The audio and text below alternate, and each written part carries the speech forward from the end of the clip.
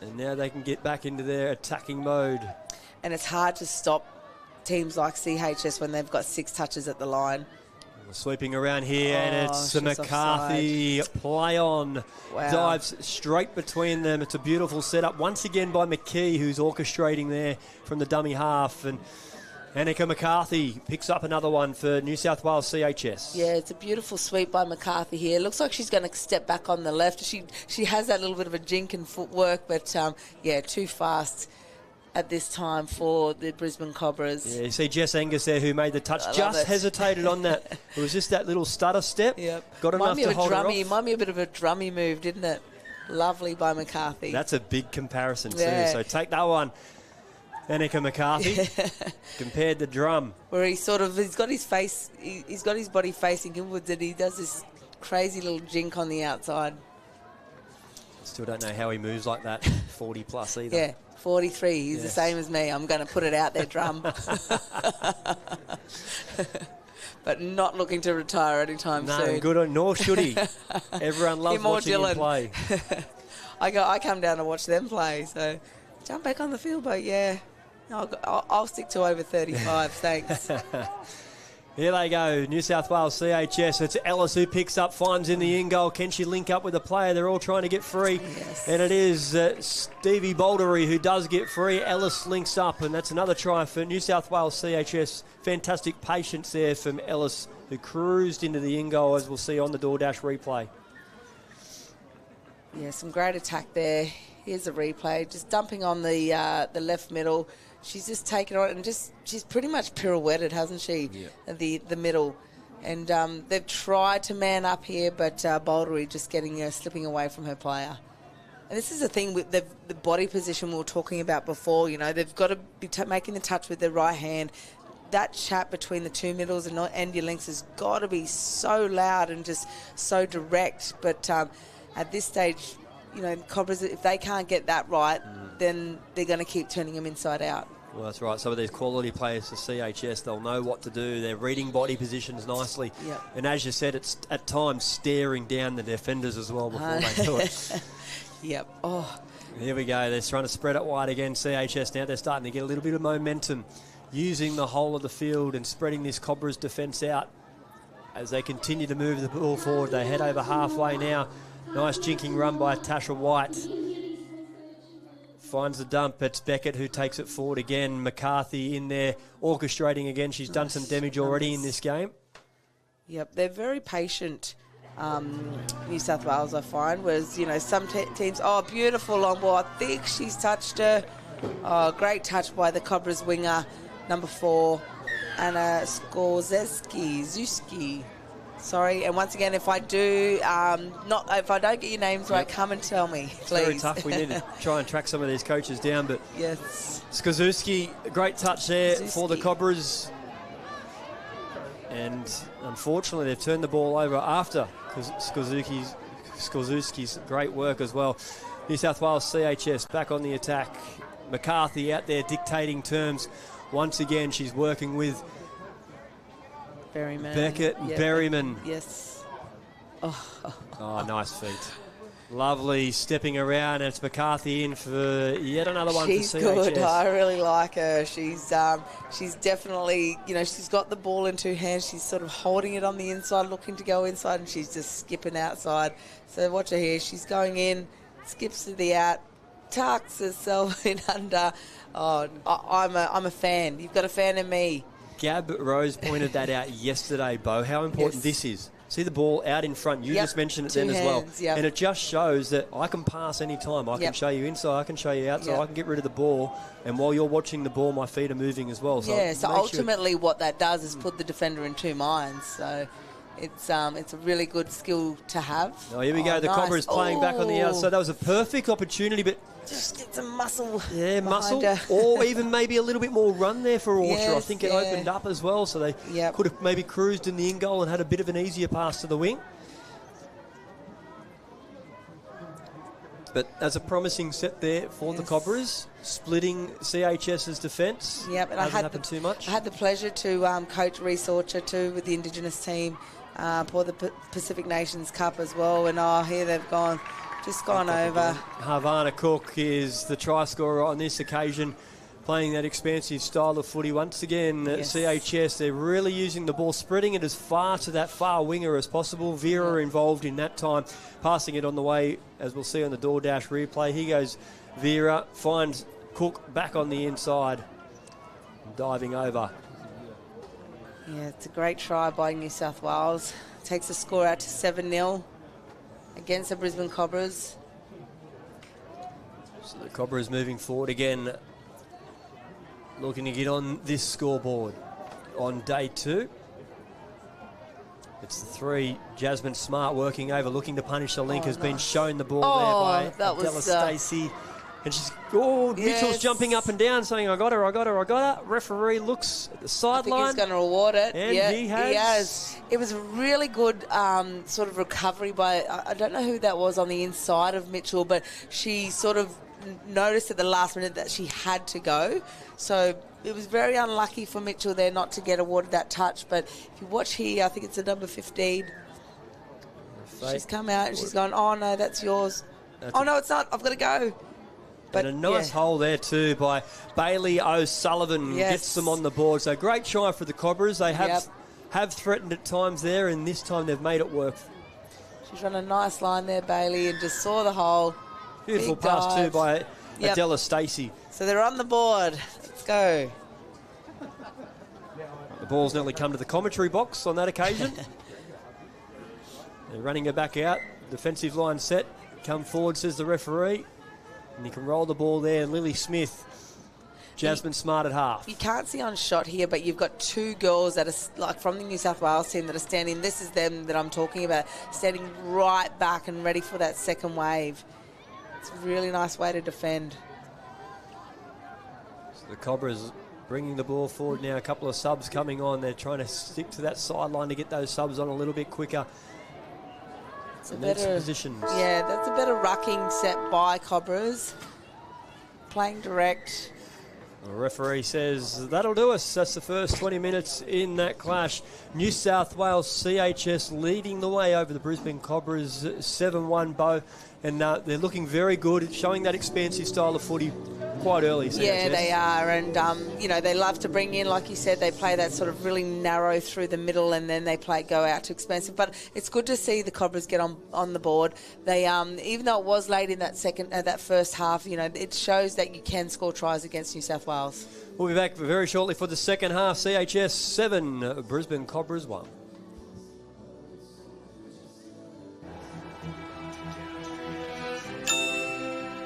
Hear that?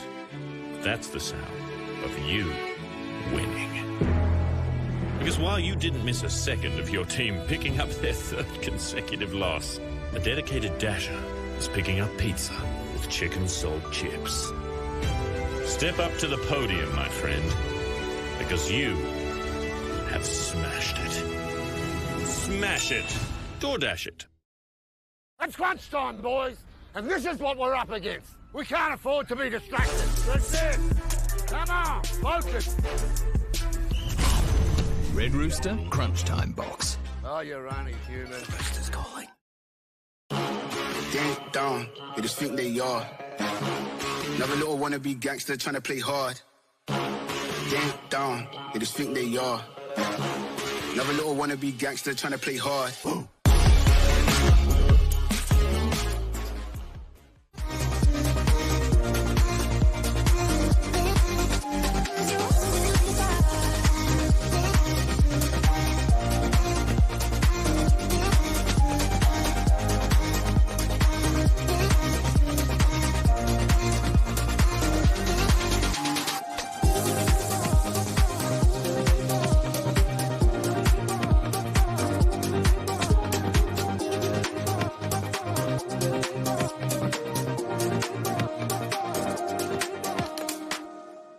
Sports Cover provides affordable, tailored insurance solutions designed to protect your sports and leisure lifestyle. Created by sports people for sports people. More than 35 years of industry-specific experience and knowledge makes us not only experts in our field, but pioneers of our industry.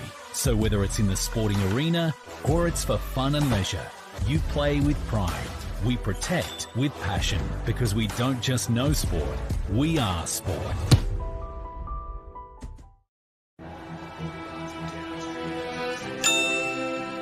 Hear that? That's the sound of you winning. Because while you didn't miss a second of your team picking up their third consecutive loss, a dedicated dasher is picking up pizza with chicken salt chips. Step up to the podium, my friend, because you have smashed it. Smash it. DoorDash it. It's crunch time, boys, and this is what we're up against. We can't afford to be distracted. That's it. Come on, focus. Red Rooster Crunch Time Box. Oh, you're only human. Rooster's calling. And welcome back to the second half, the second day of the DoorDash National Youth Championships. We're here on Field 1 with New South Wales playing against the Brisbane Cobras in the under-18 girls division. The score, Timmy, blown a bit out on the first half. Yeah, it has. New South Wales CHS have really inserted their dominance from the start in this one. They've got going quickly. They lead 7-1 on the athletes scoreboard. Brisbane have had their chances, but New South Wales just a bit too flashy at the moment. Yeah, well, I'm thinking, going back into half-time, what the Cobras coach will be saying to them. Pretty much, playing a little bit more direct, holding on to the pill. They've got to hold on to that ball. Put themselves under pressure by making mistakes. 100%. They've had a number of opportunities down here to, to attack and to score, but their defence, I feel their line defence is something that they really got to work on in the second half. Well, they get a chance here to get on the scoreboard straight away in the second half because they've got the tap off the Cobras. We're just waiting for the referee, the siren, to get us underway. Sarlau will tap off. And it's good to see, like all the teams coming back. You've got school teams, you've got regional teams, you've got a couple of, teams, state teams. Oh, I saw the Northern Territory, Miles State, has got a team back in, I think, the 16 girls. So it's good to see. We've got 120 teams over 8 divisions here at the National Youth Championships, which is massive. Yeah, coming from everywhere. They dive at the line. Beautiful dive there as well by the Cobras. Attack. Much sharper, right in between the middles there. You talked about playing direct. Well, that's a great example of it. Ella Farley dives in. Unfortunately, can't come away. It's funny you say that. Out to dinner on night 1, and I ran into a lady from Karratha. Wow, They've made their way over from Karratha. They said they've got players from Karratha and Port Hedland and all these remote places in WA, and they're here and playing at the National Youth Championships. What an experience. 100%. And the hard thing about it is that is they don't get to train as a team like the teams, the combined high schools or the Brisbane Cobras. They have to come in probably a week before they go away, and they get to have a couple of training runs. But in the end, it doesn't matter about results. They're playing against the best. They're able to see what the best is and put their touch skills to use as well. Here comes CHS, I should say, trying to get their hand through the ball. Just couldn't land the last pass to Bouldery in the corner. One good thing here, if you're watching at home, in watching how CHS play, they play a really strong structure, which they've started with. But off the back of their structure, they're playing a lot of great eyes-up footy. Would you agree with that? Oh, 100%. And my favourite kind of footy. That's what that is. They're not going through the move just because it's been called. They're actually adapting to what's in front of them. And you'll see a lot more of that as this second half unfolds, being able to figure out where the spaces are, being able to draw plays in, use the ball and not be scared of it, not have to go down because they've been told to go down. Yep. And going back to that WA chat, in the NT chat, I remember when we were Barbarians back in the day, and, we were a developing state, but just the more we had good coaches coming around, the more, the likes of myself and Shelley Matcham stuck around in our teams. We were able to make a grand final against Mets one year, which we unfortunately lost, but, I think for those developing states, and you could see our progression every year. It got better and better, but, it was, just awesome experience to be in a grand final here at, national. I think it was the National Touch League back then. Yep. Still the same? NTL? Yep, NTL, it is. Oh, the Championships. The Championships, it's called, yeah. Looking forward to that. Returning to Coffs in March.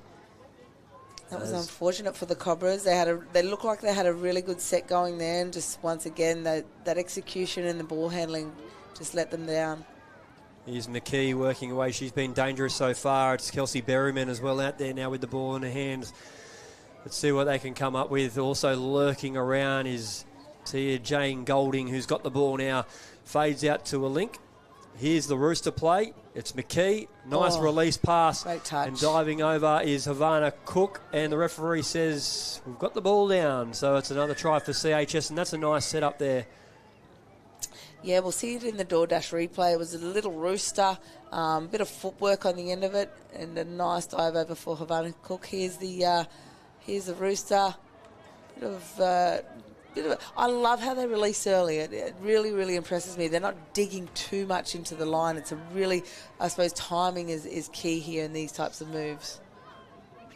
It's really important, that early release. If you're not going to dive at the line, there's no point digging Holding right on into to the it, line. yeah, exactly. It's almost easier to get that release early, so then you can actually let the ball do the work. Yes. And they've got some wheels to burn, that's for sure. Cobras on the attack. Trying to move forward and find the 7. The pressing defence of CHS making it hard, but let's see what Cobras can come up with here. Ah Wong picks the ball up, shows the long pass, nearly sneaked through the gap. I thought she actually did for a second there, but referee calls touch. Nice touch by CHS, but Ah Wong looking a little bit dangerous there and showing some wheels to nearly break the line. And that's it. They dumped on the link out here, so they still had the middle on the inside defending, but yeah, she was able to nearly break the line and run through from dummy half. Alice Mitchell tapped on the back there, make sure she go back a step so she didn't give away a penalty as CHS come forward again on this one. Ellis is back out there, who's a huge danger. That's Gray moving it forward. Oh, good defence by Cobras. And that's what they need to do. They need to keep shutting that down and not letting anything through the middle. Force them to throw long. Force them to, if they are going to score tries, you want them to score on the wing. It's been a nice start from here for the Cobras defensively, but unfortunately the attack There's our curse letting again. them down. Yes. So this could put them under a little bit of pressure. CHS, can they execute their plays? They've got a free set of 6 here on the line. And they've got the danger out there as well of Ellis and Gray, who combine extremely well together. McCarthy as well, I believe, out there, and the far link looking dangerous. Oh, beautiful. Just a quickie step back. Nothing too flash. And that's it. The Cobras team in defence have got to get their spacing right. And you know, that was a penalty. Forward pass. Oh, well, I'll take that back, girls. Here's the replay. Let's see. You be the judge here, Bo. Nice quickie there to Ella. She plays back on the inside. No, I see nothing wrong with that, but I will back the referees all day. The call comes. The call comes from the sideline. It does. So the Cobras escape. They're trying to move the ball up the field. This is the last touch already. They're over halfway. And CHS quickly getting on the ball. They're starting to move. They spread the ball wide now. Here's Sienna Bruce. She's already got a few tries in this game already. Nice and quick down the sideline. Ellis holds it up. They got some momentum, and Alice Mitchell comes in for the latch. McKee, she's been very key in this game as well. Pardon the pun. No pun intended. She's got the ball back now, working with Alice Mitchell. Mitchell now picks up, gets the 2-on-1 with the link and creates the overlap. Nice effort there as well from the Cobras defence. Unfortunately, she's just missed it. I think the referee has given it the all clear. He has. What about the footwork from Mitchell? We'll see it on the DoorDash replay here. She's just, I don't know what, she stepped off her left, right. Yeah, it was just, beautiful. And the way the girls straighten really impresses me. They hold them, they straighten because they're trying to pull the defence across as much as they can to get that space on the outside. It's just, it's a really hard skill to have and a hard skill to teach as well. And a nice finish, the 2-on-1 pass as well. Sometimes they're always crucial. Catch pass. And Berryman made it look easy. Yes, she did. They're on the attack here, Cobras. They've got a sweeper coming around. There we go. We saw him go direct at the line. Last time she was very direct. Ella Farley. Would love to have seen her have another dive at the line there instead of forcing a path. Yeah. and even playing, they seem to be, like off that sweeper, they seem to be going back on the inside. Play the outside, just give it a crack. You never know what the defence are going to do. They might jam in, they might stay out. I think you just got to give it a really good crack. Well, it's a way to suss them out for the next set Yeah. that you come down as well, to see how they actually react. Here's some wheels, though. Tasha White takes them on the outside. Can she link up? She's shown the ball to the winger and decided to go herself. Just clipped on the boot. That's touch 5. Yeah, great touch by Ella Farley there. And it's put them under a bit of pressure here. And Play on called here attack. by the referee. They've still got the ball movement by CHS, but that one was called.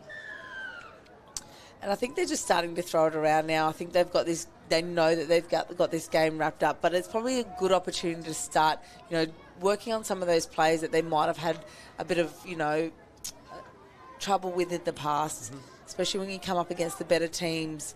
That's what I'd be, as a coach, that's what I'd be telling them to work on right now. And quite interestingly, we haven't seen them go to that fly play, which I spoke about at the start of the game. That was their go-to yesterday. Yes. Whether they haven't needed it or they're just trying something different in this game. It's a fly play, the block play that they ran. No, the fly play is the overlap on the outside for the off the back of your drive. Oh, yes. They created a lot of space yesterday and ended up having the link just pretty much cruise through a hole and score. Oh, nice. Or they'd go the fly for fly and release to the winger.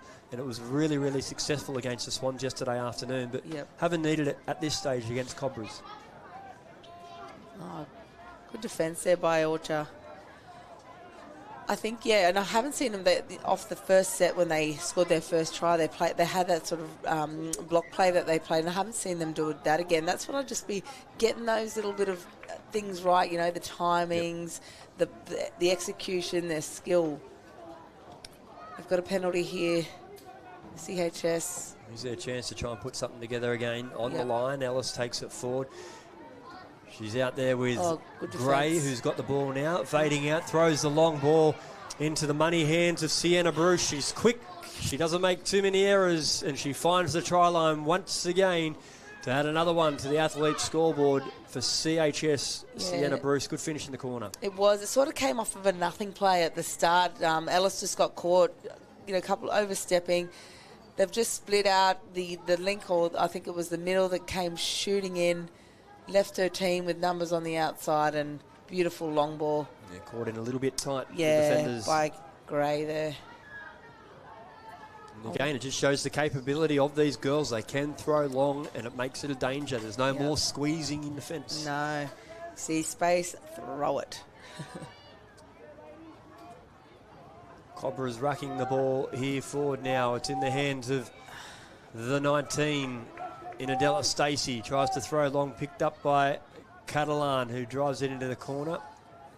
Leaves it there, gives CHS some work, and they say, bring it on. We're onto the ball quick. We want to start running.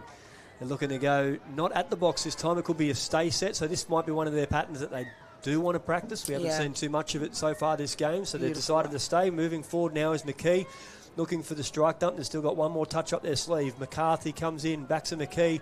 The sweeper comes around. It's McCarthy who picks up from half, throws it out to the link. A little bit of a dance. The defence holds up. She probably could have gone through from half there. And sometimes those early releases aren't the right option. But just going back to the Cobras on their attack, like they're sort of getting a little bit impatient where they're wanting to throw this miracle ball and it's actually not even on.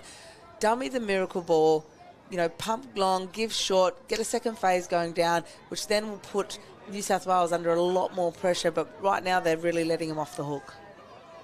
You sometimes take for granted, if you have a look as they extend the ball there, the Cobras, but they're doing good enough to actually bring the CHS defensive line up, so they're getting a nice flat line already. So you're right, if they can get the ball down instead of throwing that ball back over to an already set defensive line, then it might make it a little bit easier. Yeah, 100%. CHS working in the middle now. It's Berryman and Beckett.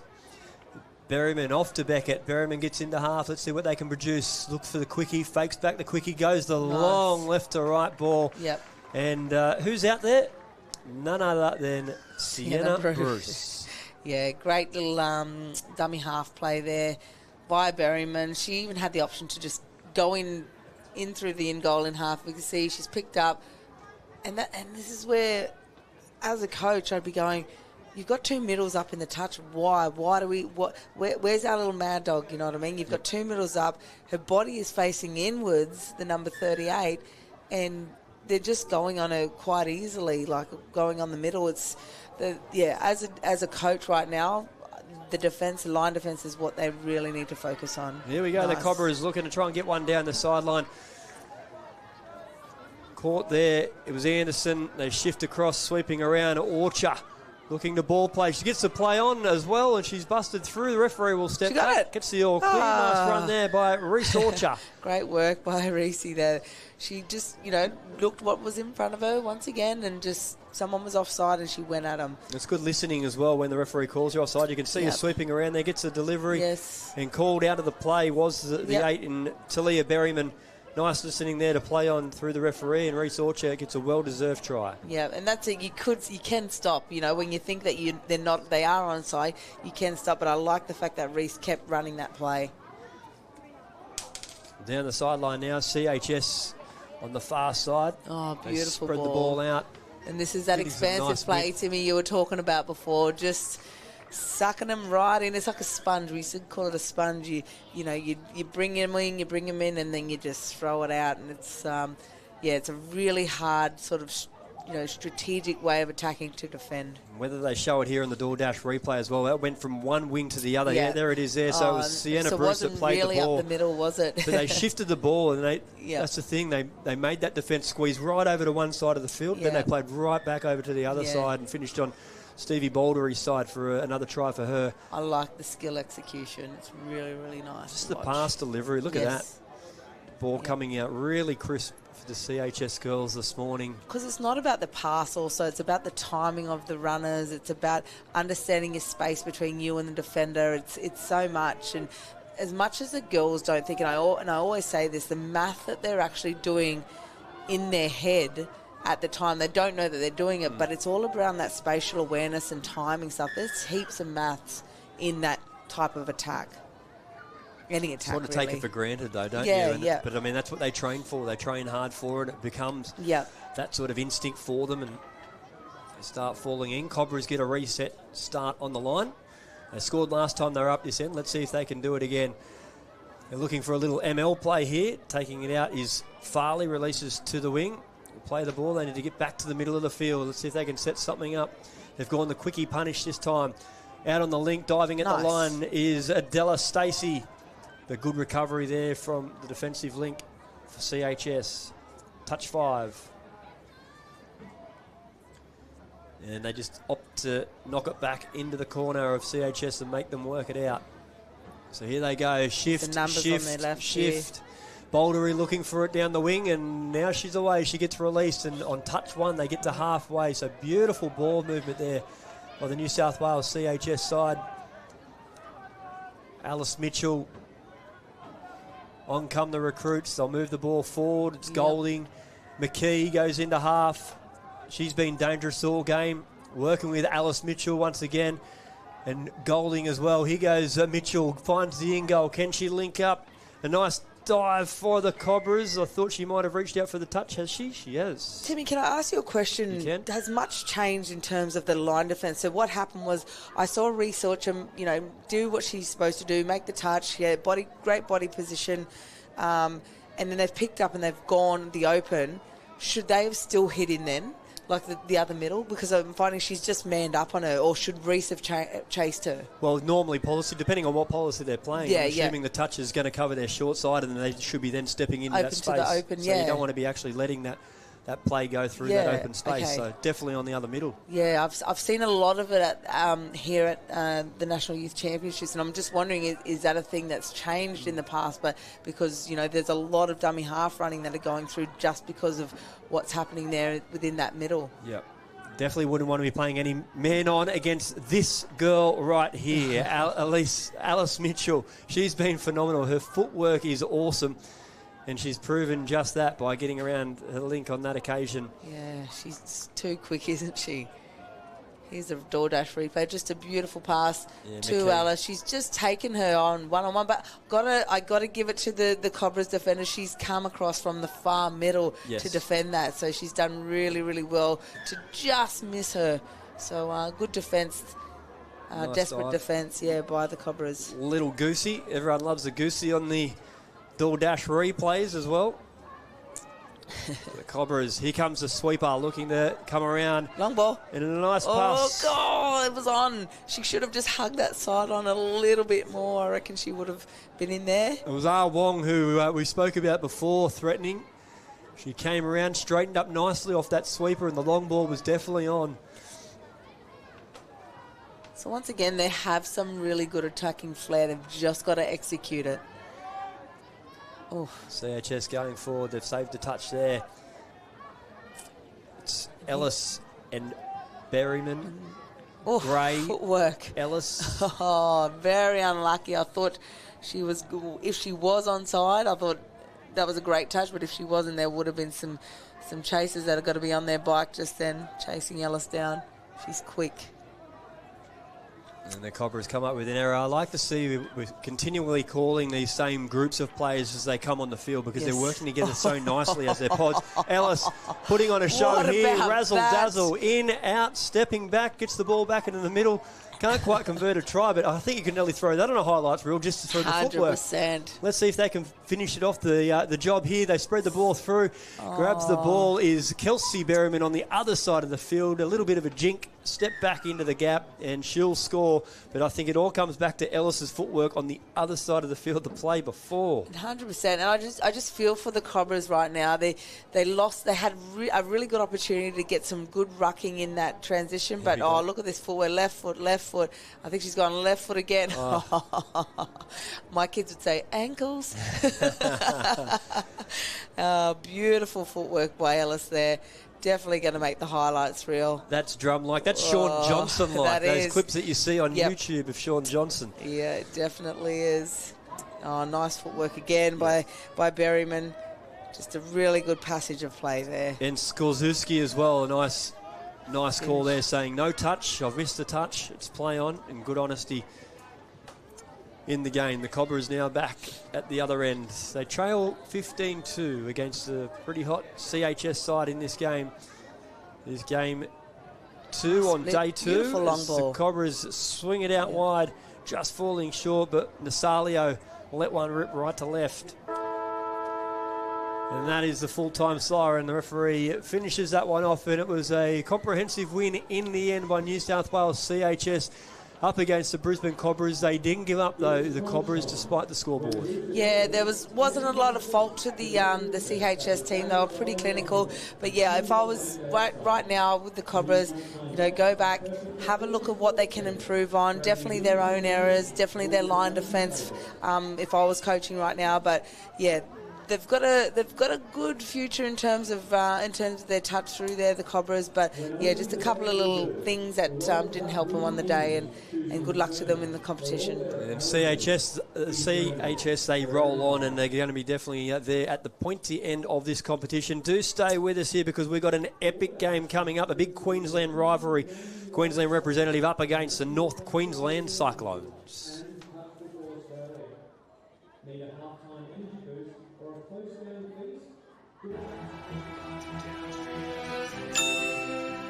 Hear that?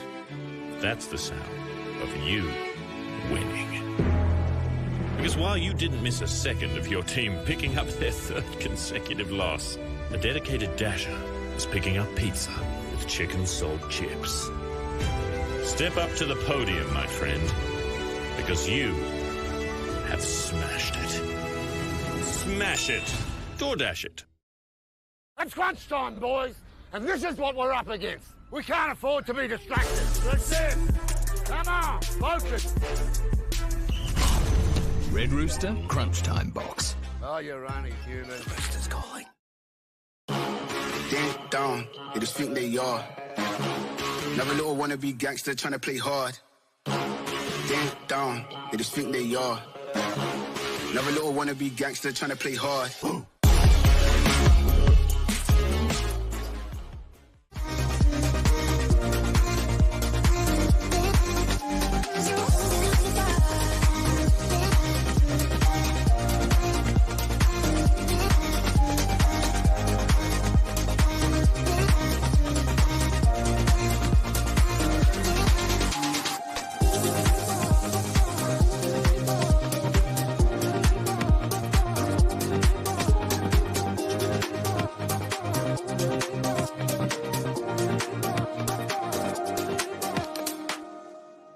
Sports Cover provides affordable, tailored insurance solutions designed to protect your sports and leisure lifestyle. Created by sports people for sports people. More than 35 years of industry-specific experience and knowledge makes us not only experts in our field, but pioneers of our industry.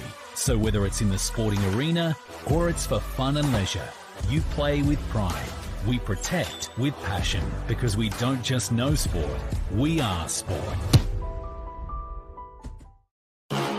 Ding dong, you just think they are. Another little wannabe gangster trying to play hard. Ding dong, you just think they are. Another little wannabe gangster trying to play hard.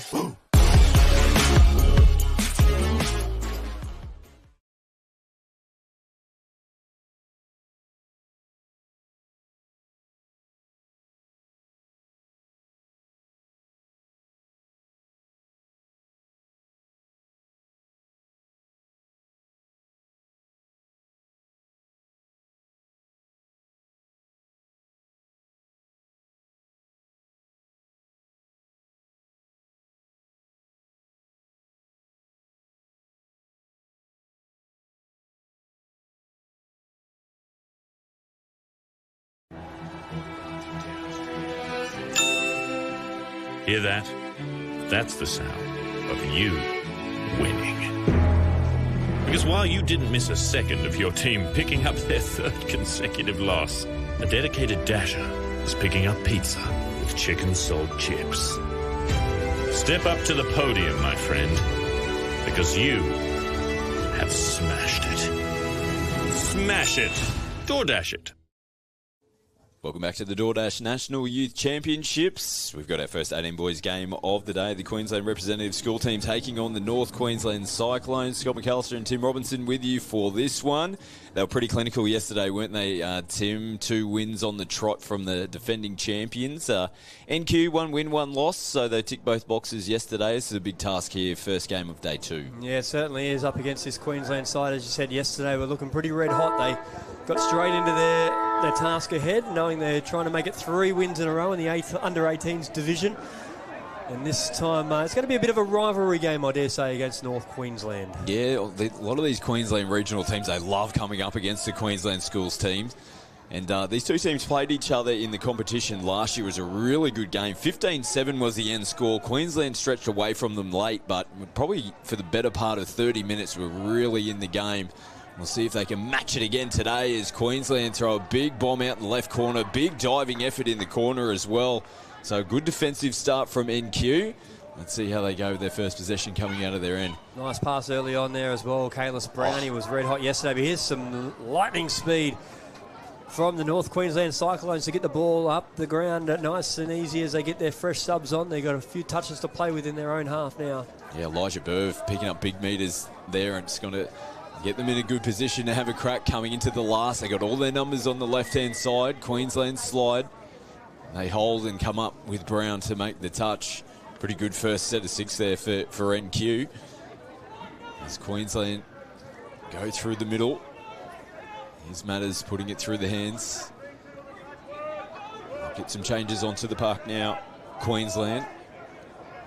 Lovely momentum as well. Keep it flowing off the back of this drive, and now you can see the release, the room that they've created from that drive over to their box, and finishing off in the corner a lovely try is Zach Griggs. He was red hot yesterday, and he started in the same way here for Queensland. That play just all came off momentum, Scotty, driving nice and hard. The flow didn't stop, and they created so much room there on the open side to then shift the ball through the hands to find Griggs in the corner. Yeah, he made the highlight reels yesterday, did young Zach Griggs, and had some work to do here as well.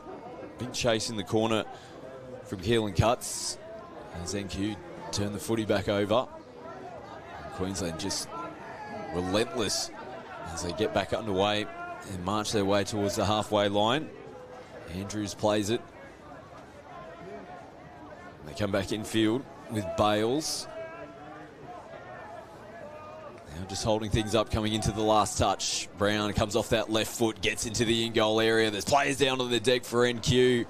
And they link up nicely. And Queensland have gone back-to-back tries in early succession here to go up by 2. Yeah, Chase Bales in the end scoring the try. It was a nice set of wheels to find the in goal as well and create lots of room. There's that left foot step. Perfectly done, and Bales does well to get free from his player. Nice little cut out the back as well from Queensland to put the defence in 2 minds. Some nice wheels there though. Jonte Brown. NQ looking for a strike back here. And there is Jonte backing up in defence and making the touch. The game we called yesterday, Scott didn't have Jonte playing the earlier game, so been told by coach Nick Pecchia that Jonte playing with his brother Kalis is playing a bit of backyard footy. They just know each other's game that well. They just do some ridiculous stuff, so could be really impressive in this game. NQ are going to get a repeat set. So 6 touches to work with. They play in the middle. There's Queensland players down at the moment. They went the early release and probably just a step or 2 behind. Down there on the left-hand side of the field. You could understand why they want to chase their hand when they saw that Queensland player down on the deck, but not everyone really across the plan there as Queensland turn it over. Yeah. I'll probably suck it into that pass a little bit, North Queensland. Probably want to get a little bit more direct at the line, make this Queensland defence start working instead of trying to play that early ball and risking mistakes. So let's see how they set this one up. Here comes a sweeper around looking to play back. Dummies that time, and you see that time he creates the shutdown. So next time they can run that play, they can have a look. They've got the winger involved.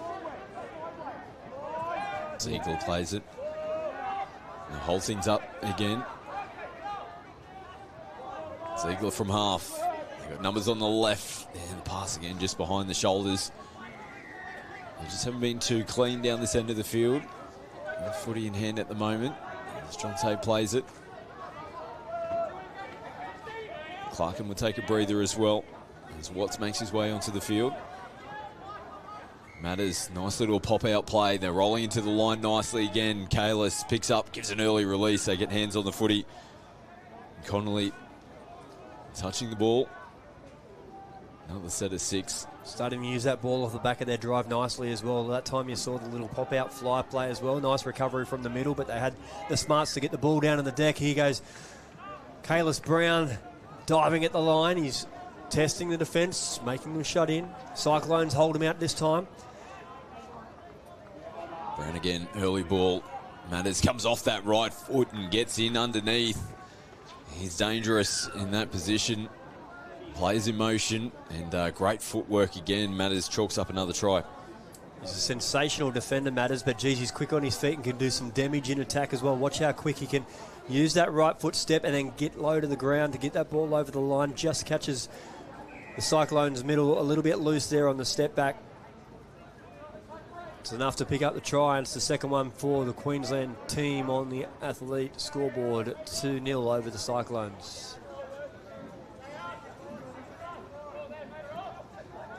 Yeah, the Cyclones good hands there. Hold on to the footy. Oh, they had numbers out here, and just repeat set. Almost looked like he lost the ball. I thought it was nearly like I want to pass it. Oh no, I don't want to pass it, but it was a bit too late. But got away with it. Here we go. Nice little trick play by the Cyclones, looking to push out into the corners. The Queensland side all over it defensively at the moment. Let's see if they can spread them back over to the further side. We've got a Rooster play here. Jinking off his feet and looking to dive low at the line is Prince. He just pulls up short of the line. Yeah, and it Matters in defence, like you mentioned. Really Look how strong he is getting out there as well defensively. Flynn Matters putting a lot of pressure on. There's that out ball. They worked towards that their last couple of plays as well. They had the winger crashing in and keeping nice and tight. That's a great recovery there, though, by Dylan May, the winger, to read that and just make the touch on a diving Anakin Fell. Yeah, last touch here for the Cyclones. They come across the grain. Yeah, just didn't quite have enough on it, that pass. He actually had to come in towards the Queensland defender. Look at this first touch here for Queensland. It's a real big difference between both of these two teams. Now, second touch, and Andrews kicks away from all the NQ defenders. Goes right across the park. I think he forgot that he didn't have a winger out there. The winger subbed then. He was the winger in the end. They're all back into position now. Richter scoops it with the left hand, sends a looping ball out to the corner to May, who comes back in field. Still the last touch here for Queensland. They're flicking it around. NQ pretty calm in defence, though. It took some metres off Queensland with the ball in the last play. Yeah, nice scramble by CQ there, and they've got on the ball quick, trying to give Queensland a taste of their own medicine and driving the ball up and bringing some subs on. Looking for the latch play here, and let's see if they can get a nice strike down for the middle. See who they can get involved. They're going out to the middle link this time. And picking up the ball is a little dummy to the short play, and then throws the ball away, does Connolly. But a better set there as well by the Cyclones, getting the ball down the end, putting some pressure on Queensland. Now they need to respond in defence, and Rolf having to take an extra couple of steps to get into half. They're all over the shop here, Queensland. Not a great set from them. Well, you can probably mark that one down because you won't see it too often. Yep, you'd think the coaching staff might just pull them in and clean that up, because they've been, they have been perfect in that area so far in the early stages of this game. Nick Peckier stroking his mustache after seeing that. Thinking about it, the Cyclones ready to test Queensland defence once again. They're looking to get on the board. They've earned themselves a penalty. They're a fresh set. Let's see if they can move them around. Up nice and strong in defence is Clark, and trying to put some early pressure on, diving at the line, but short again. Yeah, referee just having a chat here. So another penalty. They have to be on their toes. They don't want to give too many penalties away in the 7-metre zone. Hit Queensland. As NQ come back to the short side. Back into the middle. Happy to throw the footy around at the moment. Long ball. Nice early release. They pop back on the inside. Good slide defence. Jonte Brown comes across. Pretty comfortable on their line at the moment. This is Queensland Schools team. Just shy of the 7-metre line. Now bomb left to right. Forced into the hands of May. Nice recovery there from Felt. They come across and make the touch. They'll be looking to be cleaner in this set of 6 here, Queensland. Replacement players do come on deep around, but they got away from the first defender in Connolly. They're rolling into the line nicely again. Here he goes. Matters hand through the line. Nice read by the winger, but it gives Queensland another set of 6. Nice fast ball movement.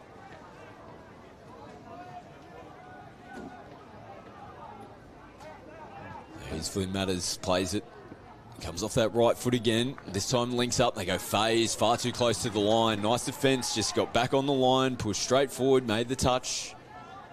Just flirting a little bit too close there, Queensland. Yeah, you can see what Matters and Skinner were trying to do there and try and get the phase, which they did end up getting, but they just way too close to the line on that one. Still have to reset for next time. Now the Cyclones down the sideline as they get players out onto the park.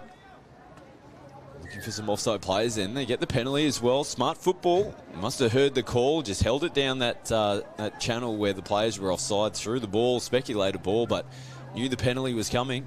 I was just about to say it, and I didn't want to jinx it, but I was going to say there haven't been too many midfield penalties. It's been rather flowy throughout the middle. Right on cue. We get one. The Cyclones get a chance. Here comes the sweeper now. We're playing back to the short side, and Queensland reading that one nicely, sliding across. Matters strong defensively. He's got Watts on his outside in the link. And again, Matters trying to press him out. He wants to try and make those touches outside the 7, which puts more pressure on the attack of the Cyclones. But what pressure, says Burv. He picks the ball up, looks long, plays short, Stemmers crosses over for their first. What a great try there from the Cyclones. Good hit back for them as well. Just too loose in the middle there, Queensland, weren't they? Yep. The middle you can see there, we've made the touch there and Matters, but there it is there, the link nice and loose, and unfortunately for Queensland they've let one in, but that was a beautiful setup. Now this is a dangerous set here for the Cyclones. How did he get that away? Javen Andrews, and they will award this to the referees. Well, it looked like it was falling apart for them, and all of a sudden Andrews just slapped it across out into the corner. You got a feel for the Cyclones on this play because it was a nice position there that the link held. He was in a great spot there, Kylan Cutts, but unfortunately for him, Javen Andrews just got a freakish little tap on away, and it found the hands of Zach Griggs, who falls over in the corner for his second try. Queensland 3-1 on the Athlete scoreboard. And We just made mention they scored their first try, and it was an important defensive set, but I don't know if there's too much you can really do about that. That was just a bit of freakish skill from Andrews. Just got to continue to stay in the contest here, the Cyclones. Diving in nice and early. Nice touch, though, from Rolf.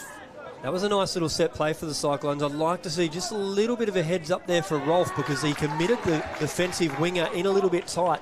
If he can let that rip, he had Fell there calling. Anakin Fell was calling there on the wing. It could have been on.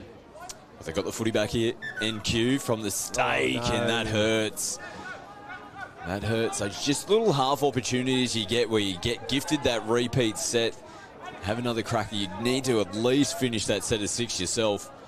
And they turn the footy away over. And now Queensland, I think that's a good call as well. Andrews just getting called out upright. The rain's starting to fall again now, so making the conditions a little bit slippery, a little bit tricky for both these teams. Holding on to the footy and possession is going to be really important. Well, you can see that both teams really like to play that expansive style of footy, and you have to try and rein it back in a little bit when you're playing in some slippery conditions. As you said, a little bit of rain falling, a bit of grease on the ball now.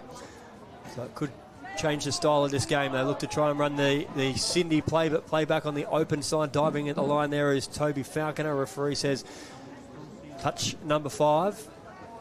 So one more for the Cyclones, looking to try and end this set on a high and bury it over in the corner, as they do. And they'll get time to set their defensive line and try and put a bit of pressure again on the Queensland side, who haven't been too fluent with their drive so far, Scott. Yeah, let's see if they can be cleaner this time around. NQ will look to try and get some players across the flood as Queensland make those changes. This is a nice drive. Nice and direct there. Carter Skinner gets the ball rolling. He gets the ball back and drives it in once again as well for Matters, who steps up, takes them one way, steps back onto the short side. He's looking for someone on the in goal. He links up with Jonte Brown, and they're having a discussion now, the referees. What are they going to come up with? Penalty Queensland. Looked like a bit of a hooking penalty as well. Someone taking off the ball from one of the NQ defenders. Jonte now, footwork. Touch is made.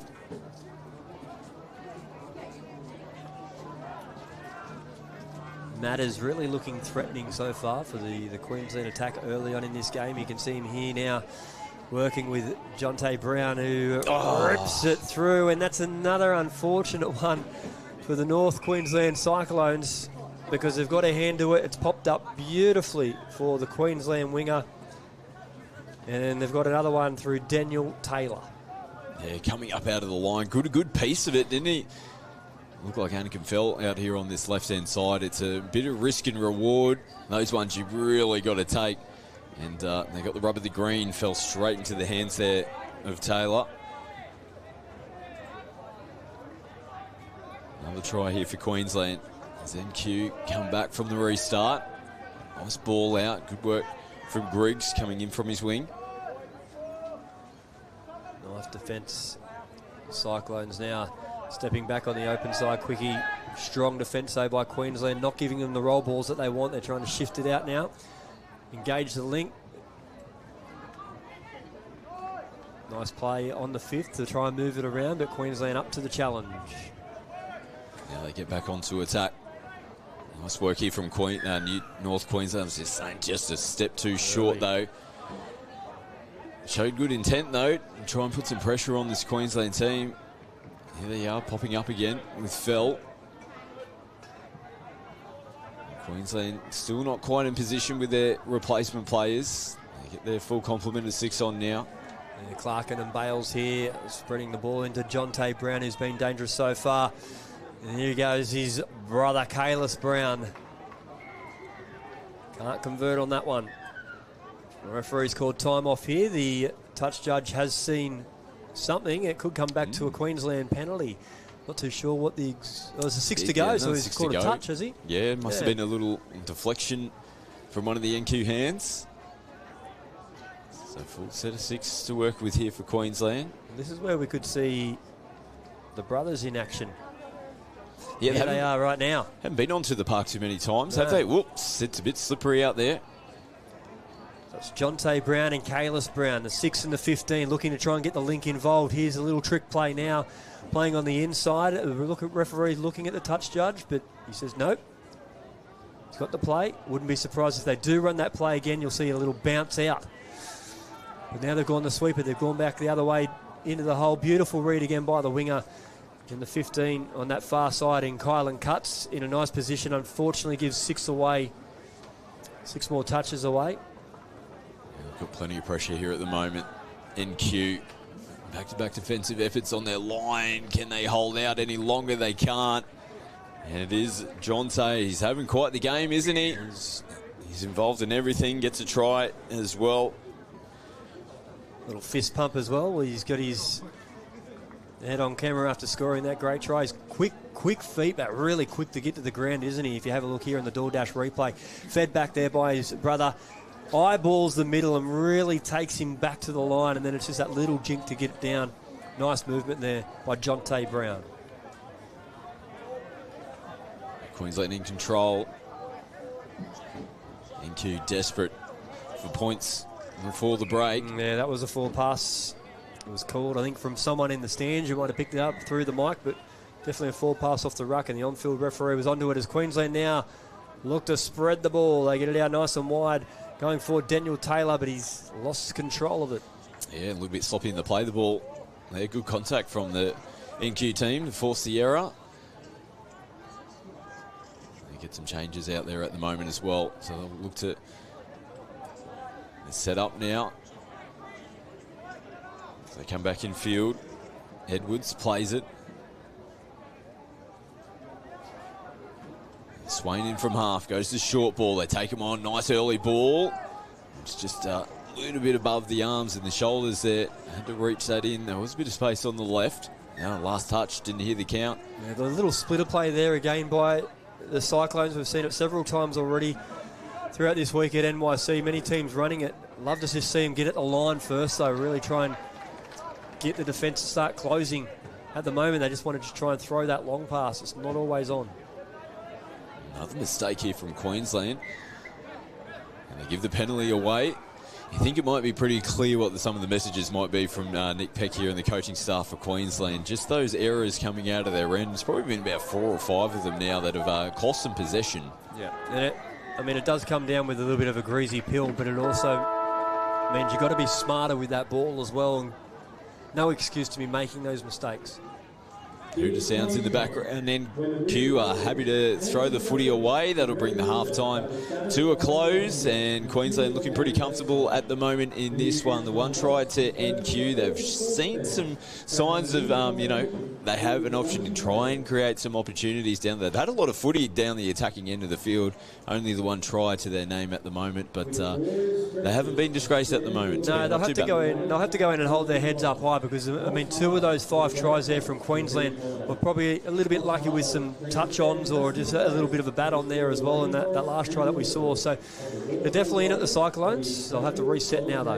Yeah, Queensland in control of this one. We'll take a quick break for the half-time, and we'll be back with all the second half action. Welcomes players, spectators, and officials to the Coast Coast. Don't sweat the technique. Are you tired of feeling heavy and bloated after your protein shake? Do the cramps, sluggishness, and discomfort slow you down?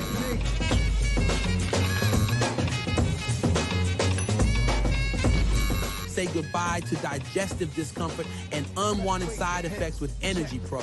Unlike regular milk-based shakes that leave you feeling weighed down, Energy Pro is designed to keep you light, energized, and ready to perform at your best. For every road they trace is a scar they keep. Cause when I speak, they freak to sweat the technique.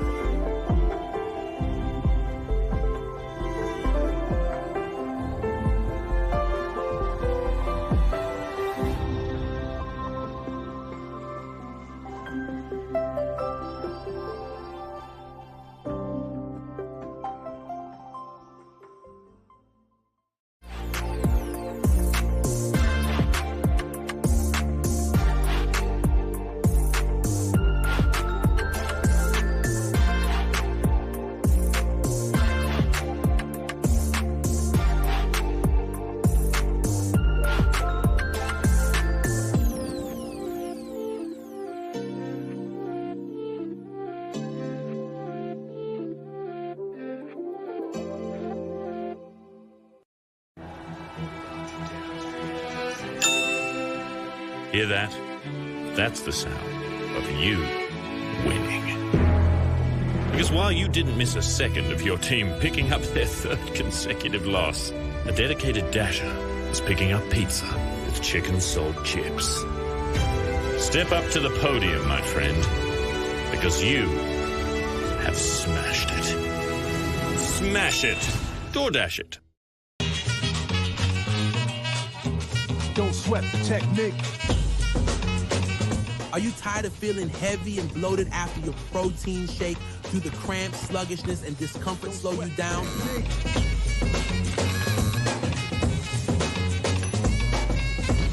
Say goodbye to digestive discomfort and unwanted side effects with Energy Pro.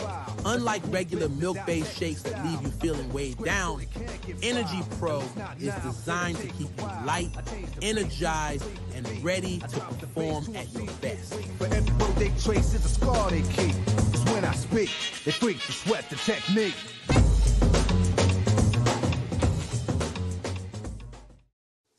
Welcome back to live action here at the DoorDash National Youth Championships. We're at the halftime break here in our first 18 boys game of the day. Round 3 in this Pool A clash. Queensland representative schools, they're looking the goods at the moment. 5-1 in front of NQ. They've got the opening tap-off here. A quick try early, and just that 3-try margin just keeps it interesting. Yeah, it does. They've got lots to keep their heads held high for Cyclones and come out here nice and aggressive as they have. Here's a quick release, looking to try and get out inside the link. Here's Luke Swain, but he can't. Still got another chance. Touch up their sleeve. Oh, puts it into a beautiful link hole. What a pass that was, and a lovely hole by the Cyclones. And that early try, Scott, is exactly what they needed. Punching through the hole was Toby Falconer. Yeah, perfect start here. That's a great ball as well. Running into space, and exactly what they would have spoken about at the halftime break, they've come out and done. On the flip side, though, this is a big defensive set for them. Even though it's, early here in their second half, they can't go punch for punch with Queensland. They need some big defensive stops. Brown has a look back on the inside, probably threw a ball that didn't need to be thrown. Still early in the touch count there. And it looked like they had some numbers defensively there, NQ, so they do hold out. Another big set for them as they try to get themselves downfield. So they've got the stop they want here, the Cyclones. They've just got to make sure they can complete this set, bury it down in enemy territory as the players sweep on. Let's see if they can link up nicely for a strike dump. They've still got one touch here, picking the ball up and trying to gas it through, but you're not going to get past Clark, and he's got some wheels himself. And straight away, Queensland on the ball with a matter of urgency. Here is Clarkin who plays it. Heads over to the interchange area. Skinner gets away from the first. Plays smart football, though, takes the touch. Probably just caught in that 2 mines, probably only 2 or 3 metres out from the line. Coming into the last now. Matters, greasy ball off the fingertips. He felt sorry for Carter Skinner then. The line really crept up on him because he made too many good yards. Doesn't happen too often, but lovely run. Just had to pull it up a little bit short. Cyclones looked like they lost the ball there, and they did, but it was because of a little bit of a nudge and a little bit of a help for Queensland. So the Cyclones get a much-needed penalty on halfway. This will give them a chance to get into some attacking territory. Yeah, they'll need to roll themselves downfield. Swain skips away from one. As Burv puts the footwork on. Can't get away from Andrews. There's sweeper play looking out the back here. They've decided to pass it off. Burv diving at the line. He gets the all clear as well. Nice feet. And North Queensland back in this one, much to the delight of Coach Reece Bevan over there. He's checking his notes and things are starting to go his way. Yeah, we have a look here, Matters. Yeah, I think it's a good call. Just 1 foot behind the line in the end. Here he is. It comes up and makes the touch. So he's short at the moment. Short. Probably knows. Gets 1 foot behind. Good call from the referee. They do make it clear. We don't like hearing it as a player that 2 feet have to be behind the line. And when you're trying, you're like, I'm trying to get them back there. I'm trying, but I'm hitting both. And it's hard, particularly in that position that Flynn was in, when you come up and make that touch, and then you got to get back, cover your short side, and then pop back forward and make that touch. And Burv's been good. Here he is again from half. This time comes off the left foot. They've got him covered pretty well. What about the start here from NQ? 2 tries to start the second half. Well and truly into this game. Down by 2 on the scoreboard. Yeah, the intensity's been much better by NQ to start this half, and they're going to have to try and keep it up because Queensland no doubt won't go away. They'll be looking to add to the scoreboard here. But NQ again up to it. Another great defensive display.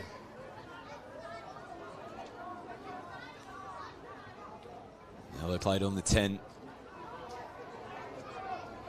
The changes come on here for the Cyclones. Nice little ball down the right-hand side. Just a different option to pick up some extra metres. There we go. There's the strike dump. Connolly looking to scoop. Not clean enough. They just look like a different team at the moment, don't they? And it's, you get that momentum. And Queensland, on the other hand, with Dylan May, turn the footy over. It's going to be a penalty as well. No doubt a little bit of talk coming in this Queensland box. They've got to settle things down. They've been met by the more intense NQ side to start this half. A couple of deep breaths, get back to what they're playing good at. At the moment, though, they're under a lot of pressure as the ball shifts through. Connolly rips it out to Falconer. He just can't sneak through that little gap, but they do earn a penalty. Yeah, get that ball away there. They might have been across the stripe again. Good result for them, though, to get the full set of 6. So look to sweep. Come back against the grain. Good defence. They caught out of position, though, with Watts. Now off the right foot and slicing in underneath. This is close. They come back out. Touch has been made. Swain plays it again, coming into the last. Oh, it's been picked off on the fingertips. Big chase needed, and coming across as well from all angles. NQ, great chase. They probably had 2 players in the end to make the touch. Ashton Wone was there. Anakin Fell coming across from the far wing as well. Geez, they've got some speed on the flanks there, NQ. We haven't seen too many foot races so far in this National Youth Championships as well, so good to see one here. Here's Queensland, though. Matters making it look nice and easy, drifting back. The defence got a little bit lazy, probably off the back of that chase as well. And it's an easy try in the end as Jonte Brown. We're giving the camera a wave. Well done, son. I think it might have been Jonte that took the intercept as well. So that's why the hands are on the hip, I think, while he's waving. Yeah. He didn't have to do too much in the end to get it over, but he was a reason why they got down that end of the field to start with. Picking off that intercept, and now NQ and turn the footy over. And this is it's a tough period, like for a team where you've scored 2 tries, all of a sudden Queensland get one back out. They can't get out of their shell here, NQ. They've got to continue to play this positive footy that we've seen. When we see it so often, we're a juggernaut team like Queensland. They just start to get their groove again. Just put that pressure back on. It separates the teams. That ball. Long ball. Kalis Brown lets it fly, and it's all clear from the sideline. On the far side, near side sideline is called forward. So an interesting one there from the referees. They do go with that one. It's always interesting with referees' decision there on the forward passes when a referee calls that forward pass from behind, because you can't actually see the hand. So having a look at the replay, look quite clean to come out of the hand. So always a tough one, especially when the open side referee that can actually see those hands calls it all clear. But that's the decision that was made. Now the Cyclones look to set up. Coming into the back end of the set now. Burv feeds it off. Stammers plays it. Burv comes off the left foot. Sends it out the back. They got the numbers. Lovely little flick ball out the back. No, referees say no. Oh, it's disappointing. That was a highlight reel. It was a highlight reel, but great positioning in the end by the Queensland winger to knock it off and get the touch before that flick on for the Cyclones. But they're playing a little bit more entertaining in this second half. Queensland now motoring forward, looking to strike. Once again, Clarkin returns the ball. They're trying to work over the middles. It's Bales down for Clarkin. This is touch 5. A good defence by the Cyclones holds them up. Yeah, comfortable touch in the end. Jesse Ziegler. Good defensive read in the middle. Just struggling a little bit to get forward in this set. NQ. Queensland up nice and early. They keep them flat-footed for the time being. Now trying to get away from this defence. They can't get on the outside of Andrews, who comes up and makes another touch there. And they regain possession. First touch here, they're going to roll over the halfway line. It's a pretty good place to start your set of 6. It is, and they're building some momentum here now. They're starting to look dangerous. You can see Matters come back on here. Beautiful strike up. The referee goes down in the middle. I think they've called 7 on, is it? Have they? No, full pass. Full pass. Poor old ref. You can see the 40 is trying to get out of the way. The boys are running towards him. He's doing the splits. He's done the dipsy doodle. Unfortunately, we don't get a DoorDash replay of that. He's done well. He's recovered the referee. He's out there now on the touch line, and the Cyclones making an impact. And just as I say that, they've put the ball down in the ruck. Yeah, rain starting to fall again. It's been on and off this morning. Just enough to be annoying for the players. We'll definitely take these light showers, though, over some of the rain that we've had here in previous years. Now, I reckon that's a ball down as well. And a little hand involved from NQ. Big defensive set here for the Cyclones. Slicing through. Carter sends a lovely ball out to the corner. And links up with Zach Griggs, who scores his 3rd try of the game. He might be thereabouts for being the leading point scorer on the Bristol Paints ladder come today. Look at here, dummy to the sweeper, picks up this nice play. They've got the defence sliding right over. Carter Skinner links up with Griggs nicely. You can see that middle there, just overread the sweeper, trying to do his best to back his fellow middle, and just gets found out on the short side. Huge match coming up next. New South Wales Combined Catholic Colleges taking on New South Wales CHS. Both teams coming into this match undefeated, 3-0 after the first day of play. So we see the Cyclones have another attacking raid. Probably the game of the match of the day, you would have to say. 2 top teams coming in up against each other. Semi-finalists as well from last year's competition. It's going to be a great game coming up next. Yeah, looking forward to that one. It's going to be a huge game. Plenty of mates playing against each other as well. I'm sure no love is going to be lost as Queensland go on the attack. Clarkin finds the in goal. Looks to pick up. Watson just can't get the connection. The Queensland with another completion. I'm sure their coach will be happy that they're leaving the ball down deep in the Cyclones' end, and then their pressure gets the turnover. Yeah, just a couple of mistakes starting to creep into their game. Now NQ chasing that scoreboard. Queensland just relentless. Ooh. That's a good old-fashioned double movement in a different sport. You'd think he just kind of slipped there, Chase Bales, got short of the line and went, there's no one around me, I'll have another go. Doesn't matter how you get there.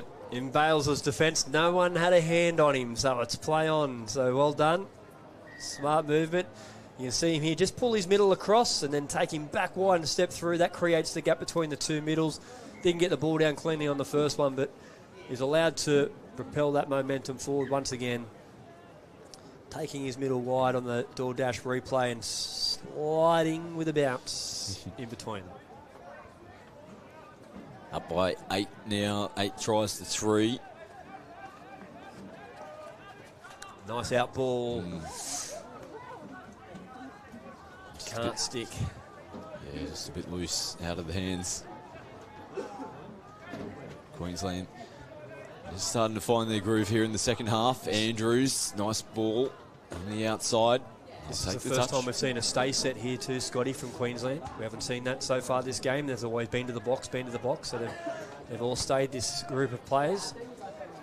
Trying to really put the foot on the throat. And that's a beautiful pill. Nice read as well. Jumping over the red rooster boundary. Here he comes back again. Kylan Cutts just disappeared for a second there. That shows some athleticism to jump over the signage there on the sideline. Unfortunately, his efforts weren't enough, and Queensland will pick up the try. Have a look on this. This is going to be a fantastic replay. Have a look at the chasing wing of 15. Kylan Cutts over the red rooster boundary. There he goes.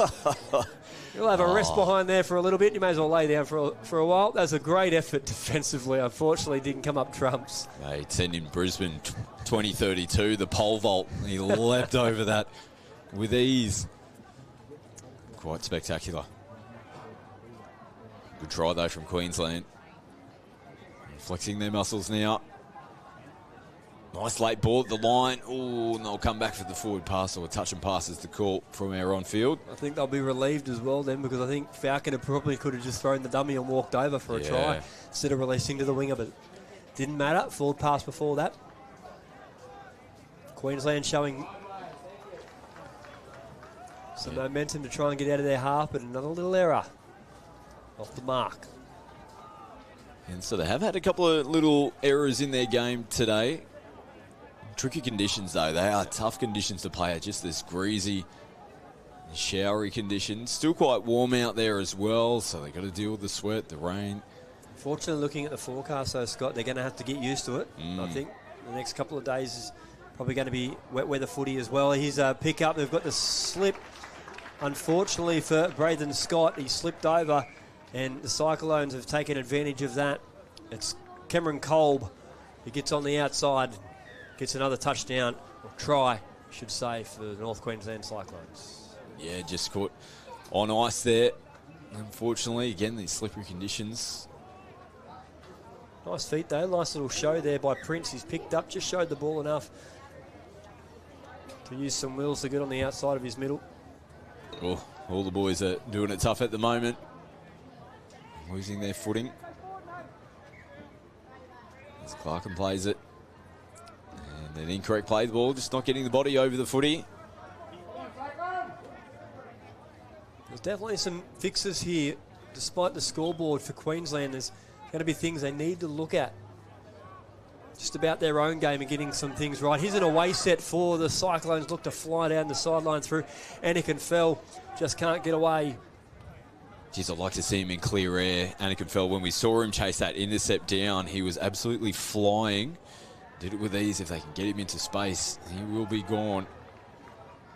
There we go, strike dump, picked up nicely. These some good set of wheels to try and get back on the short side. It was Connolly, but the pass wasn't on. Queensland manned up nice and easy to defuse the situation. Nice pick up from half. As Queensland get the changes on again. Here's Andrews.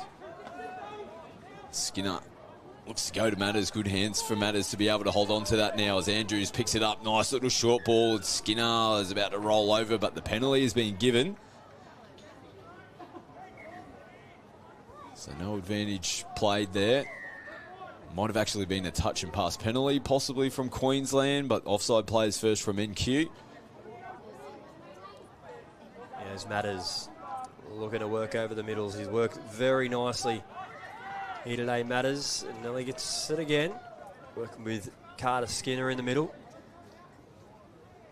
Javon Andrews will go in at dummy half. They'll reset again. Matters steps in. Looking to try and drag that middle really far across. We can see an outball here now. Just not enough to get outside the middle. That's an aggressive touch. It's play on though by the referees. Let the advantage play, I reckon.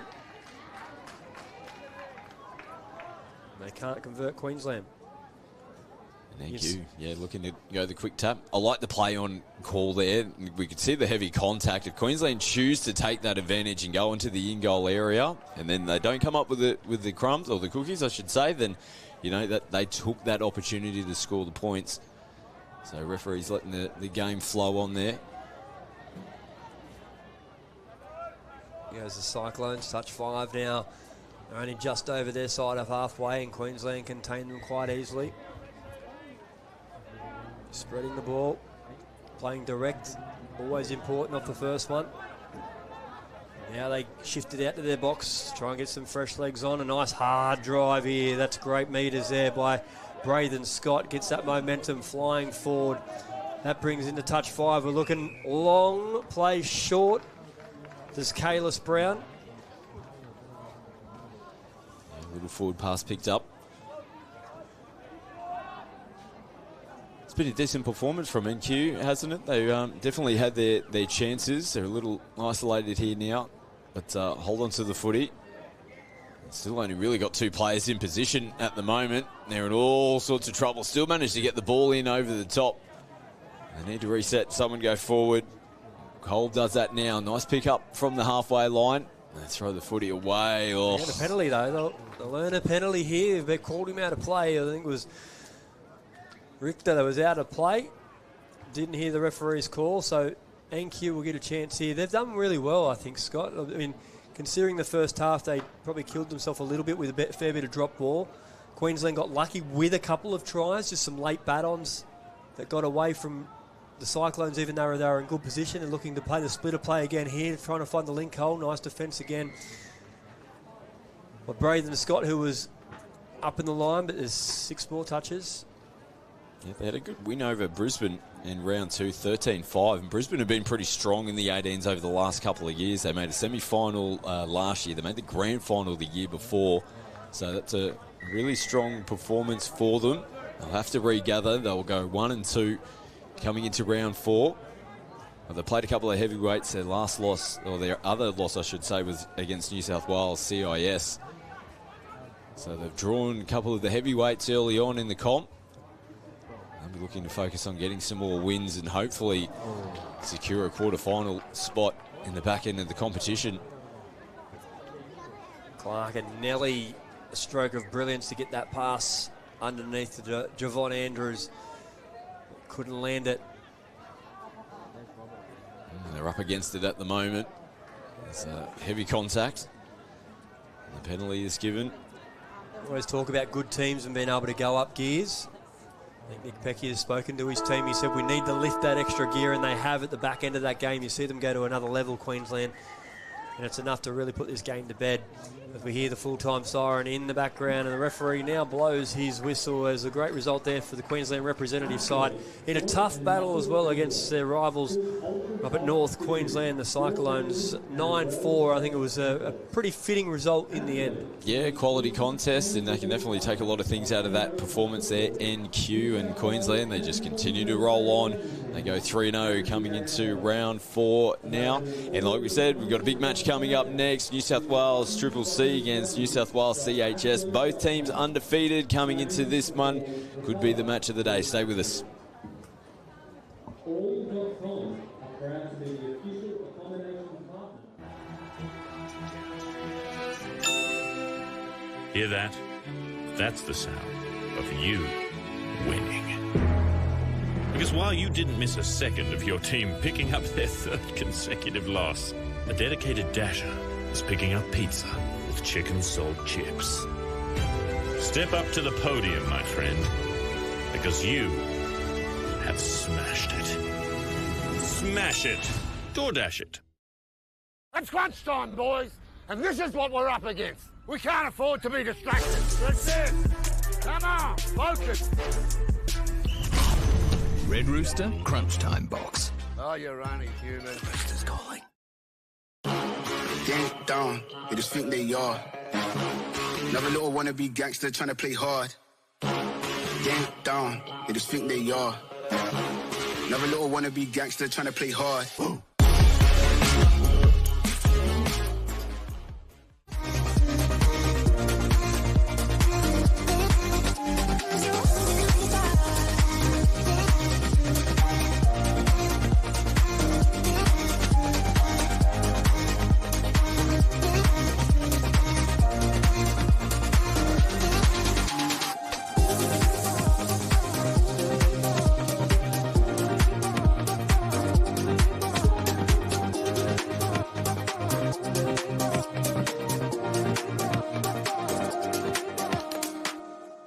Sports Cover provides affordable, tailored insurance solutions designed to protect your sports and leisure lifestyle. Created by sports people for sports people. More than 35 years of industry-specific experience and knowledge makes us not only experts in our field, but pioneers of our industry.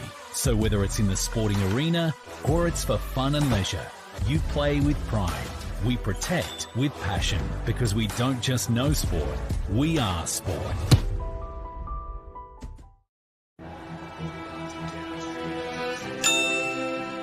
Hear that? That's the sound of you winning. Because while you didn't miss a second of your team picking up their 3rd consecutive loss, a dedicated dasher is picking up pizza with chicken salt chips. Step up to the podium, my friend, because you have smashed it. Smash it. DoorDash it.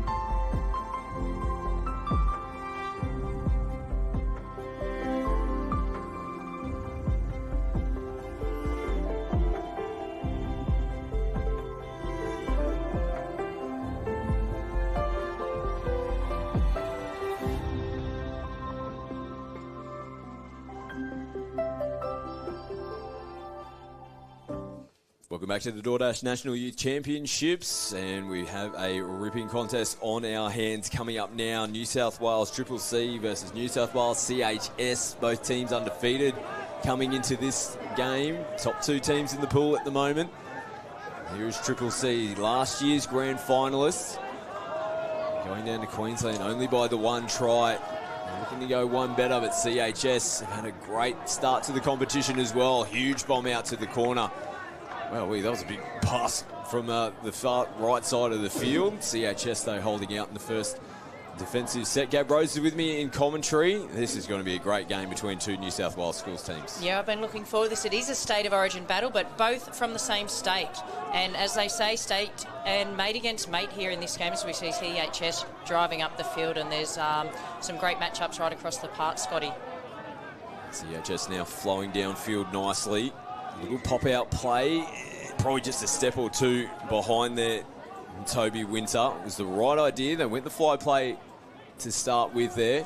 Yeah, and we already see the number 7 for CHS, Jesse Walker, how light he is on his feet. He is so fast, and he's been in the game already within the first minute. But we see CCC now driving it through with Lidbury, and see what they've got as they come down into line attack.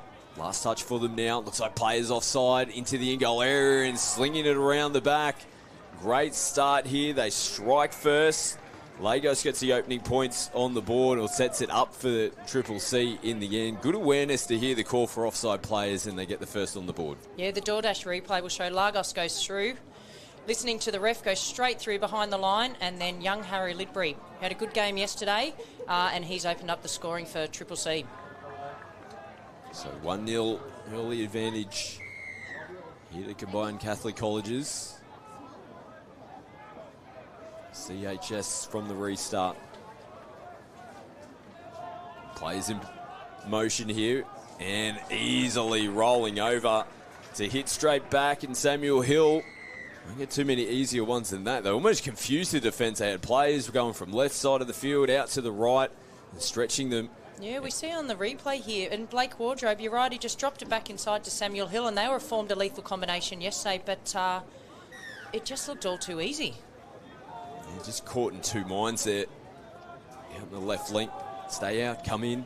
And I gather, Scotty, it's going to be another high-scoring affair that we often see in the 18 boys division. Yeah, plenty of attack, no doubt about that. And they'll come back here, the referees. Forward pass. Yeah, so they only got a few touches completed there, Triple C, and their coaches, Rob and Joe, will need to complete their sets and have some good chances down on the line. This is a good start to the set here by CHS. Yeah, already over the halfway line now as Winter plays it. This little switch of play, receives it back. There's Wardrobe. He unloads to the try scorer there, Sam Hill. He has to come back and play it. And they're caught in possession. And you'll see a bit of a local clash there. Blake Wardrobe for CHS, the number 4 from the Cronulla club, as are the two boys in the middle against him. Archie Rose, my eldest son, and Caden Thompson, as we see an error there and in the ruck by Triple C, and now CHS will get a good look at the lines here, Scott. Yeah, absolutely. It's such the unique aspect of this competition, isn't it? Where you got two local club guys played with each other like 5 days a week, and then all of a sudden they come up and they've got different blue jerseys on this weekend. Great ball on the outside.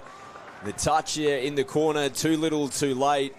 They went early, they got the repeat set in good attacking position, and now CHS, they're in front for the first time in the game. Yeah, and the man we were just talking about, Blake Wardrobe for CHS, he lets it rip from right to left. Beautiful cutout pass, and we have the number 2 there, which is Balin Mitchell. Yeah, nice finish. Here's Wardrobe and had to release it quickly because the defensive pressure was coming up out of the line. Still managed to get a lot of sauce on the back of that. Send it out to Mitchell now as CCC hit straight back. Yeah, that was that splitter play that we saw a lot of yesterday, and Jet Sadir straight through the middle. Full-length divers we'll see on the DoorDash replay. So there's a little switch of play. You can see the person that played the ball splits wide and straight through the middle, Jet Sadir. It looked like the two CHS middles just got in each other's way here. Yeah, they kind of one split hard, yeah. So 2-2, and as we said, it's going to be a really high-scoring affair and exciting match by the looks of it. Straight back on the run here from the restart. Oh, they're slipping over all over the place at the moment. Triple C and CHS, they make them pay yet again. It almost look like they're a step or two behind the try line as well, which is hard enough to defend as it is. And then with these slippery conditions, look how deep they are at the moment, and both of them losing their footing. You're right there. They went behind the line, and it is slippery conditions. We've seen some rain this morning, and Samuel Hill on that occasion just passed out to his winger, which was the number 8, Taj Thompson. So on the athlete scoreboard, we see New South Wales CHS take a lead 3-2 against Triple C. 5 tries already in this game. Shy of the 7 here, Triple C. Now getting away from the first defender and almost slamming it down underneath there. Jack Ardard. Yeah, and he's another player to watch. He is super light on his feet, and he's heavily involved for this team. Happy to finish it off over on their side of the field. Oh, loose balls to start with here on the first touch. Yeah, and we've seen each time that one of the teams has dropped the ball, Scott, the attacking team capitalises straight away. Such is the nature of this game. And here we see again Rose working with Thompson, and no, his best mate, Blake Wardrobe, affected the touch. They are not going to want to let each other score. No, there might be some bragging rights. Given the game's on the coverage as well, they'll be watching this one back. Now we have a look. There's hands up in the air. He's going to play the touch. No, he's giving a penalty there. So another fresh set of 6. So the touch was affected, but in an offside position, so they'll get another set of 6 here. We see Rose going to be working with Thompson and Adard out there. Comfortable to come up and make the first touch. Yeah, testing each other out. We're looking at the little sweeper play here. Drop back in. And he's going to rule a late pass there. Late or forward, take your pick. Yeah, pushed the pass on that occasion. Still had some touches to work with there, Triple C. They chanced their hand. It's Wardrobe. Bright yellow boots on. As Winter comes on now. Yeah, and as we see, this is a really good set for CHS. They've unfortunately fumbled it in the ruck, but that's probably the best set we've seen transitioning out of their box. They'll be looking to get to the box here, CCC. This group have been on for a little while as we see a mistake again through the ruck. Yeah, another forward pass. They just need to... The speed of the game is so impressive at the moment, but probably just need to pull it back that fraction, make sure, particularly around the ruck, those passes are getting going backwards. You don't want to give away cheap possession. This is another good attacking opportunity here for CHS. Little juggle, did a great job to hold it and then sling it out as well to Bishop. Yeah, he's another one that's fast. Bishop, he scored lots of tries yesterday, but a great touch there by the Triple C winger, Cam Chloe, who is one of the best junior wingers in the game at the moment, and they'll need him to be on his game this afternoon. Penalty given to Triple C, who tap and restart. Having to hold that and come back to the mark. It's Lidbury. One of the try scorers in the first half here for Triple C. So they look to get some changes out onto the park. Slinging it out the back. Over the halfway line they go. Nice roll in coming into the back end of the set. Good footwork. They look to exploit down that short side. CHS get numbers across. And neither team, Scotty, ever have trouble getting in this division to the other end of the field, do they? So they just tend to roll the ball down. As you said, there's a lot of fast young players here, and they're willing to throw the ball, as we see there. But again, different conditions today to what we saw yesterday. Yesterday was beautiful, bright blue skies, but today a little bit slippery. So those passes that were working yesterday, they might just have to be a little bit more patient today. If you're in the coaching box, do you want to see them pull that back a little bit, or you know that they've got that confidence to throw that footy? Sometimes even in grizzy conditions, it can still pull off, but it's risk and reward, isn't it? It is. I think you're never going to dampen that in this age group. They love throwing the ball, and that's why we love it so much. But it can depend what type of defence you've just come off. If you've been under the pump, you might just need to consolidate and hold that ball. As we see a long pass, beautiful take, and I think that's going to be awarded as a ball down there. Oh, yes, it is. Well, what about that?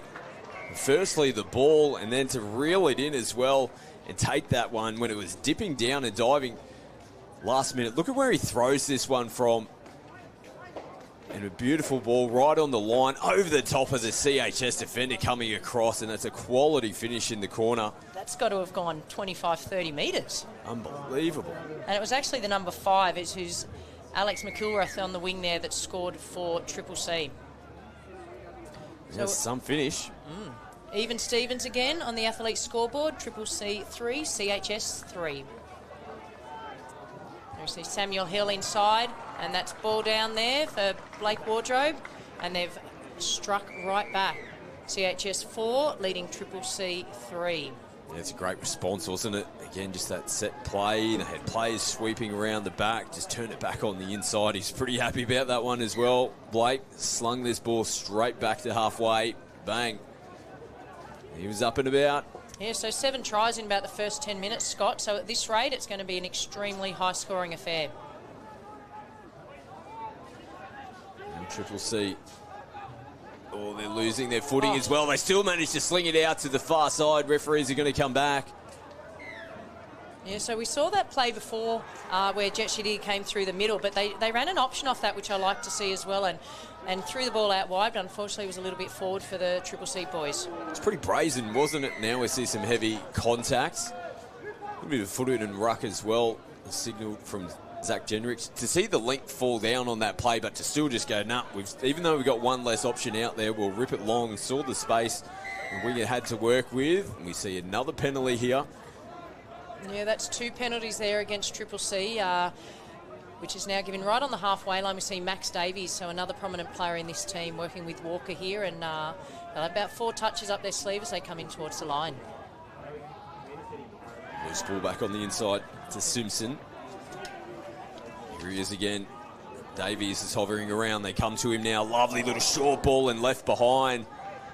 Punching through a beautiful hole there, Toby Winter. And there was groans in the crowd. There was groans in the commentary box. That was one that's gone begging for them. Yeah, as we see number 6 for Triple C, which is Bailey Tranto. It looks like he might have done an ankle there in back play when he was defending. He did slip over, and as we said, it is slippery conditions there. So hopefully he's okay. The referee stopped the game, but it's back on now. Yeah, rain continuing to fall at the moment here in Coffs Harbour. It's not too heavy at the moment. It's just that light, annoying shower. It's just causing enough drama out here for the players, making these conditions pretty tricky to deal with. Yeah, not bothering me at all in the commentary box, It's Scotty. quite lovely up here, actually. Very calm and comfortable for us. We see another error there by Triple C, and that'll be something their coaches will be wanting. And again by CHS. The referee fell over. It's all happening here, but all happening. CCC are back with the ball here, about 15 metres out from the CHS try line.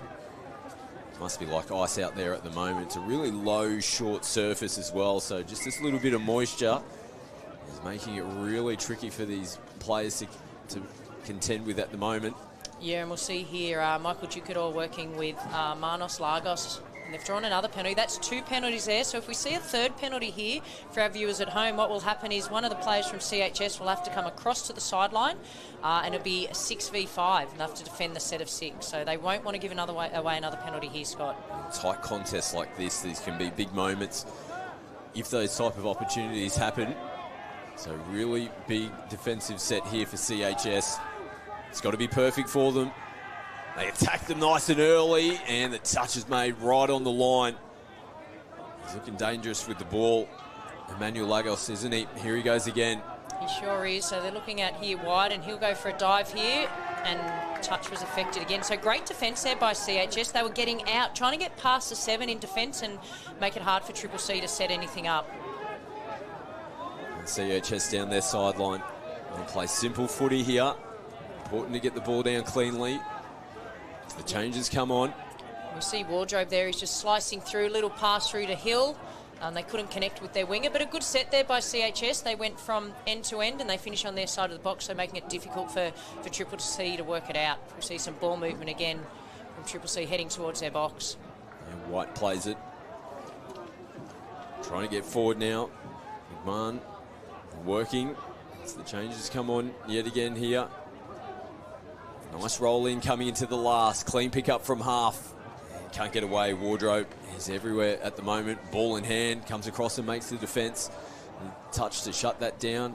He taps and get things back underway here for CHS. Yeah, so it's turned into a little bit of a grind now, Scotty, hasn't it? There was a flurry of tries in the first 10 minutes and now about 5 or 6 minutes shy of half-time, and it's becoming a real battle of the midfield. Just held the footy up. There's CHS and a loose ball. We've been a bit loose in the play the ball as well. And there's a penalty there on the first, so they've got to get their hand out and make that touch, Triple C. That's happened a couple of times, and what was a good opportunity for them is now Jesse Walker's with the ball and heading up the field towards the try line. This is an important set of 6 for both teams. CHS looking to go up by 2 would be the biggest margin in the game so far. It's now Davies plays it, receives it back, diving in low. It wasn't the ball to throw, but they do get the penalty regardless. Yeah, that was a fortunate break there for CHS because they'd lost the ball, but the ref had blown the penalty. So Max Davies with ball again, trying to entice the Triple C defenders out to work with Walker. And Samuel Hill and Blake Wardrobe, they've definitely got their key players on here. They want to try and go up by 2 a couple of minutes before half-time. So we'll see what plans they're hatching together here. Might be Blake through the middle here. That's exactly who they go to. Pretty comfortable to come up and make the touch. Thompson for Triple C. Still got a few touches up their sleeve here. So we see Davies there, the outball to Blake, and the referee. No, he's called the touch, 6th touch. So well defended there by Triple C, Scott. Yeah, Cal White making the touch, had to make it as well. There's Wardrobe going down that short side. And as we said, Triple C have got some very good specialist wingers in Cam Chloe, Mark Bashara, and the man that scored before, Alex. So they're definitely well-rounded team right across the park. Now, interesting, the sideline referee, he was trying to get the on-field's attention. I think it might have been a substitution infringement from Triple C. Yeah, he's gone way back up the field. So play continued on down our end, but penalty on halfway. So an easy 20-metre carry there for CHS as they start the ball on the half line, and as we've seen so often, just shifting it straight away to their box. It just gives them that little leg up to get the players, fresh players out onto the field again. Jackson plays it. Simpson switches in. Working in the middle. Yeah, so they're just trying to see what the defence is going to do there. As we see another slip again. So it's possibly a bit more slippery than it looks from our commentary box, because there's plenty of slip and slides around the place, and just makes the conditions a little bit more difficult. But the young men are doing a great job. Yeah, ball control's been pretty good considering the conditions at the moment. Hasn't been too many errors. Now we got players down on the deck. Nice clean pick up and go, looking for the support, and finds it back on the inside. Caden Thompson is there to level the scores up yet again, 4 tries apiece. Yeah, he will not score an easier try than that, Caden Thompson. You see the number 7 for Triple C on the DoorDash replay. Good strike dump, and Jack Addard just goes straight through. There was a lot of space there, and he patiently waited, and popping up right over the try line, young Caden Thompson. He'll be happy with that. It's still a tricky ball to pass here, isn't it, from Addard? His body's going one way, sees the support coming back in, but hit him absolutely on the chest there. Thompson just had to catch it and put it straight down. Yeah, he made it look easy, Jack Addard there. And as we spoke about yesterday, he's in the Australian Rugby League schoolboys team as well. So very skillful and good defence there by Triple C. Yeah, definitely a forward pass on the lead up. What about the hairstyle from our on-field referee? It is absolute perler. It is flowing locks, but he was Johnny on the spot there, and correct call on the forward pass. We'll have to get our referees' names at halftime. All 3 of them are doing a great job at the moment, controlling the tempo of this game. Coming into the last touch now. They play out the back, and they sling the ball. Just too hard to reach and reel that one in there for Cameron Chloe. Yeah, so there's about 2 minutes left before half-time here, and both sides will be looking to gain a little bit of dominance and confidence going into half-time. But this set, that's a great again. There's the winger from Triple C coming in, making a latch touch as he's crawling his way back onside, Scott.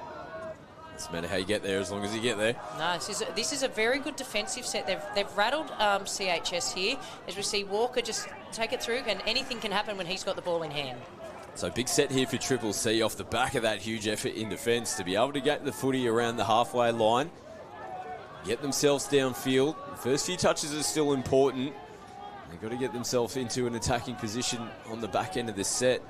Yeah, and it could possibly be their last attacking set for the half, so they'll be wanting to try and manifest something as we see the man, Jack Addard. No, he went one way, went the other, but his feet weren't playing the way he wanted to there. Yeah, probably just caught in two minds. It looked like whether to go right. They had all their numbers on the right. Had a look back to the left, and all of a sudden he's down on the deck as the hooter sounds in the background. And probably a fitting scoreline going into the halftime break. 4 tries apiece. Both teams can't be separated. We thought this might be the match of the day, and they're giving us that at the moment in spades. Yeah, they sure are. It's definitely living up to what we thought it would be. And as we go into half-time, we're going to see what the coaches are going to say to them. But on the Athlete scoreboard, it's New South Wales Triple C 4, New South Wales CHS 4.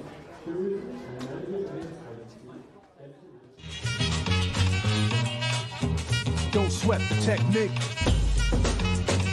Are you tired of feeling heavy and bloated after your protein shake? Do the cramps, sluggishness, and discomfort slow you down?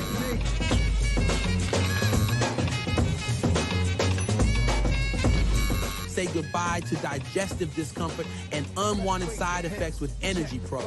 Unlike regular milk-based shakes that leave you feeling weighed down, Energy Pro is designed to keep you light, energized, and ready to perform at your best. For every road they trace is a scar they keep. It's when I speak, they freak to sweat the technique.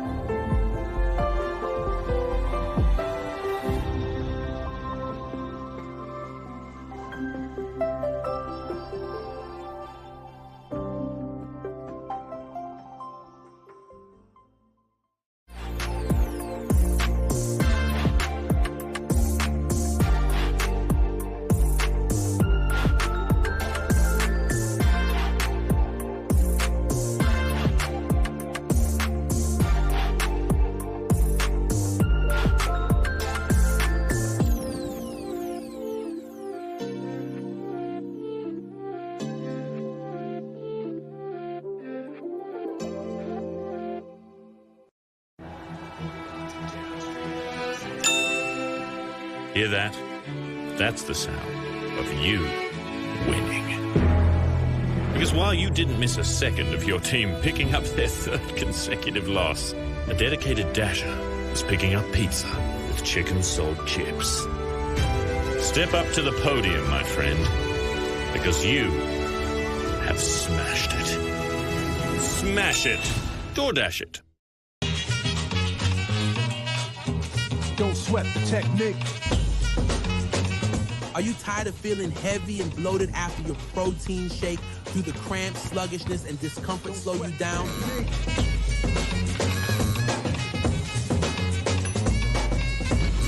say goodbye to digestive discomfort and unwanted side effects with Energy Pro.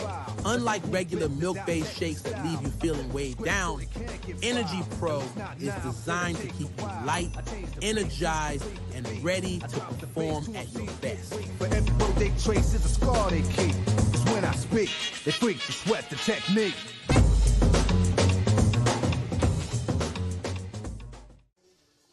Welcome back to the DoorDash National Youth Championships. We've got a game on our hands here. New South Wales Triple C, New South Wales CHS locked at 4 tries apiece at the halftime break. It's going to be a huge second 20 minutes. Rain continuing to fall here, making conditions pretty tricky for both these two teams. But it's all on the line here. It's important whoever takes the victory here, they'll be on top of the pool. It's going to get them in a better position coming into finals as well. But nothing splits them. It might be the same at full time. Who knows? Yeah, it's a very hard one to pick. As we said, we saw some great tries in that first half, a lot of slips and some good defence as well. So, and as you said, both coaches and teams will be this would be marked on their calendar. This is the game they want to win.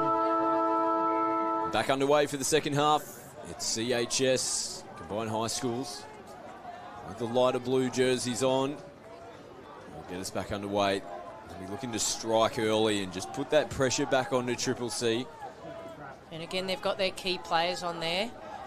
We've got Samuel Hill with the ball at the moment, and then Walker, and there we've got Blake Wardrobe coming out to Max Davies, who's, a touch has been made there by Jet Sadir, and it had to be made because we've seen Max Davies and the ability he has to score tries from a long way out. So great attack and even better defence there, as the ball was nearly stuck under the fence there. It just spewed away in these slippery conditions. So they're set nice and deep here, CHS. They don't want to go to sleep on the line here, Triple C either. CHS don't put them in under any form of pressure. Yeah, and we see a penalty there. You have to actually give the ball back on the spot. You can't give roll the ball away at all. And we see a penalty there to Triple C as they work their way out first set of 6 in attack for them this half. Nice first 2 touches as well. Sadir makes good meters. He's taking a breather now as the changes come onto the puck. And they're coming on at speed here, Scotty. So this has been a good set. It's going to give an opportunity for Jack Haddard to slice through. And the ball just kind of took off there and went out beyond the field, and Cameron Chloe couldn't get it in his grasp. But a good set there from Triple C to start their second half. Yeah, great opening first set of 6 for Triple C. They'll now focus on defence, but this is going to hurt them. Penalty given away, players offside. Yeah, so it was a start of a good driving pattern there for CHS, and that afforded them a penalty, and now they've got a new set of 6 and some fresh players on the field as well. CHS just comfortably rolling downfield at the moment, looking to get players into position. They have a sweeper coming around the back against grain, picked off here. Haddard, he is stretching away with it. Nobody at home. He's in second gear at the moment. They're trying to come at him. Yeah, and that is not the person you want to throw the ball to, because he does have wheels and he was in the perfect position. We call that being up in the channel. And number 7, Jack Haddard, you've just put your team in the lead early in the second half, and he'll love watching that on the DoorDash replay when it comes up. So it was looking enterprising there for CHS, but enter Jack Haddard and 5-4 as we see the DoorDash replay. So Bishop has it, and then he just pops that out of nowhere.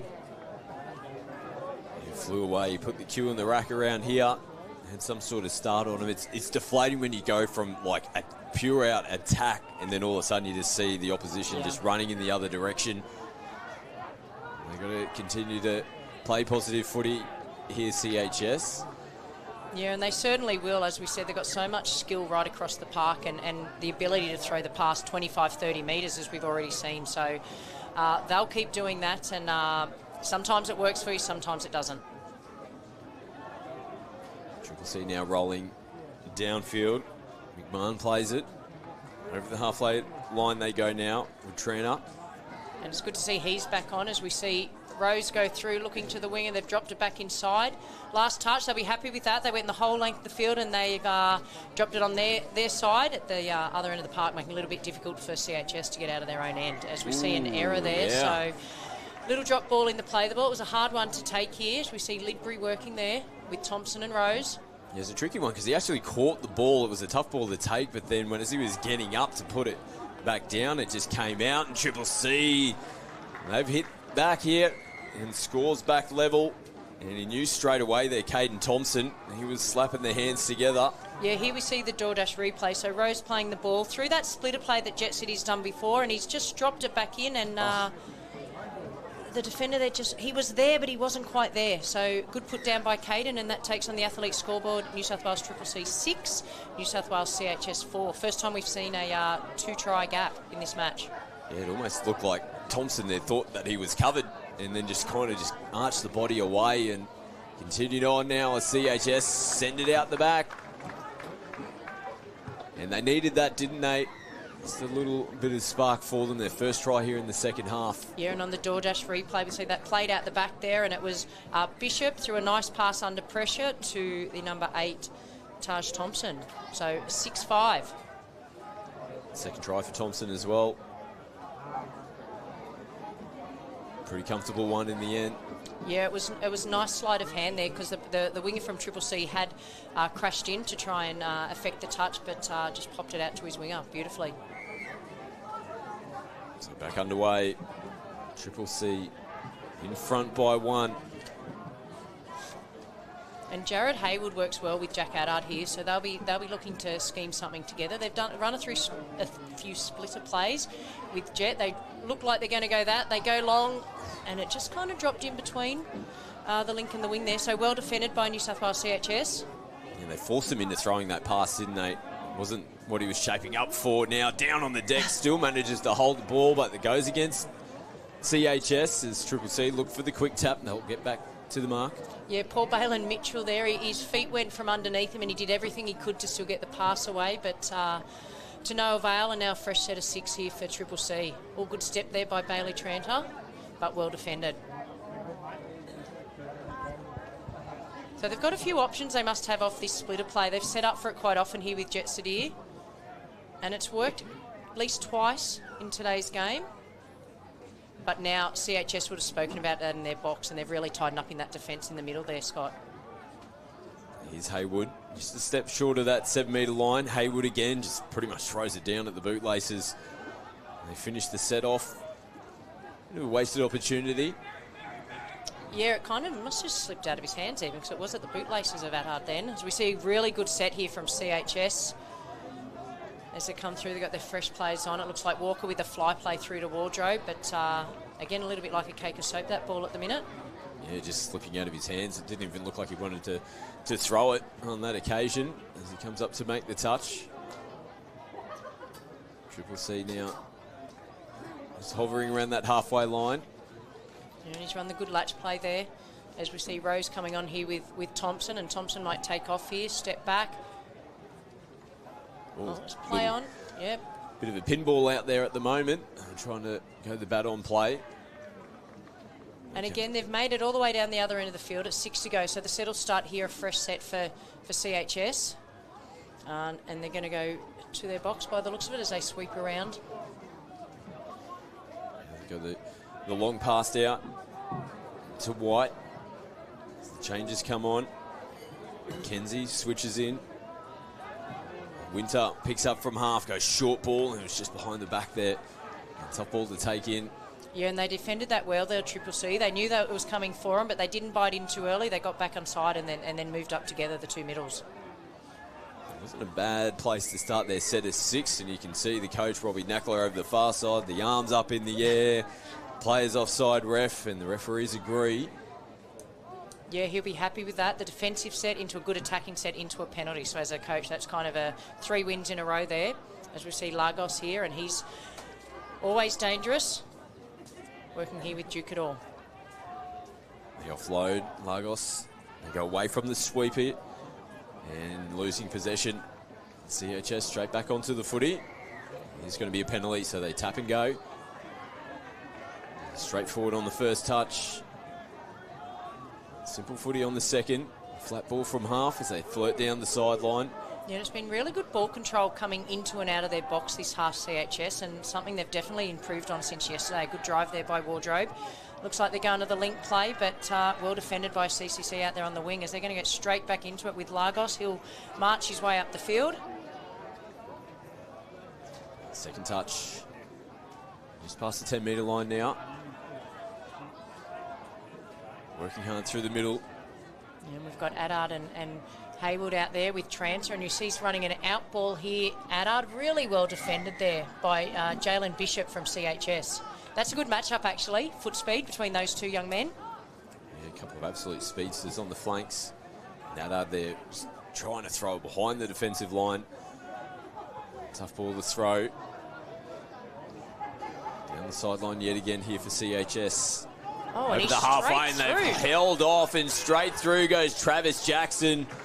Well, they went to sleep there. There's arms up in the air at the moment. CCC asking some questions of the referee, but it just looked like they went to sleep on that play. Yeah. It just opened up. There was space everywhere, and as you can see, they're just kind of looking at each other. There's no point looking at the referees there because he was straight through to score the try, and I'll be extremely happy with that, Travis Jackson. So we're all locked up again on the athlete scoreboard.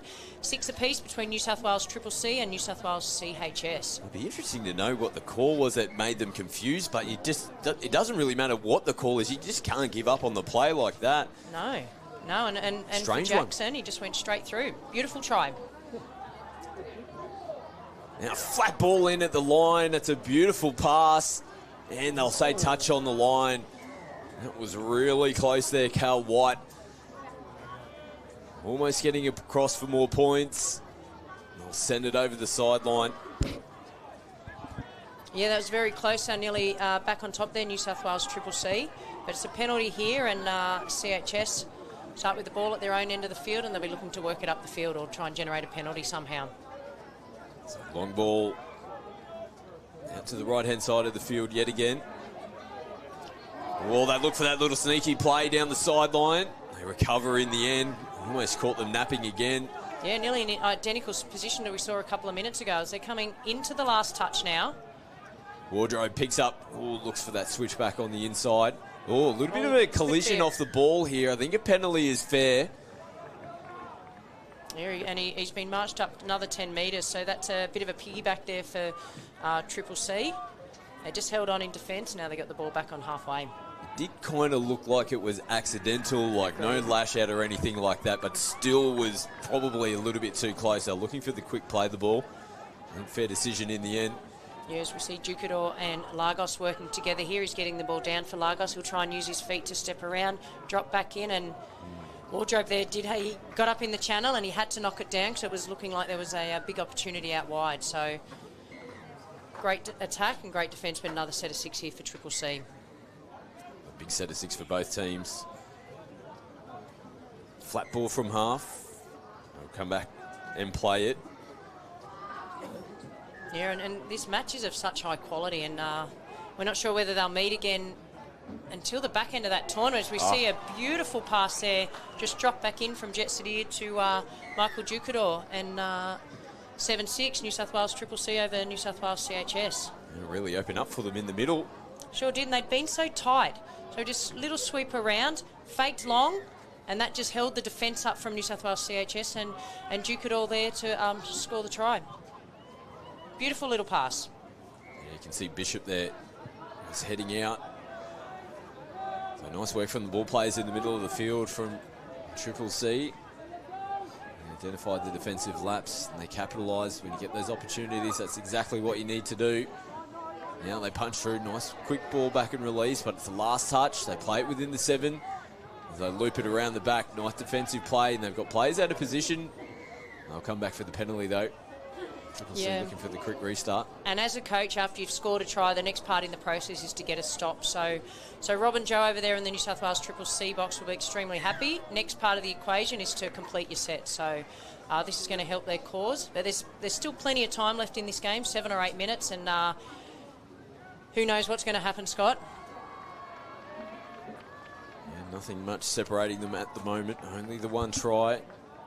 There's going to be more points in this game. We can guarantee that. Which way are they going to go? Haddad back out on the field now. In the half he goes, picks it up with the right hand, shows a little bit of footwork, nice and comfortable in defence. In the end to make the touch. Yeah, well defended by CHS, and they'll be looking for a good set here.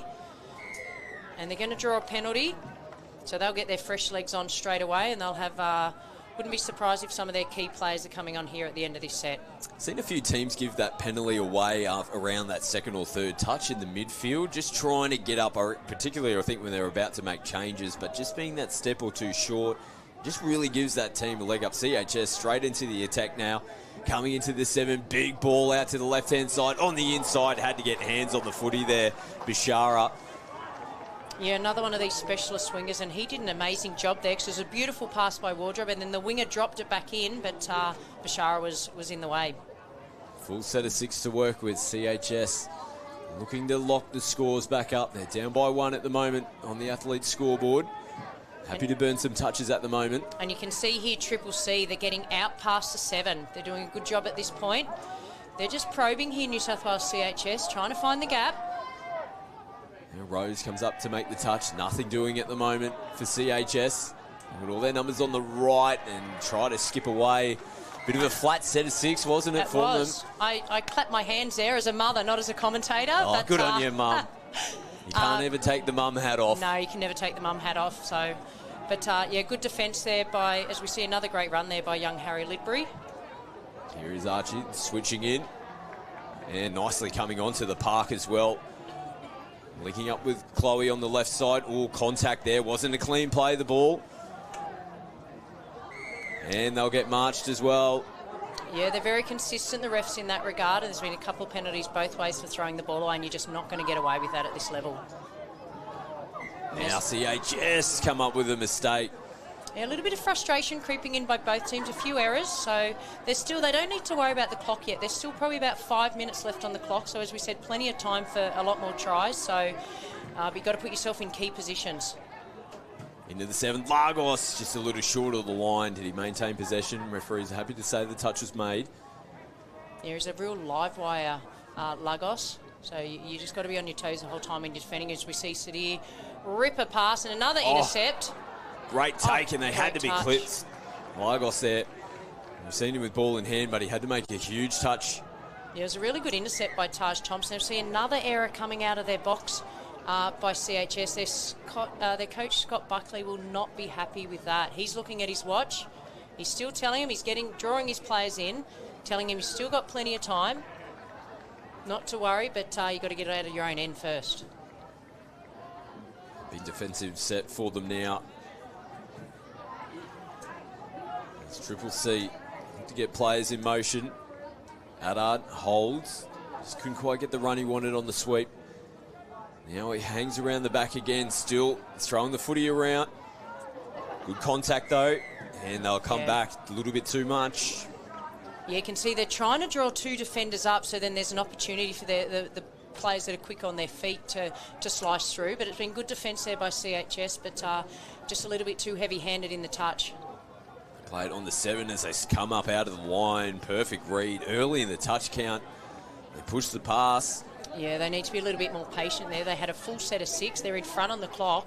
They don't need to score, but they needed to hold the ball for the full set of 6. So CHS are let off there, and you can see them absolutely driving down the field and had to get a penalty there. The speed at which they were running, they just could not get back on side. So this is the opportunity here for CHS, Scott.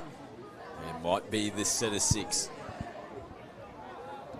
Still got to get themselves down into that attacking position and hold on to the footy.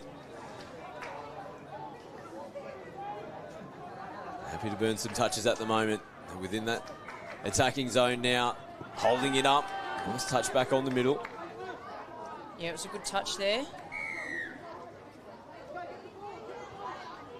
And they've offside penalty.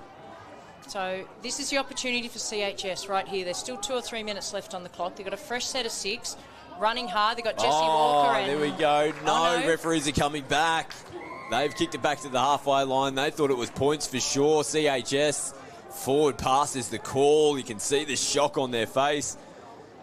It was beautifully set up there, and they had the man, Jesse Walker, and a great dive over for a try that what we thought was evening the score up, but potentially a call from the sideline ref that pass was forward off the ruck. Let's take a look at the replay. Yeah, it's one of those ones that's out in front. I'm pretty comfortable with the call there from the refs. Yeah, so they want to complete the set here, Triple C, and force CHS to go the whole length of the field to even up this game. Now dancing away, nothing doing on the last touch of the set. Work to do here for CHS. Clock starting to become a factor. Yeah, they'll be getting some subs, and no doubt they'll be putting some of their key men back on the field here as we see Wardrobe coming on with Samuel Hill, and there's Bishop into the action and working there with Mackenzie. Blake's driving it straight in. Bishop on his, but he just couldn't quite get the pass out, looking for that passive link sweep around the back, but you could see Triple C might have seen that play before and were up ready to manage it. So it's important for them as well to be able to complete sets of 6 as well. They don't want to wind down the clock too much, but getting down the other end and making sure you're not giving away cheap possessions is important, particularly with the tricky conditions that they're working with at the moment. Yeah, and we say 60 seconds for a set of 6, but the speed at which the plays these days, I reckon they're about 30 to 40 seconds. Here's it here, nice little short ball and a flick back out the back. So again, CHS are going to start their set in pretty good field position. Quick tap and go. Yeah, and we don't have a clock in front of us, but we think there's possibly around a minute or less to go, and CHS will be desperately trying to even the score here. See Davies driving it through, and he's got Walker behind him. Off his go, little gap. Oh. Davies was down, he was up, he was down, but he held the ball. Hooter sounds now. Davies with the footwork. One last chance here for CHS. They're going backwards, and Triple C come up and make the touch.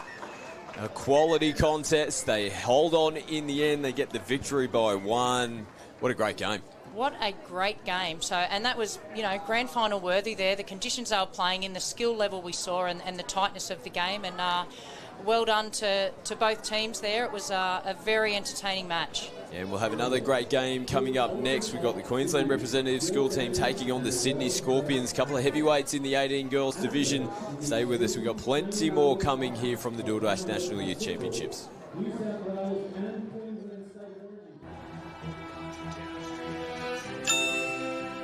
Hear that? That's the sound of you winning. Because while you didn't miss a second of your team picking up their 3rd consecutive loss, a dedicated dasher was picking up pizza with chicken salt chips. Step up to the podium, my friend, because you have smashed it. Smash it. DoorDash it. It's crunch time, boys, and this is what we're up against. We can't afford to be distracted. That's it. Come on, focus. Red Rooster Crunch Time Box. Oh, you're only human. Rooster's calling. Ding dong, they just think they are. Another little wannabe gangster trying to play hard. Ding dong, they just think they are. Another little wannabe gangster trying to play hard.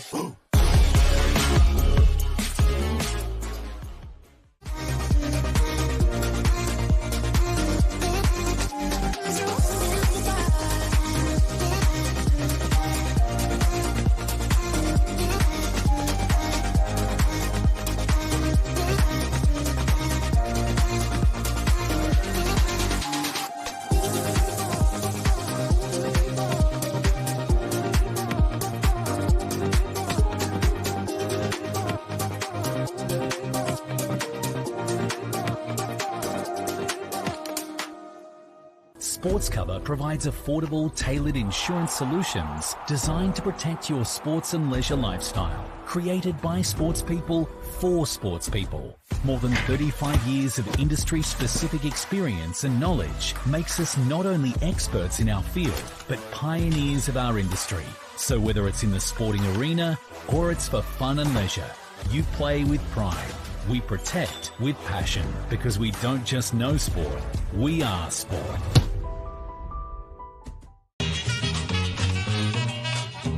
Don't sweat the technique. Are you tired of feeling heavy and bloated after your protein shake? Do the cramps, sluggishness, and discomfort slow you down?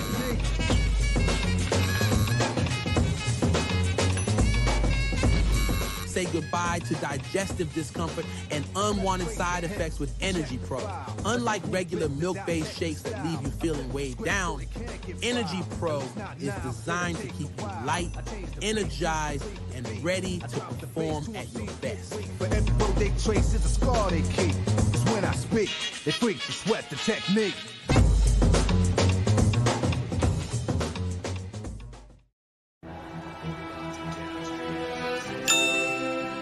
Hear that?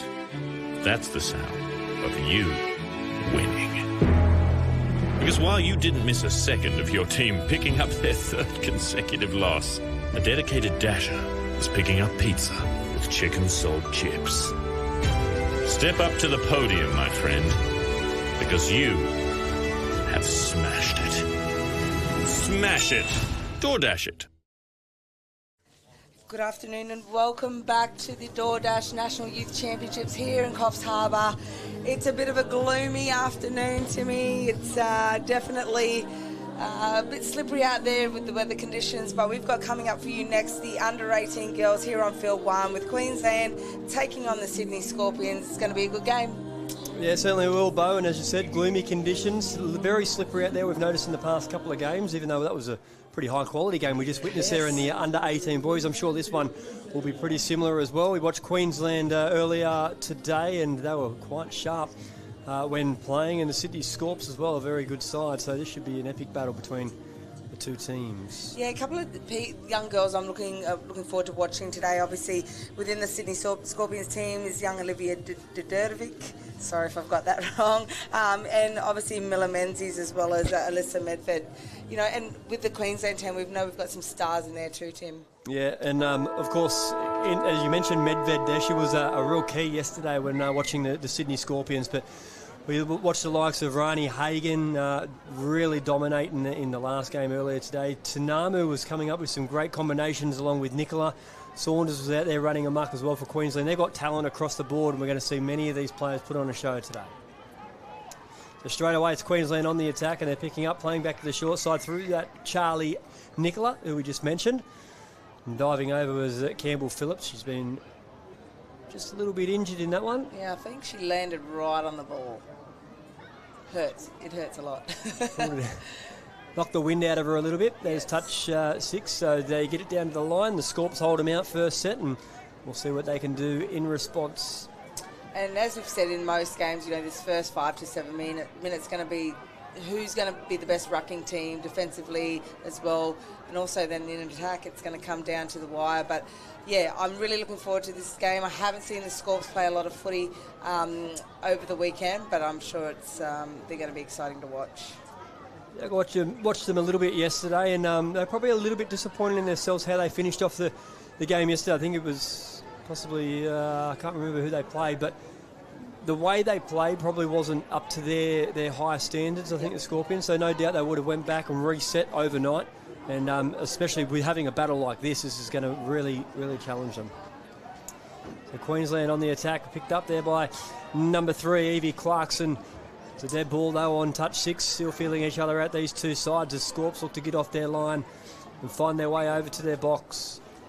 And that's interesting, you know, I reckon the last couple of games that we've commentated for the Queensland teams, they've nearly scored probably on the second and third time that they've touched the ball. So they're probably in a bit of uncharted waters here, and I think there's some really good defence by the Scorpions for the moment, but yeah, we'll see once they both get into their bit of a rhythm. We'll see the tries starting to come. So here's Queensland. They start with a bit better field position here. They're over under halfway right now for touch 2 as they look to drive it up the sideline, get an early release to keep the touch up their hands. As number 6, Dominique Saunders, makes the drop. And right on the tail is Rani Hagen, who is a big danger, as I mentioned from earlier today. Rani Hagen now picks up from half. She's got the middle 1-on-1, uses her feet nicely, and that's a great touch. A great recovery. And that's it. I think with people like Rani, she's one of the best attackers in the game, both I think at this level and also women's.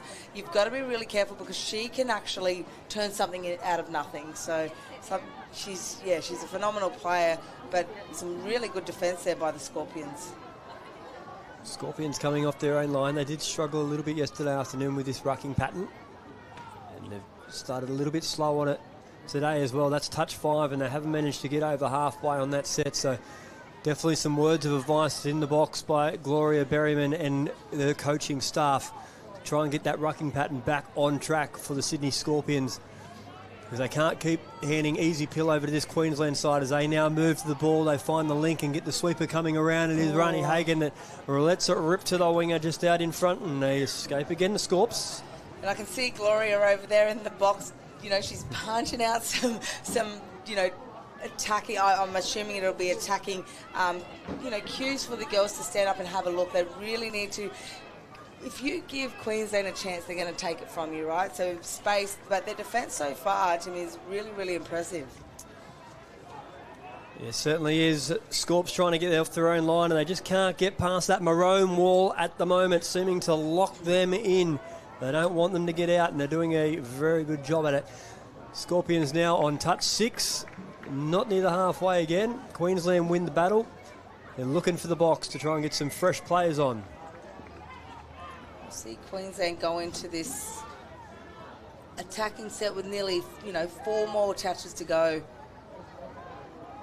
Out in the middle now, it's Pratt looking around for some supporters. She's got one there in Charlie Nicola, who feeds it quickly off the ground, feeds it back and earns a penalty.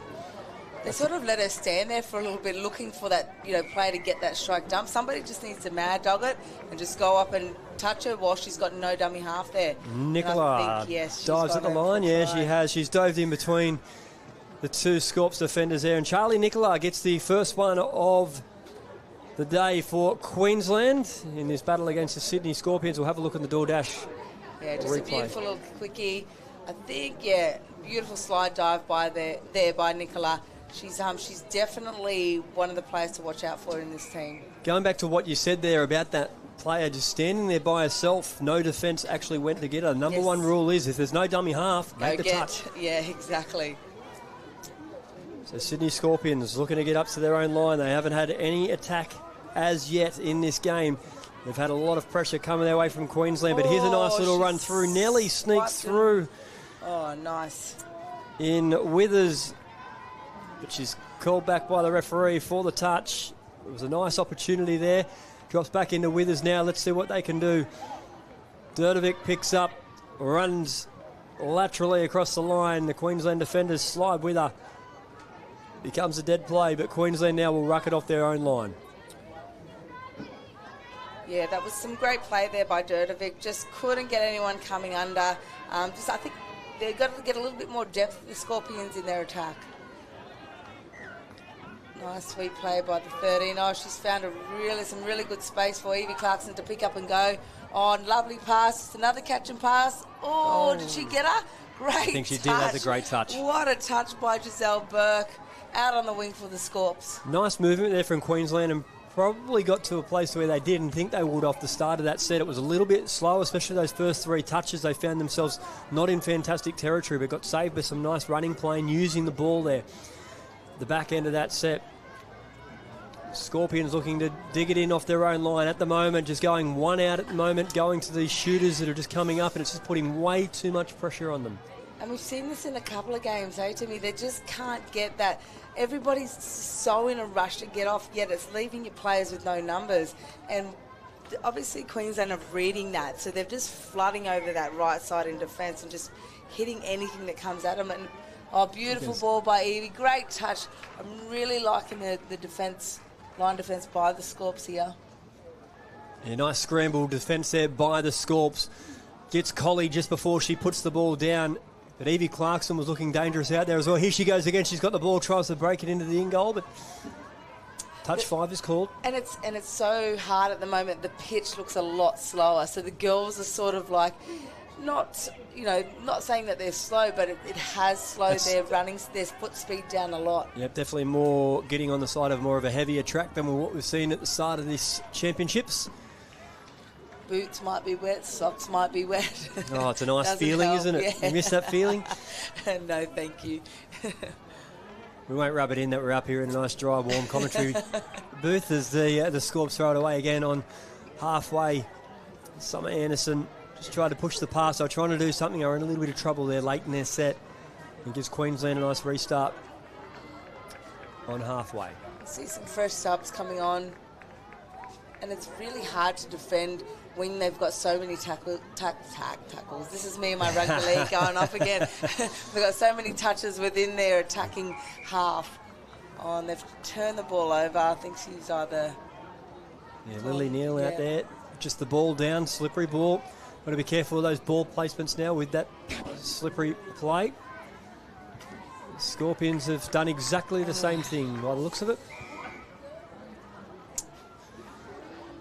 So both teams just not settling in as easy as we thought, Bo. No. I thought this was going to be a pretty crisp play after having a game under their belt so far this morning. They would have come out running all guns a-blazing, but not to be from both sides. Just the one try so far to Queensland. They're looking to try and get try number 2. Here goes Rani Hagan. We've seen the feet. We can see how quickly she can get to the ground. This time can't avoid the defender, and it was a good touch. But earning a penalty. And I guarantee you, Tim, every team goes through it. They have that one game where they just like can't get up for it, and they'll win, but they'll win ugly too. And sometimes, it's slicing through there. I thought she nearly got through without the touch, but it was a nice call. Saunders nearly get through, but it's sometimes good to win ugly, isn't it? Especially in those grindy games. Things don't go your way. You're not making but you still find a way. Which is always a positive. And I'm finding for Queensland this could be that game. It could be that grinding game. But in saying that, just these errors from both the teams. That ball must be quite slippery, but they've really got to sort of adapt to these weather conditions now. Big thing though for Queensland though is the errors that they're getting, as we see out here. Narain trying to break around. The errors that they're getting is giving them fantastic field position. So Scorps, can they hold on? It doesn't look like it because Isabella Narain looks to dive outside, but it's another last-ditch effort from the Scorps defence.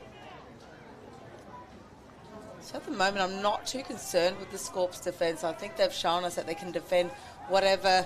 And this is me and the commentator's curse right now. Rani Hagan shows some short side speed. She breaks that defence that you were just giving a nice rap to and picks up Charlotte Richardson. You were right. I was with you all the way. I'm backing you still because there has been really good defence. I should have known better when I saw Rani go into dummy half. But up until that point, their defence was amazing on that line.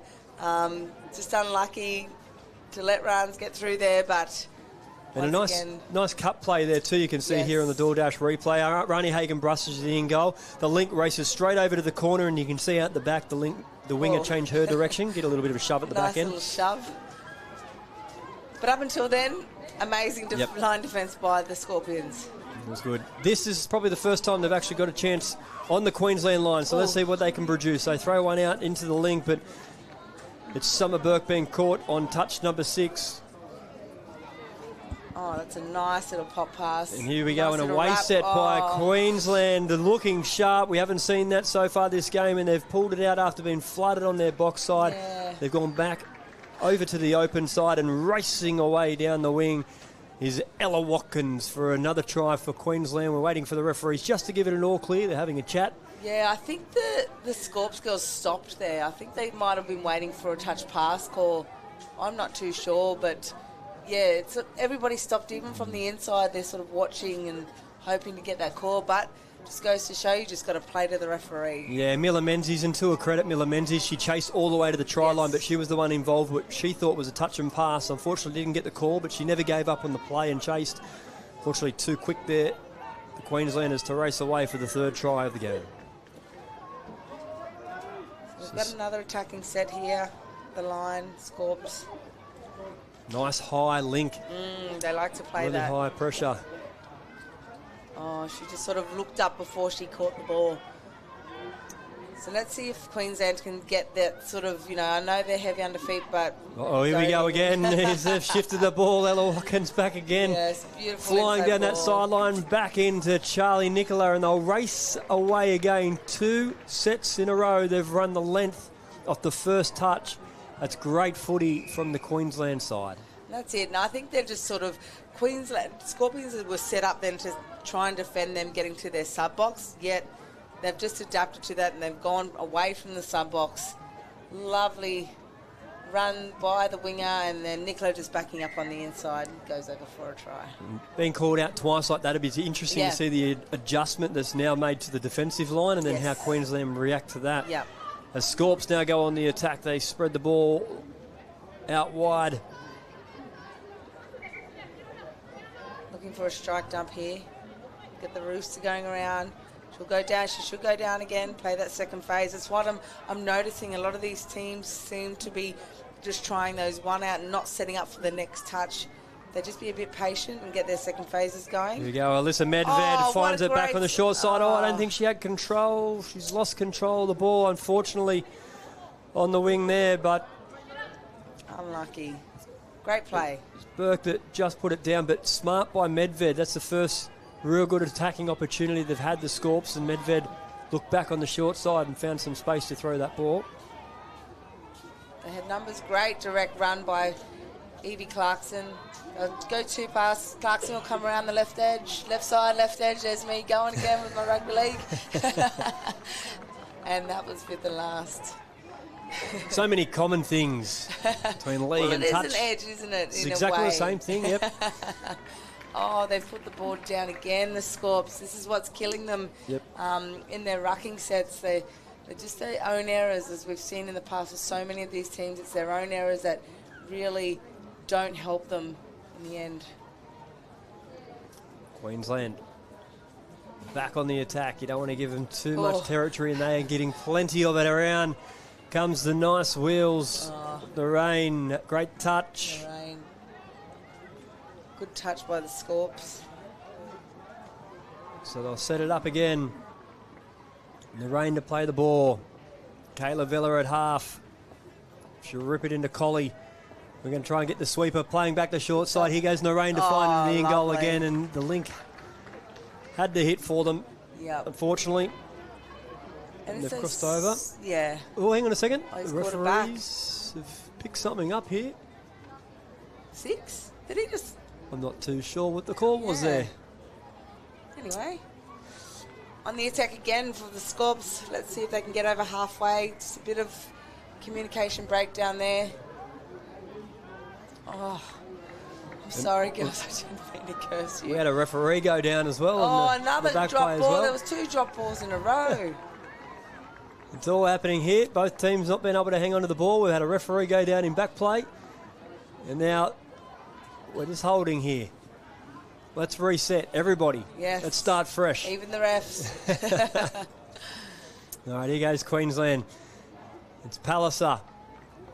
Fading out to Kayla Vella. Steps back infield. They've waited for some subs to come on, and that finds the ball of Rani Hagan, who's been dangerous. She gets fed back off there off the quickie. And great hands through, and it's a drop ball in the corner, unfortunately for Queensland. That was nice hands. Got to get that bowler's grip on your hands in weather conditions like this, because they are slippery.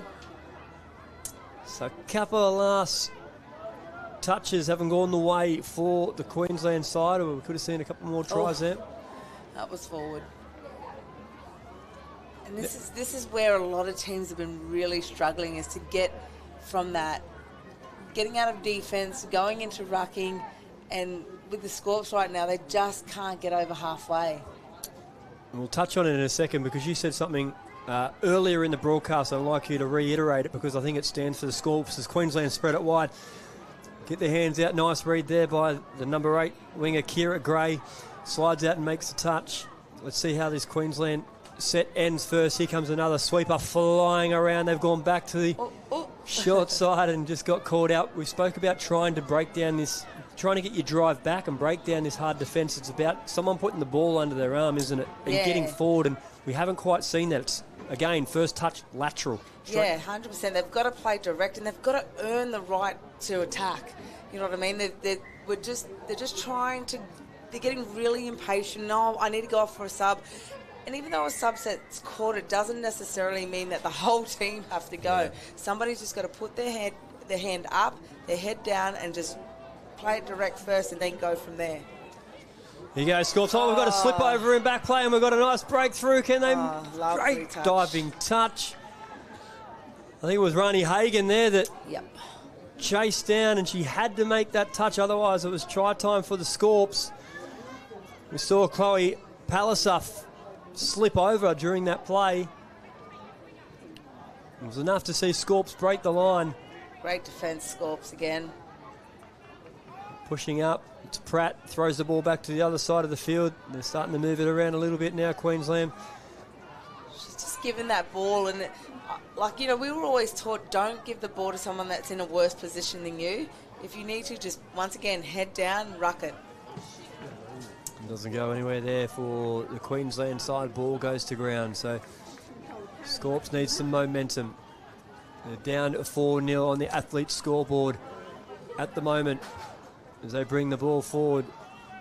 Sideways, got to play direct. Yep.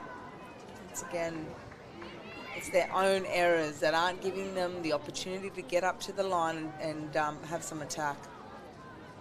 So no doubt half-time, some quite easy points, do you think, from Coach Berryman? 100%. If I can see her body language, I'm watching her right now, and I know that's what's frustrating her right now. They show that they can attack. They've got some really good attacking weapons. It's just getting there. But you've got to earn the right, and that's putting your head down and rucking. And the rain gets the ball back, dives at the line. It's a nice touch called, and the referee says, no, you haven't made it onside. We need 2 feet over the line, and they're going to point to the spot. And Queensland have another one. Feel sorry there for the defender in Brooke Lawson. She thought she'd had the touch. She was confident she had the touch. Referee said she's just fallen short at the line. We might see it here now on the DoorDash replay. She's come right across to make that touch as well, and she hasn't made the 2 feet on the line. Good call by the referee. 100%. Great call. But that's it. She's come out of her sort of middle third where she probably didn't need to. And it's just been taken wide. It's such a scary thing to do. I've had to play the middle once or twice, and I tell you, I don't envy the middles or the wingers. I'm safe in my little link position. Oh, they let you know how much work they do too, those middles. Don't they ever? Unbelievable. We work hard too as Lynx. That's half-time here in this under-18 girls game between Queensland and the Sydney Scorpions. Queensland both in control of this one, albeit quite sloppy between the two sides. Yeah, 100%. We're seeing that the weather conditions are definitely getting to the likes of Queensland, but I guess in the next 2 days they've got to get used to it. There's going to be a lot of wet weather footy coming up. But yeah, for the Scorps, I think, you know, one thing I know Gloria will be talking to them about is their rucking. They've got to play more direct. You know, everybody's got to stop wanting to come off. Even though the set is called, do your hard work first and then get yourself off. Well, let's see if Gloria Berryman can fix the Scorps drive up. Coming into the second half, it is Queensland 5, Sydney Scorpions 0.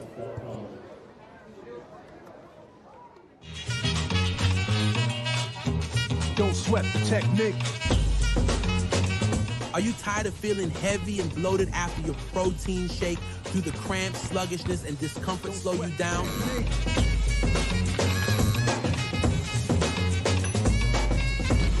Say goodbye to digestive discomfort and unwanted side effects with Energy Pro. Unlike regular milk-based shakes that leave you feeling weighed down, Energy Pro is designed to keep you light, energized, and ready to perform at your best. For every road they trace is a scar they keep. Cause when I speak, they freak to sweat the technique.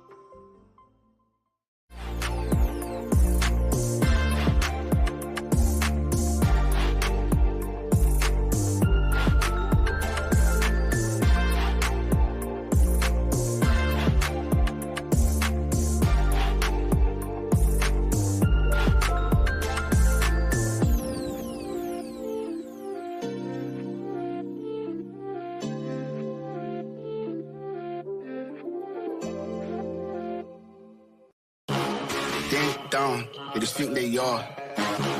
Another little wannabe gangster trying to play hard. Getting down, they just think they are. Another little wannabe gangster trying to play hard.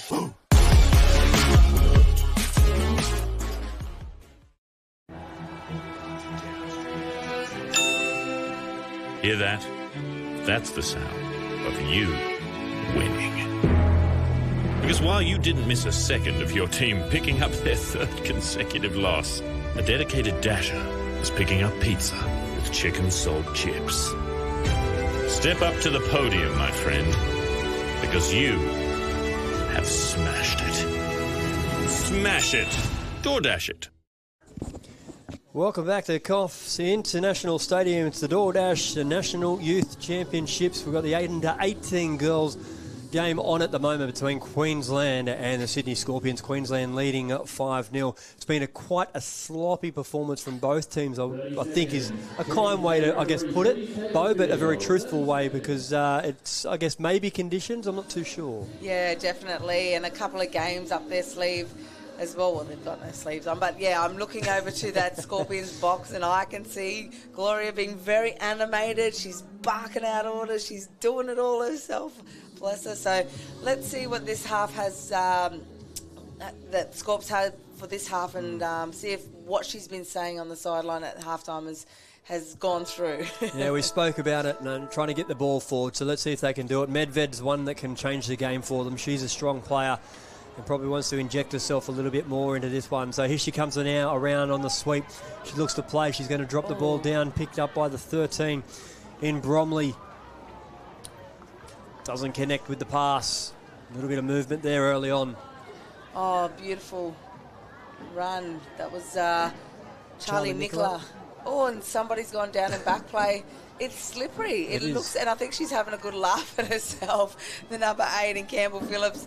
She's definitely having a laugh. Don't you hate that when you snipe at yourself and you're like, there's no one around me and I've just fallen over for no reason. So you feel like the biggest clown in the world.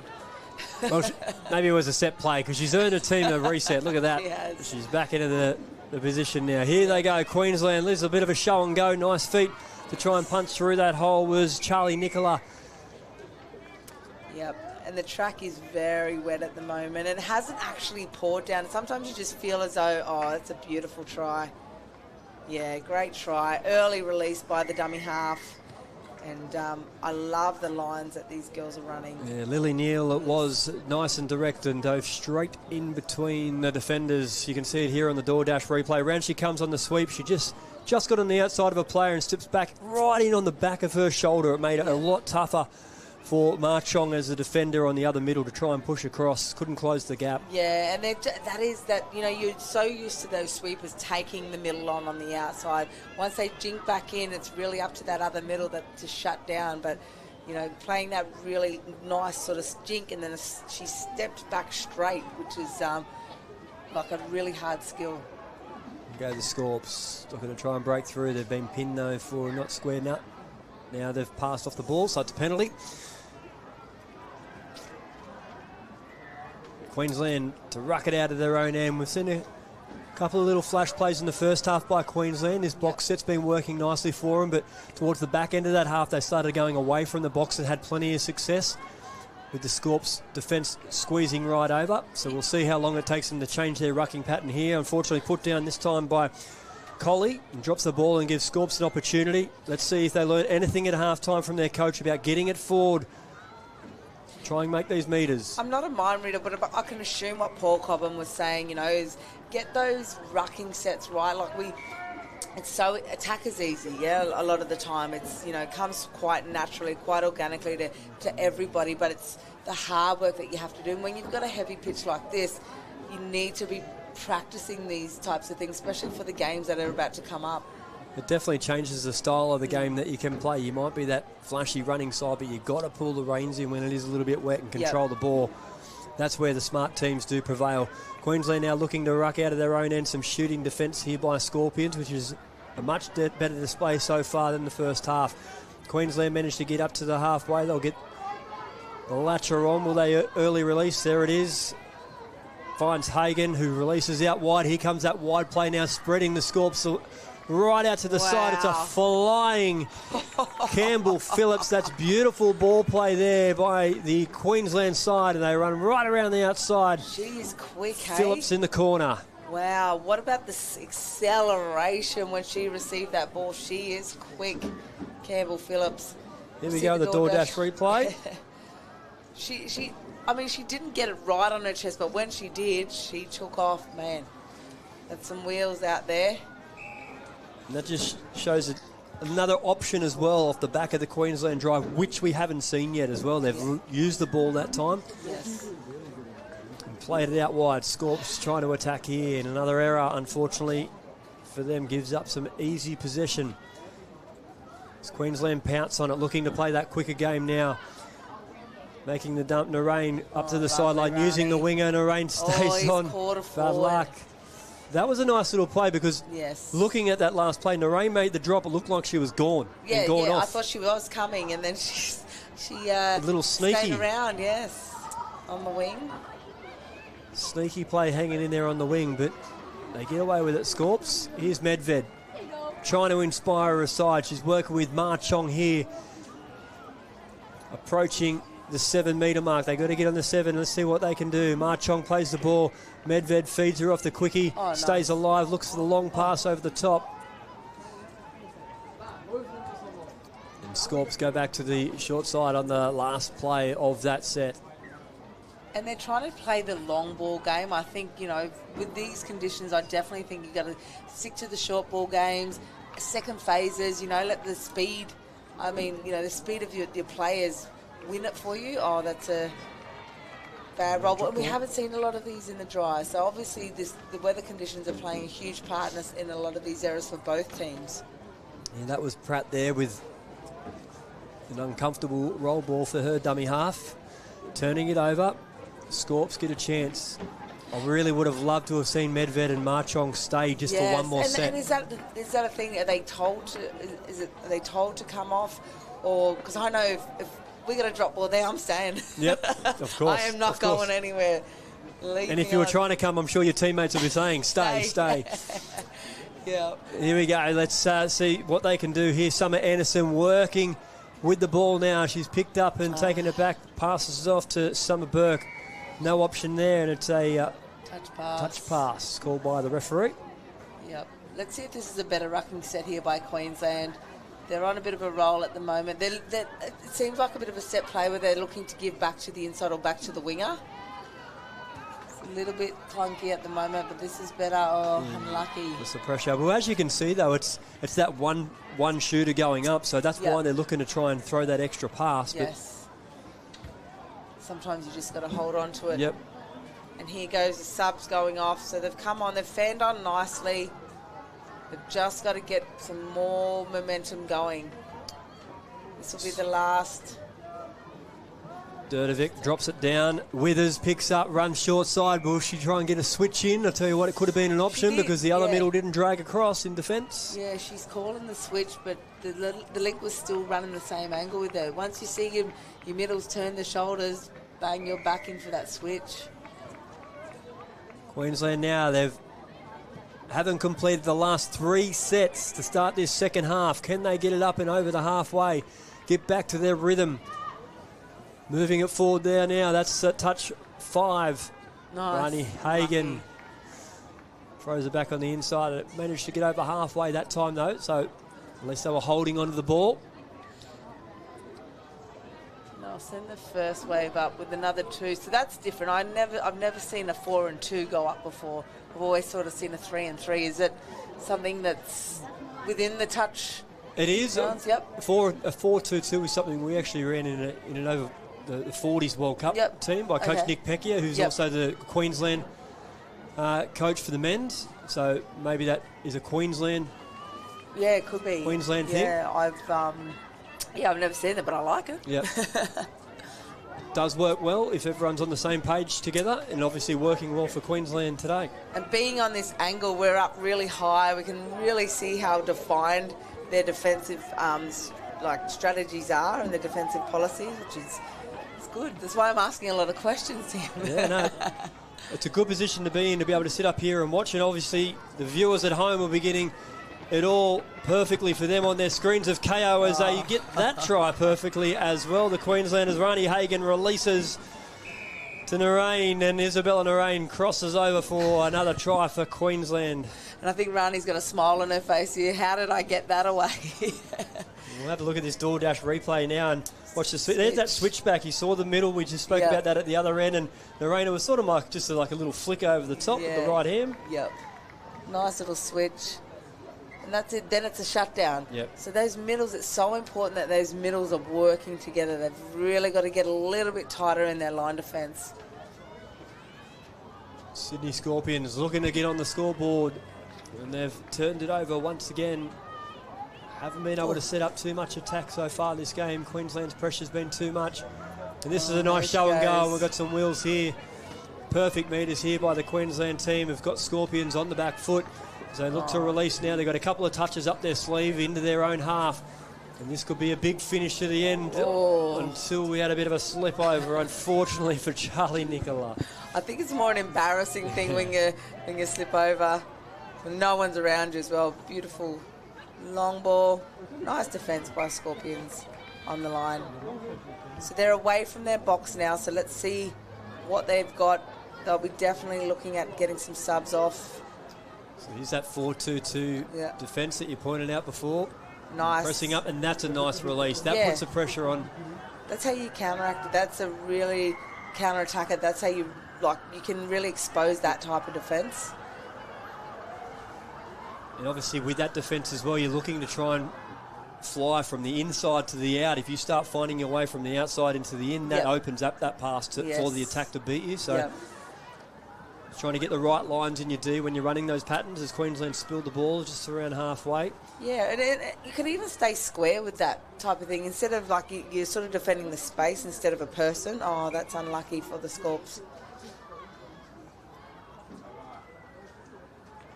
Some more errors in their second half. Slippery surface here at Cox International Stadium as the rain sets in on day 2 of the DoorDash National Youth Championships. Here's a punish on the link. Decides to pick up and play back on the open side. Scorpions want to be careful they don't get done for not moving forward here. They had one middle extremely high, the other's holding, but they've got away with it. Here we go, the sweeper play now comes around, looks diving at the line. Beautiful diving. Referee looking, saying, did you make the touch? The honesty of no, we didn't make the touch. That's a beautiful drive, sweeper and finish by the Queensland side. And that'll be the coaching from Paul. You know, he'll be saying, look, when you are sweeping, the other middle's not coming, so step back and go straight. I think a lot of the times we're all expecting them to go, to that far side and take on the other middle, but she's come around really, she straightened up lovely there, and that's where the middles have just got to keep working together. Yeah, unfortunate there for the Scorps. They've leaked another one there through the middles. That's where you want to try and prevent the tries as best you can. Yep, everything on the outside. Medved now. Ooh. Sharp on her feet. Every time she gets the ball, she does look dangerous. Yes, she does. Alyssa Medved just can't inspire her team at the moment to get that try on the board. And it's working off the ball for her as well. Like, the moment you work off the ball for her, you'll start to see options opening up. Here's some flow, a nice shooter in here by the Scorpions to try and slow it down, but there's quick release here, which is great in the wet weather by the Queensland side. Oh, what a... Rans has just got taken off the ball. Just beautiful hands, lovely. Out to the winger, and she's scored easily out there on that left wing. What about the hit off the ball? This is rugby league style. The referees are going to have to go. I think we've got a bunker here. Oh, she is playing sevens now as well, so she knows what contact feels like. That's the hit off the ball. They've switched again. But they've played well. They've continued to play. 100%. Look, great sportsmanship there, though, too, as well, by the Scorps, who went over to check if she was all right as Queensland ended up running away through Ella Watkins. Yeah. Sacrifice. Put your body on the line, Rans. She did that, and it's helped her team to another try. Great sportsmanship there, though, by Bailey Marchong as well. Here we go, Sydney Scorpions looking to try and break their drought in this game. They've done it tough so far. Let's see what they've got. If they can get on the board, the 16 comes into dummy half. It's Summer Anderson. Unfortunately, throws the intercept And they're looking a lot better, the Queensland team, in their rucking. They're not as clunky coming into the back end of that first half. They go nice now ball. Shifting outside. We've seen this Yeah, once or rapper. twice before. They just pop out through the back, and there goes the wheels of Charlie Nicola. It's a beautiful play again. We saw it a little bit earlier by Queensland, and they've just reenacted it right there. And Charlie Nicola popping out, giving them the numbers, and races away to score in the corner. Here's the DoorDash replay. It's a beautiful long pass. She just waited for her to get into position. Just hit that hole nicely. And you can see when she releases the ball on that replay, she just squared Summer Burke up here. Yeah, you can she see did. the defender step forward. She held it. There she goes there, Yes. squares forward, and then that's a release. And that's that pass off the inside foot. It's not sort of like a lot of, as a touchy, I've always been like an outside foot passer, but she's sort of come around like a bit of a league straightening, wasn't it? Yep. And then passed off the inside foot. Just enough to straighten that defence up. Timmy's looking at me going, but I'm I like actually it. doing the actions in here in the commentary. To get you a ball in here, I think. I'm bad for that. Talking myself through things. It's good. Brings out the best in the commentary from Bo Dela Cruz. Hall of Famer for TFA. Loves having her in the commentary boxes. Queensland go back on the attack again. Pushing up against Scorpions, but there's a little mistake. We're pointing right at a blade of grass there by the referee, saying you've dropped the ball on that 10-metre mark just over the side of halfway, and the Scorps will get the ball back. Good defence. Oh, great good defence pressure. by Queensland here. Good pressure. 6 touches in their attacking half. Oh, sorry. There it is. Won a game. We promise you it's only one. I'm so sorry. Unfortunately, it was for Maya, Colin. yes. So Scorps still searching for their first try here. Medved's back on. She's been looking the most likely. Can she orchestrate something here for Sydney Scorpions? She looks to play through the middle and can't get it done. It's unlucky. The ball goes down. Like a couple of those plays that they're doing within a rucking set looks more of like an attacking play. Once again, they need to earn the right, put their head down, play direct, play hard, and go for that rucking. And then once you're down into that attacking half, you can start to throw the ball around a bit. So this is a stay set here for Queensland, so no subs. Oh, unlucky. Mixing it up a little bit. They put the ball down. Scorps now will try and ruck out. Medved plays the ball, steps away from the box. And here we go into the space, trying to make some early metres. He's coming up to touch 3. Ma Chong straightens, and here comes the latcher. So they're going to get over the halfway line on the latch. We're looking for a big strike dump here. Who's coming in behind?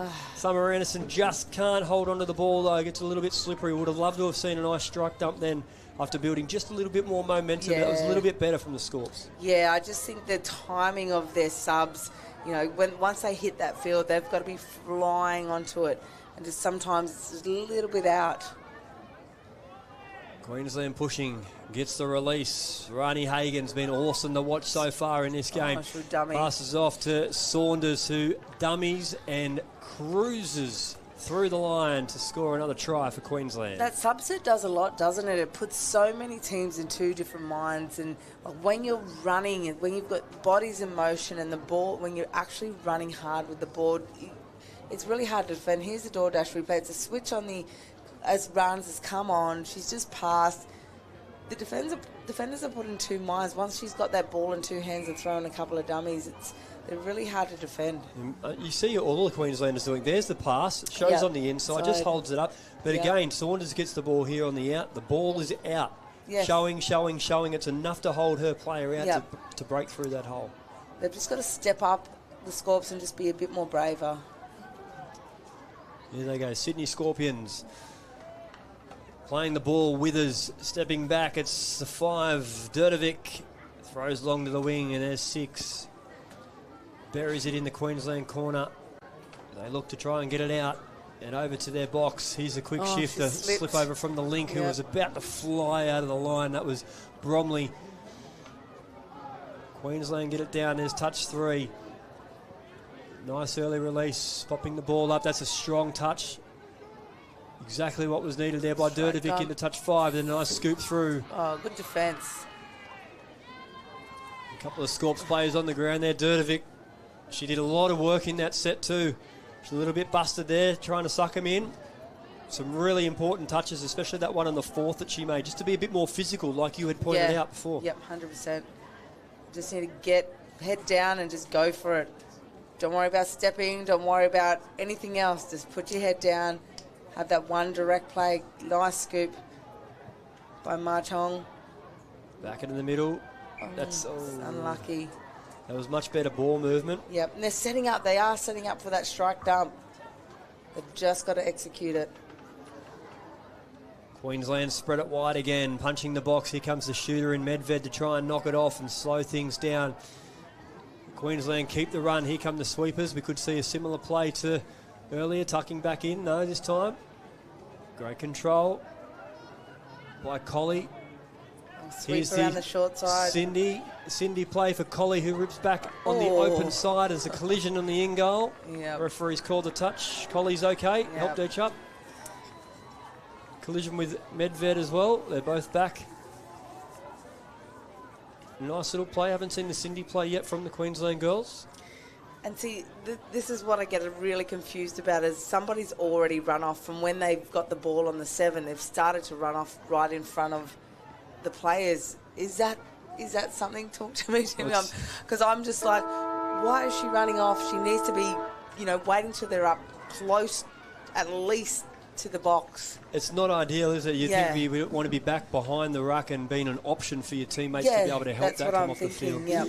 But in the end, there was Queensland running out, convincing winners. It is very slippery out there, and the Sydney Scorpions, they did it the hard way. I'm sure they'll go back and regroup after that one, but Queensland is stand out, and they cruise on undefeated so far in this competition. They do. They're definitely a standout, with the likes of obviously Rani Hagan. Nicola, just a phenomenal game today. She was really, really strong, and I think they played to the weather conditions as well. First half was a little bit clunky in their attack and also their ruck, but once again, too good, too strong. But hopefully the Scorps will go back and have a look at this game and figure out what they need to do next to keep their winning streak going. Don't go anywhere. We have a ripper game coming up in the 18 girls, the battle of the two heavyweights from New South Wales, CHS up against Triple C.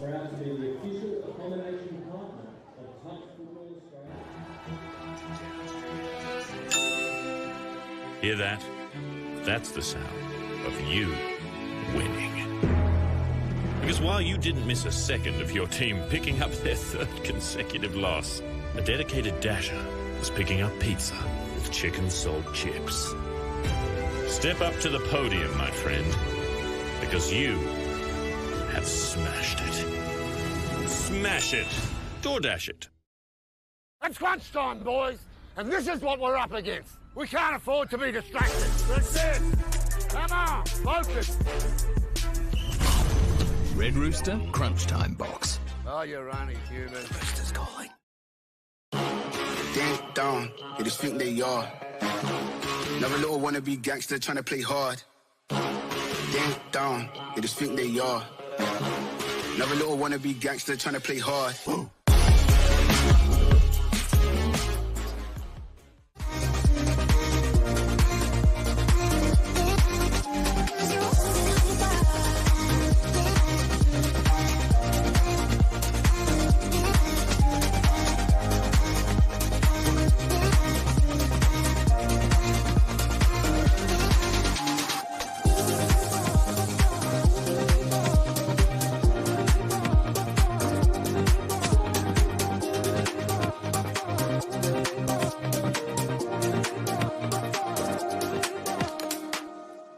Sports Cover provides affordable, tailored insurance solutions designed to protect your sports and leisure lifestyle. Created by sports people for sports people. More than 35 years of industry-specific experience and knowledge makes us not only experts in our field, but pioneers of our industry.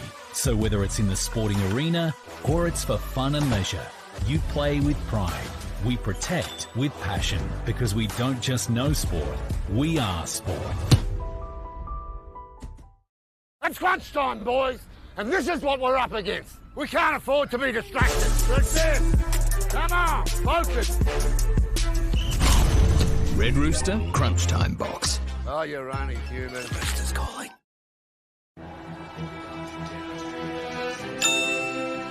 Hear that? That's the sound of you winning. Because while you didn't miss a second of your team picking up their third consecutive loss, a dedicated dasher is picking up pizza with chicken salt chips. Step up to the podium, my friend, because you have smashed it. Smash it. DoorDash it.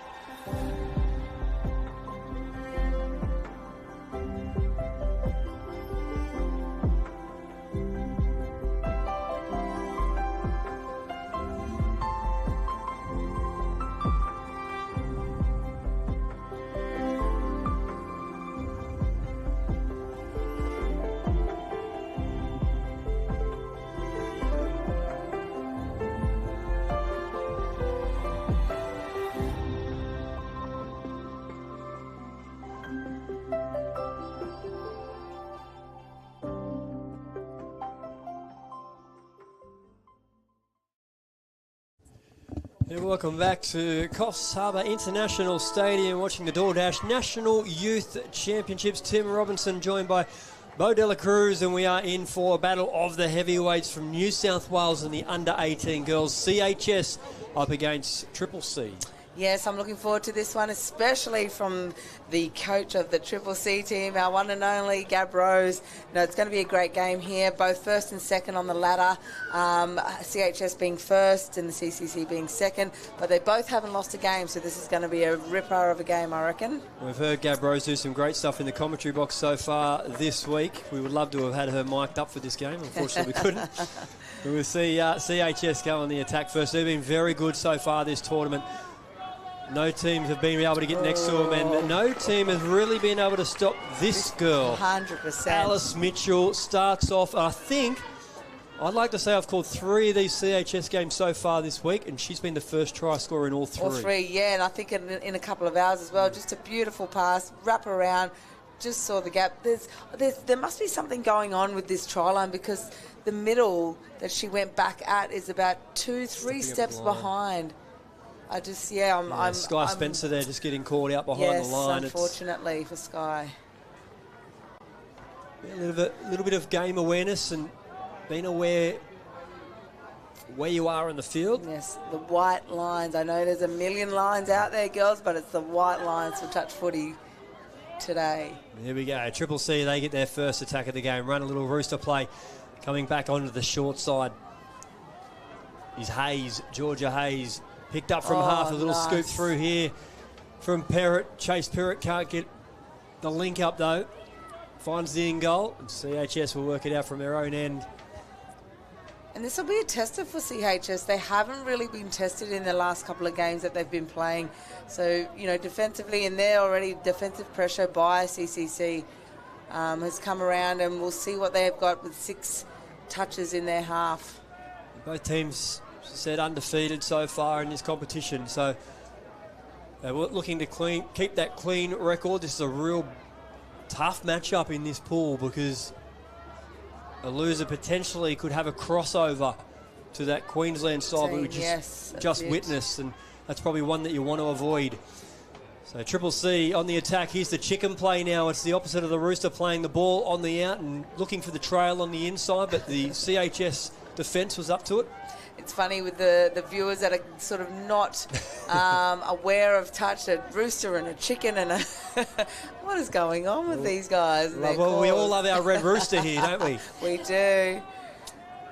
So CHS looking to get the ball just over halfway now. They're pushing up nicely though. Triple C, the defence has been good. That's touch 5. The ball's dead on the ground. Can the defence to get forward? They've given them a little bit of time here, which could cause some headaches at the back end on touch 5, which you don't want to see. But they've stopped them, Triple C, and now they're on the rucking pattern.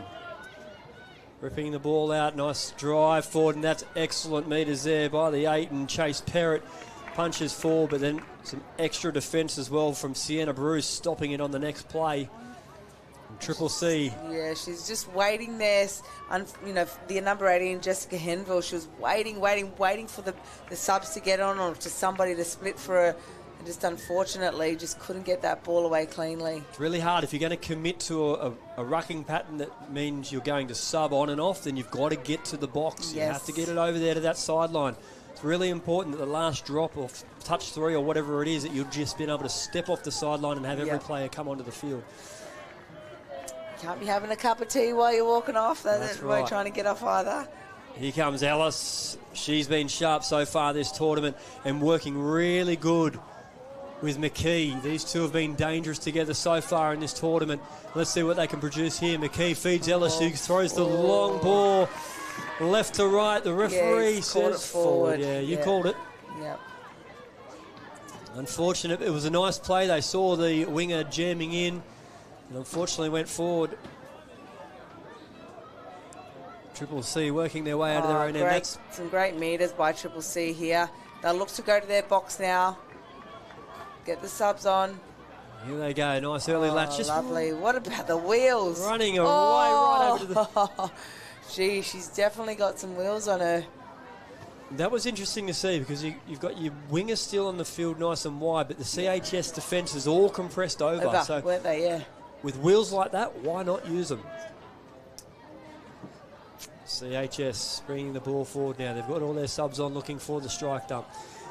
Here we go. I think they've still got one more touch up their sleeve, trying to isolate the middle. Steps back in, picks the ball up. It's... Oh, what a pass. Alice Mitchell causing headaches again for the defence. And you can see her winding up. Look, she's going long and she's just dropped it short. She dummied me and I'm sitting up here. All right, I've copped a few of them so far in the past couple of days. Triple C moving the ball forward now. This looks like a little bit of a better subbing pattern for them as well. They've got a couple more players on the field, a switch back and coming straight back down. Close to the box side, but just couldn't get the clean play the ball. I really liked how she switched that back then because they didn't have the numbers out to the left. They've got to go back to where the subs are coming from so they can get numbers to the ball. It's a good play. Also keeps that box side defence honest because as soon as they drop back, they're going to get those extra metres, which they did. CHS looking to come back, chasing their second try of the game. Ellis, the danger, back on. Here she is with the ball now. Show, go, finds the in goal. Who can she link up with? They're all moving around, chasing her. What a pass. Wow. She had Cook, who I thought she was going to hit, and then she changed her mind last minute and looked at Boulder out there on the wing. And thankfully, 6 to go. Yeah, that was a great run by Ellis. Just waiting. She was waiting in the in goal for a while. They'll look to get another strike dump here. Ellis is going around for the sweep. They'll give to her. She'll take him on. And just pulling it back. Working out here with Kelsey Berryman. And Ellis with the ball now. She's looked at Gray to call her for the sweeper. They're playing back though on the short side. This is a similar play that they just couldn't execute last time, and they've just missed the target again. But smart again by Ellis. It nearly worked earlier. I think she could hold on to the ball just a little bit. She's already beaten them. The middle. She's got permission to hang around in that in goal area. Just hold on to the ball until you can get a clear pass away. CHS third set in a row. Ellis looking to attack. They're really getting the defence to close here, which I can understand why Ellis wants to ball play in that left to right. She gets another chance here. Steps back. We're looking for a little trail play. Fakes on the inside and goes long to Bouldery, who can't hang on. It's a bit of a wild pass in the end, though, by Gray. And Triple C done well to survive there. 3 sets in a row on their line and threatening sets. Yeah, really good defensive set, or 3 sets by Triple C. But they've got some good momentum going here now in the ruck. Oh, beautiful strike dump. Oh, bless her. Her legs just came in and from under her and she just dropped it. But luckily, she was touched before she did. There goes Henville. Picks up, looks to try and make... Oh, she's got around and looking for the wingers. A touch back there, though. A nice call there on the ground. Havana Cook laying there, just got her, but great wheels from Henville. Leads the ball up the right end for Triple C. It's only 1-0, Timmy, and I reckon that once Triple C get on the board, I reckon they'll keep going There's from the ball there. down. That's good pressure. Yeah, here we go. That's good pressure. A nice physical touch there. We've got 6 touches in the attacking half now, so I really want to see Henville set up a really good strike dump and get herself to dummy half because she's got some wheels to burn, that's for sure. And that's Henville there who makes the drop, but then she turns around and unfortunately for you, Bo, she runs off the field. Some fresh players coming on here for Triple C. If I was Gab, I would have been saying, you stay, you stay. Here we go, quickie play. Looking the way of Sky Spencer, they decide to play back the opposite way. They've tried to call the touch, but I think it's given the all clear by the referee. And Triple C have broken through for their first try of this match. It goes the way of number 8, Chase Perrott. A nice play there by Triple C. We'll look at the DoorDash replay here. Just a simple dump. She's dummied to the splitter. Gone through. Quick little short ball. Nice line there by number. I'll get there in a minute for you. But yeah, just dummy to the splitter. There's number 8, Chase Perrott, that ended up punching Chase through Perrott, that hole. yes. Yeah, beautiful line by her. And great recognition there as well by Tynese Bowery, who showed that quickie pass and took back off on the short side to set up the try. CHS looking to knock one back early. Beautiful read there by the 9. Oh, she should have split there. That would have been awesome. Ellis, she'll give to her. She'll go low, quick. Oh, how good was that? So yeah, she might not have needed a split because she just swept around and got herself another try. She's an attacking weapon, isn't she, Ellis? Yes, definitely is. We can have a look here on the DoorDash replay they set up. Sweeping around, and I love how she gets herself into position really early. Yes. It makes it really hard for that middle to decide what she's going to do. Yeah, whether she's going to take her on the outside or step in like she did on the inside. I'll tell you what, I think she might have had her on the outside as well as the inside on that one. Yeah, yep. And she, like you said, she gets herself into that position where it's like she's just hanging around the back of the ruck. And then once that dump happens, she's going. It's sometimes not a bad thing to do to get yourself in an early position on a sweeper, even though the team, we see a slip over, even though the defensive team can see what's going to happen, they've still got to stop it. And if you're in that position, it's very hard as an offside defender to then try and match it.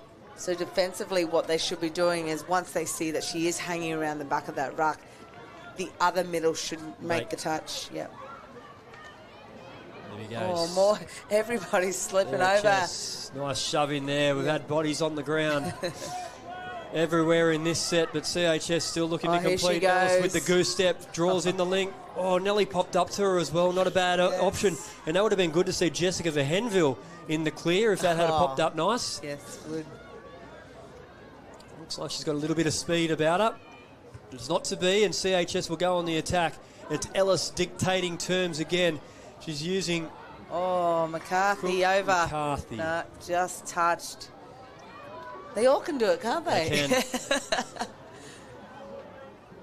So, Ellis again trying to get Gray under her. She's moved McCarthy out. Will be another sweeper. McCarthy starting to get in. This could be your play here. Bo, will they play back the short side? They certainly do. And they're throwing the ripping pass. Oh. Just can't hang on to the ball in Sienna Bruce. Oh, and they've got the penalty. And we've seen Sienna Bruce score some amazing tries over the 2 days so far. She's got a lot of tries so far, so she doesn't let too many go. Here we go, Ellis back again. That's only touch 1 though. The nice settler here for CHS, looking extremely dangerous. They lead this game 2 tries to 1, and Ellis back in control. She's looking at Kaya Gray, going for the chicken line, so it's an out ball off. Beautiful ball. And that's a perfect pass by Annika McCarthy, ripping right to left. Oh, it's a great touch. Jasmine Vera, and fantastic touch by Triple C. What a touch. She'll go short side on here. Beautiful ball. Oh, great touch another again. Good touch as well. Wow, what about the defence by Poduzanski? I hope I've got that right. I think, again, Bo, you brought it up before. Ellis may have been able to hold that ball a little bit longer. She could have had a little bit more time. Yeah. to try and relax a little bit. Here comes that flying defence from CHS, but great ball movement there by Triple C. Oh, here we go. Playing on here, and this is who we want to see in the clear. Henville takes it forward. She subs off, and Triple C starting to find a little bit of momentum. No dummy half there, though, in the middle of the field. We'll slow them up just a little bit. Sky Spencer drops the ball back. In for Bowery. Back to Spencer. Bowery picks up from half. She's got one more touch up her sleeve. She's ordered Spencer to drive the ball in on the last. She's split the wrong way, though, and we're going to go into open traffic, unfortunately. And when she did come in off that subset, she came into the middle of the field and there was no dummy half. Everybody around her's got to be talking to her. So you can see that the winger was out here, but the winger can see that she doesn't have a dummy half. She's got to tell her, come to me, come to me. Just slows the play right down when you don't have a dummy half, or you're going to get caught. CHS lead this game 2-1. Alice Mitchell has been one of the biggest dangers in this game, in this tournament, and she continues to be as she slices through with ease and picks up her second try for CHS in this game, and they extend their lead 3-1. She just got on. She just swept on, got into perfect position, straightened up, took her on the outside, and just too quick. Alice Mitchell. Chinese Bowery just diving out and missing the touch, unfortunately. But you can see her threatening. You can see the link as well, pointing in the inside. Help me, help me, help me. Is she yours? Is she yours? You got it, you got it. Gee, remember those days? Yes. Oh, nice attack here by Triple C. Looking to hit back. They shift the ball out. That's in the hands of Georgia Hayes. She'll get a reset. Penalty. So offside. A little bit of control here. Need to settle things down. Love to see a nice set play here from Triple C. We haven't seen one just yet. It's Georgia Hayes in here, working with Billy Gwynn. Hayes back. Ooh, nice pass in. Good defence there by Triple C. So they're creating the shutdown, which is good. Here we go. Gwynn dancing around. Gets the ball down for Hayes. They're trying to set up something. It's just... Oh, nice ball. Unlucky.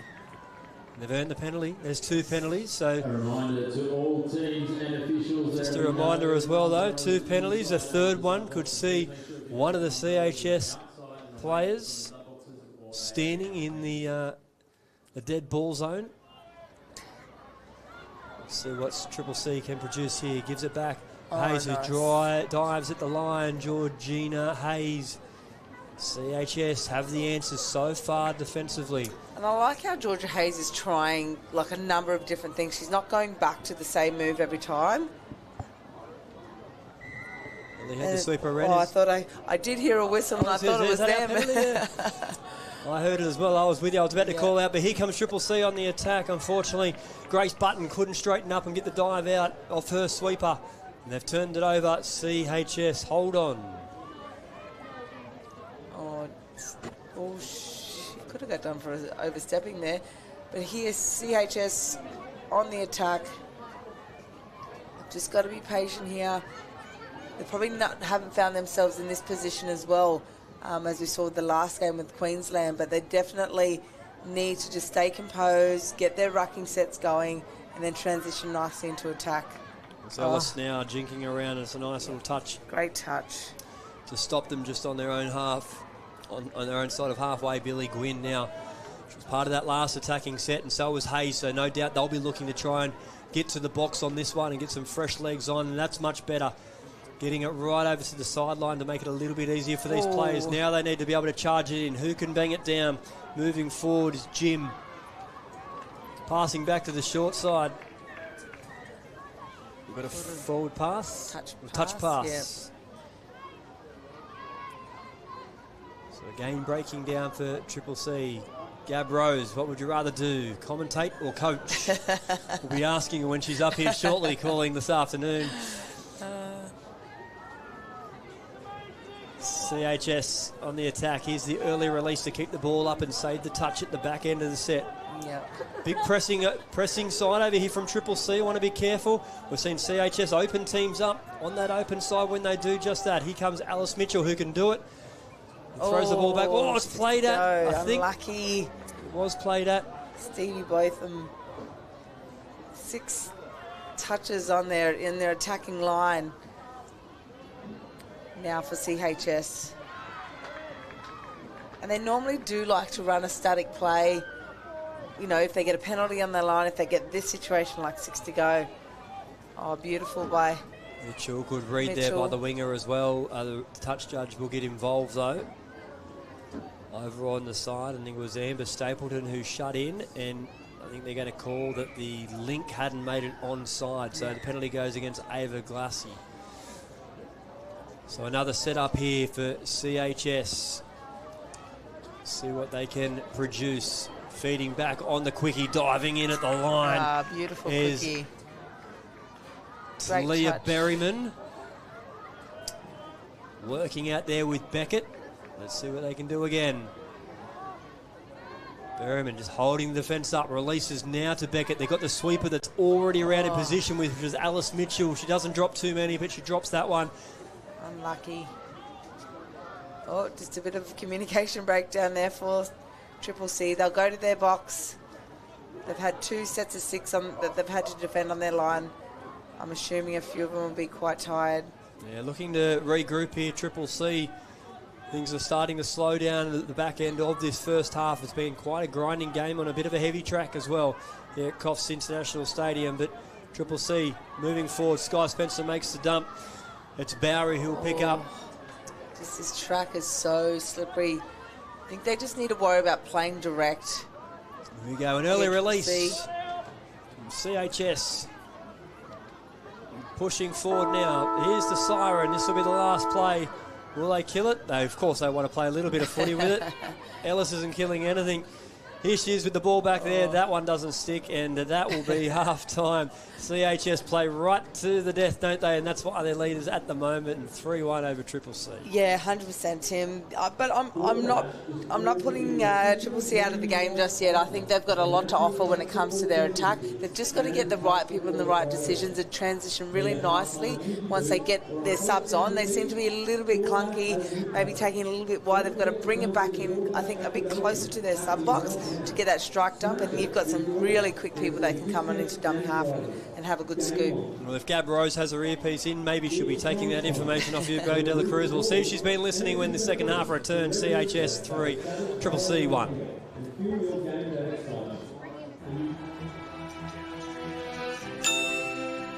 Hear that? That's the sound of you winning. Because while you didn't miss a second of your team picking up their 3rd consecutive loss, a dedicated dasher is picking up pizza with chicken salt chips. Step up to the podium, my friend, because you have smashed it. Smash it. DoorDash it. It's crunch time, boys, and this is what we're up against. We can't afford to be distracted. That's it. Come on, focus. Red Rooster Crunch Time Box. Oh, you're only human. Rooster's calling. Damn down, they just think they are. Another little wannabe gangster trying to play hard. Damn down, they just think they are. Another little wannabe gangster trying to play hard.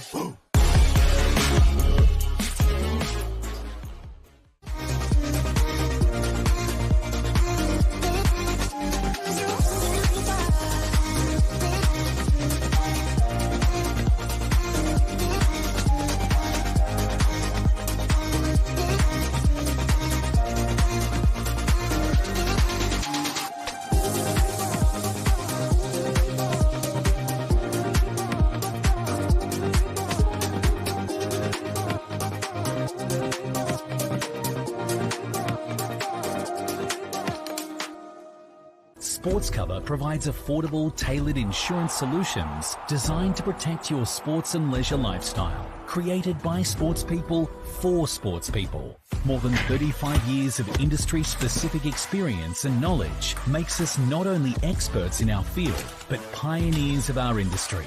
So whether it's in the sporting arena or it's for fun and leisure, you play with pride. We protect with passion, because we don't just know sport, we are sport.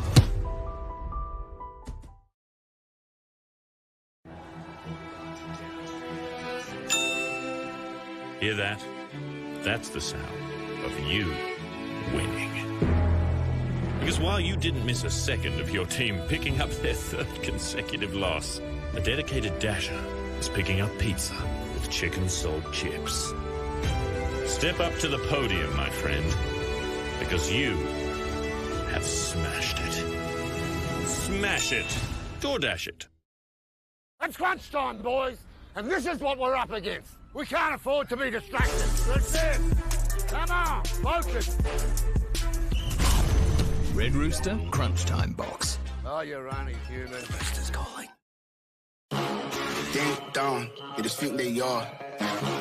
Another little wannabe gangster trying to play hard. Ding dong, you just think they are.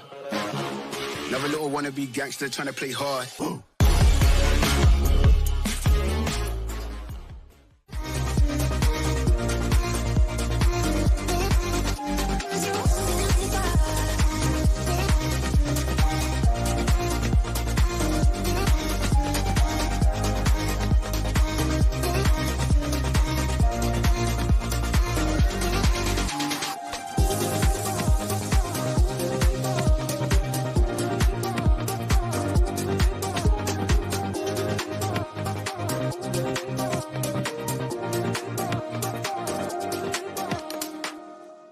Sports Cover provides affordable, tailored insurance solutions designed to protect your sports and leisure lifestyle. Created by sports people for sports people.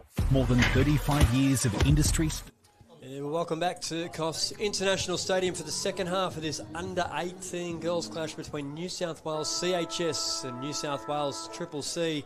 It's been a tough battle so far. Only the 4 tries in it. It's CHS leading the way, 3-1 Bo de la Cruz. And we'll see if Triple C can fix a few things up and get back into this game. Yeah, 100%. Hopefully, with Gab in the coaching role over there, she's definitely going to pick out a couple of little things that only need a little bit of tweaking. But other than that, I think it's going to be a really good game in the second half. Triple C there looking to use Spencer back on the inside, and CHS makes the read. Similar to the plays that we saw at the back end of that first half from Triple C. Trying to test out the CHS defence in nice and tight as the subs come on. Yeah, it baffles me a little bit, Timmy, with these subsets. I'm still getting used to them. The girls defended one set and then they got the ball back, and now some of them are off, and I'm like, oh, I wish that was back in my day. Yeah. But it wasn't to be. It was work your way off. I just would love to see a little bit more of some of that drive, especially early in the first half. Sometimes teams have a rule that, we're going to defend, we're going to get a stop, and we're just going to go at them.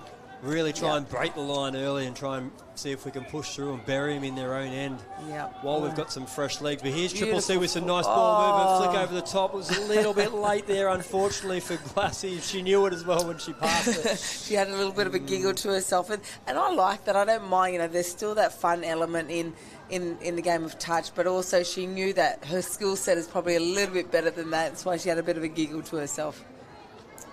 Triple C trying to defend hard here as CHS make their way out of the line. McCarthy's been good early in this game as well. Sienna Bruce up the sideline. Releasing to Cook. He's down for Bruce. Finds Beckett. They're looking for the strike dump. She finds Alice Mitchell, who is definitely the person to get the ball down for. But that's a great touch there by the number 4 in Georgina Hayes to take out that strike player in Alice Mitchell on that occasion. She's been great, Georgina, in both attack and defence. I'm really looking forward to seeing her more up in this attacking half of the field, just so she can show that the skill that she really does have. Sometimes it is hard when you're defending back-to-back sets, and then you're having to come and try attack. You just need to get off, which doesn't help her case in terms of when she wants to attack. Unfortunately, it's exactly what's happened here as well for Triple C, because they've made an error and put CHS right back on the attack. And they're looking to extend their lead early in this second half. Beckett working in there at half with the ever so dangerous Alice Mitchell. Let's see what they can combine for. Mitchell holding control, pointing fingers. Beckett goes down, fake the ML, and Mitchell decides to pick up and run. Turns into a nothing play in the end. Triple C survive, and they get a nice little pass. Oh, here's the back out to the winger. 18.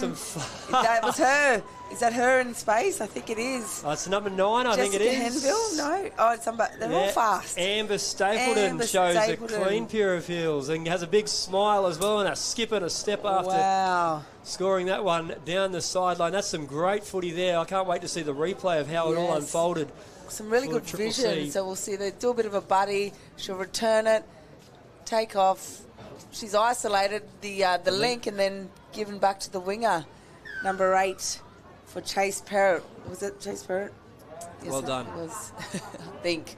Yep, Chase Parrott was the 8. Amber Stapleton, the 9, who sprints away. Yeah, good pass. Awesome work by Triple C there. Gab will be happy with that one. Yeah, they needed the first try in this game for the second half, and they got it. 3-2. CHS now. Here comes. Oh, wow. Oh, I think she's touched. No. Ellis. Oh, unlucky. Ellis is phenomenal with her feet, and she just made that outball look beautiful. Gave herself so much time, and it's a nice dive over. We'll have a look here on the DoorDash replay how CHS set this up. Not what Triple C wanted, a hit back after scoring straight away. But here it is, a lovely outball, ripping on the outside. They fake the rooster. And Ellis on the out. Just that little show, just enough to prop the middle. Yes. And then that made her job a lot easier when she's diving over between Mink and Little. And I think she saw it early too, like how tight the number 12 was into her other middle. And once you see that, you know that you pop out and you've got, here we've got another, great touch by Ellis. There's not a lot of her, is there? She's a little bit of pocket rocket, but she's lethal, that's for sure. Glassy was diving for the corner on that occasion. Sky Spencer now bringing out the CHS defence. They set for the chicken play themselves, which is an out ball there. Beautiful ball. Nice execution. Oh, footwork. And a great step back as well by the winger out there for Triple C. Jessica Henville. That's who I thought it was before. Yes. I knew who you were talking about. Henville in the bright red boots. We'll have to remember that one. She stands out a little bit more there. There we go. CHS. A lot better defence there by Triple C. And that's what they've done. Their defence has actually forced that pass. They're making them pass a little bit wider. So that's great defence there by Triple C. But CHS now move up to halfway, and some explosive wheels there by Tasha White. We've already seen this once today. She likes to shift it right across out to the far side, which is fantastic because the defence is compressed. But that's the end of the set. Alice Mitchell throws the ball back. That's probably the best defensive set I've seen by CCC so far in this game. They held them just to over halfway. And here's that little move they like to do down in that left wing again. Here come the subs. The momentum is amazing. They've just got to keep running. Yeah, that was a good drive. You come on, Rev. Called 7 on, I think. They're heading back. They're heading all the way back down. Yep. So 7 on, unfortunately, for the Triple C side. It's like a bit of a 50-metre penalty in AFL, isn't it? What he's doing what he's doing right now. Oh, unlucky girls. That was a really good rucking set from CCC. Obviously talked about the shooting defence as well from CHS, and you can see that they've adjusted to that in their attack with those little passes between the link and the wing. CHS gets their players back on. Here's Ellis back on. She's had a wow of a game so far. Passes off to Gray. And Ellis, they'll work together in the middle. McCarthy's out there in the far link as well. Here comes Ellis, picks up, takes them on the short side, finds the way into the in goal, and it looks like a nice touch there by who again? Georgina Hayes. Yes, she's playing a really good game, but that little skip and that little goosey just can put defenders off for a little bit, that Ellis does, and yeah, she's a really good attacker. Triple C, they trail by 2 here, and they're trying to get some momentum to rustle up over the halfway. That's a better drive there. As the subs come on now, we're going to get a one-out play here. No, well followed by the winger. We get an early release. This will be touch 6. Leave the ball where it is. On the other side of the field, so CHS have to spread it, but they got on the ball quick enough to try and get that momentum, and it's worked perfectly for them all the way over to the other side. And a nice heads-up play there for a tip-on for touch 2. Gives them an extra touch up their sleeve off the back of this one. Moving forward, looking for the nice fly play out. Great read there by the winger. Amber Stapleton in and read that one to knock it off for Triple C. Here's the last play now. Here's some wheels from Talia Berryman. Beautiful lines. To a sister. Kelsey Berryman, and a beautiful try there. I wonder if they've got that sibling rivalry where they go, I set you up for a try, but I set you up for a try. Here's a DoorDash replay. Just a nice little dump and scoop. She kicks her out to the left. Beautiful hole running, and I think she thought she was going to be touched there, Kelsey Berryman. Stayed wide on that one. Yeah. The hole opened up, and she's in for a try.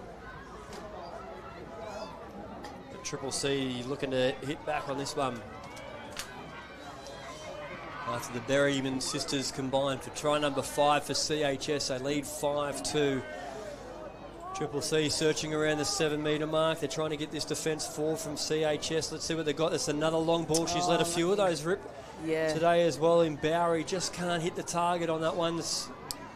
And I think the Berrymans have represented this whole NYC quite across the board, haven't they? Like, you used to have the likes of, you know, the families, you know, the Mars, obviously Gab and her sister Kitty. You'd have Maria was sonned up at the Torado back in the day, and her sister Jiz. So it was like 1 and 2. But here at the NYC, there's like Berrymans in nearly every single New South Wales team that we've commentated so far. And they can all play the game extremely well as well. Here goes Alice Mitchell, causing more headaches, passes off. Unfortunately, Sienna Bruce puts that one down. Hasn't been Sienna Bruce's game. No, not today. We must have talked her up too much this morning. She was on fire this morning. Scored a number of tries. Just those slippery conditions can change a lot in somebody's game. Ooh. Triple C trying to work it out of their own end. They need some more momentum. They started this half well. They've got to stay with it. They're still in this game at the moment. They can't afford to be parked in their own territory for too long. Here's a nice shift. Hayes tries to throw one back to the far side. Here's some wheels as well. Just a reaching touch. She's got some wheels behind her. I'd definitely like her. I'd like to see her come off the, you know, when they do that subset, she's the one coming around and trying to hook players. She's got some speed to burn, that's for sure. Mitchell and Ellis work their way over to the box, and that's Havana Cook taking it out. Sienna Bruce the half, and here we go again. Tasha White likes to spread them out. Gassing across to Leah Berryman. Picked up McCarthy.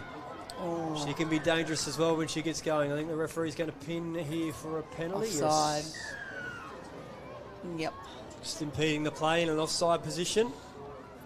She might have had to do that. She was definitely on a roll there. Yeah, I think McCarthy was Gorski's otherwise. Yeah, CHS, little counties play. Steps in and looks to dive. We could hear the referee saying play on, but they've done enough to listen to the ref and get back on side.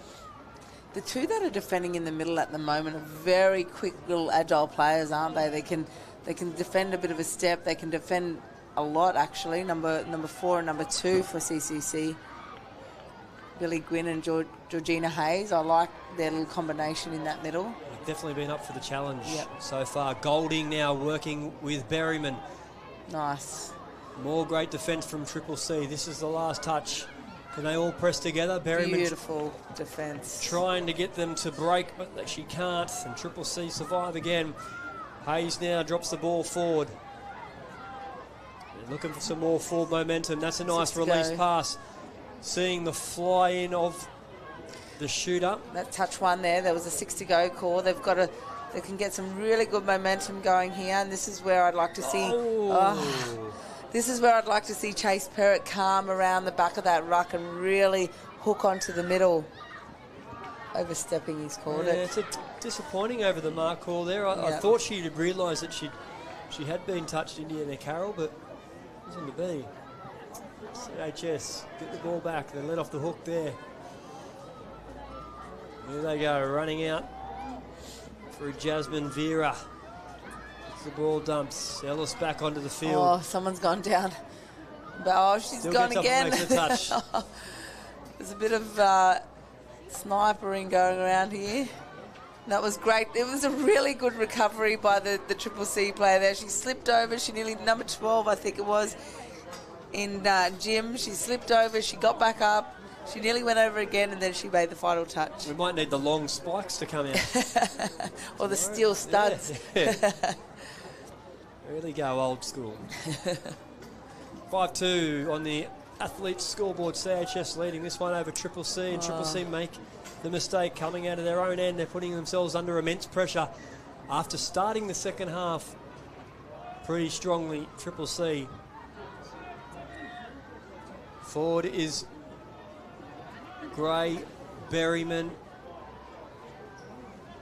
and Ellis is out there as well.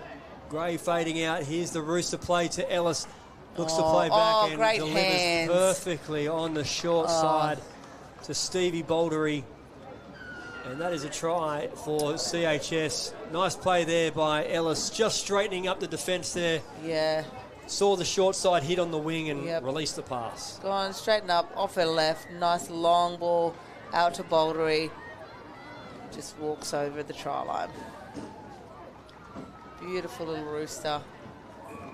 6-2 for CHS. Can you believe that CHS hasn't won the under-18s tournament, Bo, in 7 years? Wow. That's a long time. Could this be the side to do it? They've still got a long way to go yet in this competition, but at the moment they're proving very, very strong. And they're up against the New South Wales rivals at the moment and leading the way by 4.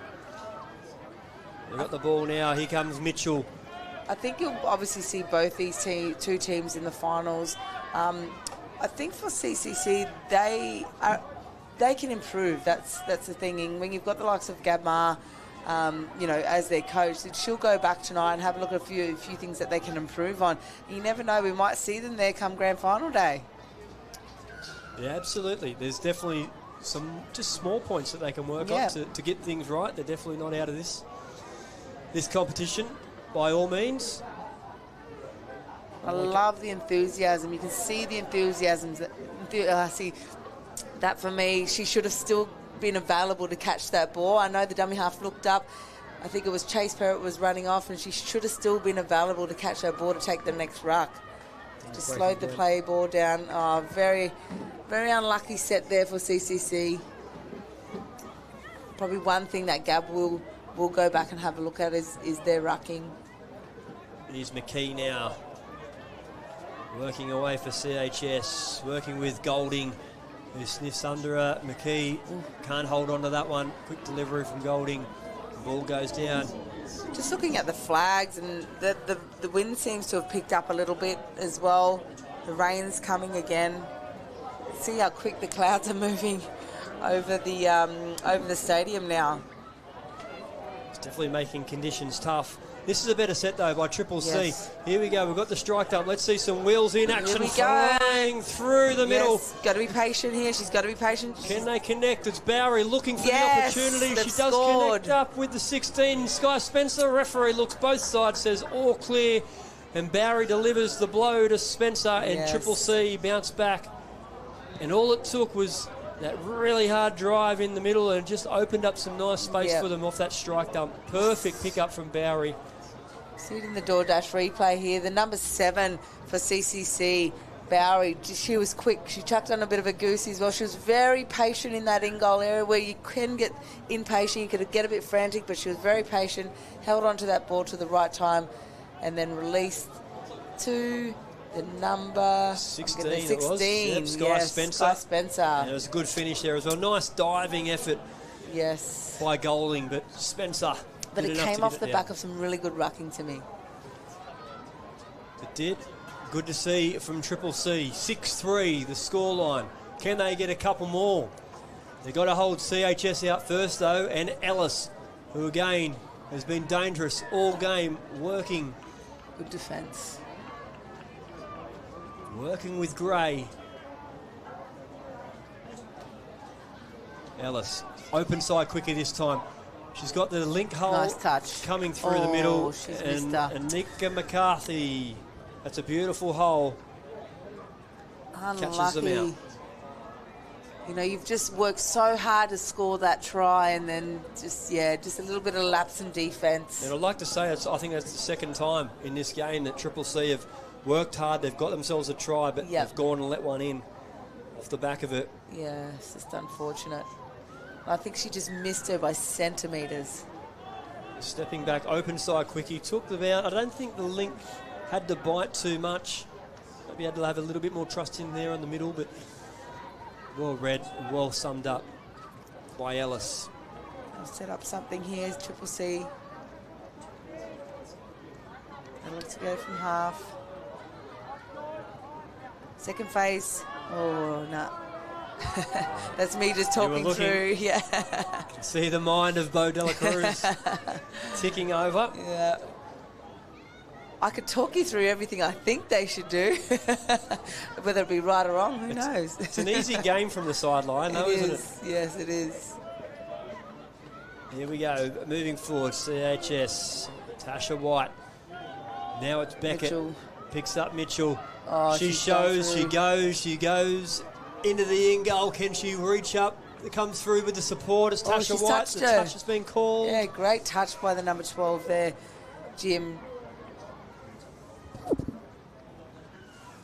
Mitchell takes off back short side. Can't sneak through there on the fifth touch. Good defence by Triple C. Yeah, that's great scrambled defence by them. Especially in open space. They're hard to stop, CHS. Oh, yeah, it was a little bit of a, what would you call it, shoulder charge? 2 weeks in the NRL.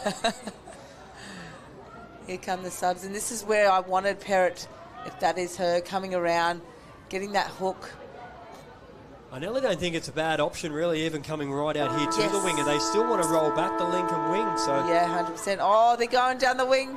Here we go. Beautiful last you got your play. wish. I did. You got your wish. Henville. Jessica Henville races away, and she nabs a much-deserved try there for Triple C right at the back end of the game, and referee blows full time. CHS winning that game 7 tries to 4, but a good effort by Triple C to stay in it, and especially score some late tries will give them confidence moving forward. Yeah, 100%. We'll just see this last try here. They didn't give up. I love that enthusiasm from them. They're definitely a team that can improve, which is what I really like to see. I don't think that they're at their best right now.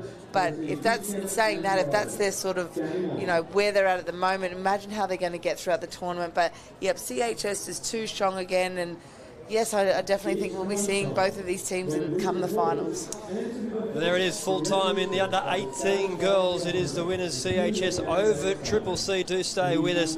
The next game coming up, the Brisbane Cobras, the Sunny Coast Pineapples in the under 16 girls division.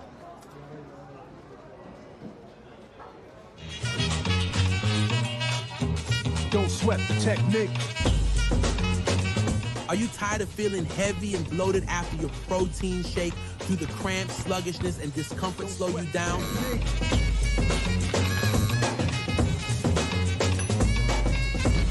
Say goodbye to digestive discomfort and unwanted side effects with Energy Pro. Unlike regular milk-based shakes that leave you feeling weighed down, Energy Pro is designed to keep you light, energized, and ready to perform at your best. For every road they trace is a scar they keep. Cause when I speak, they freak to sweat the technique.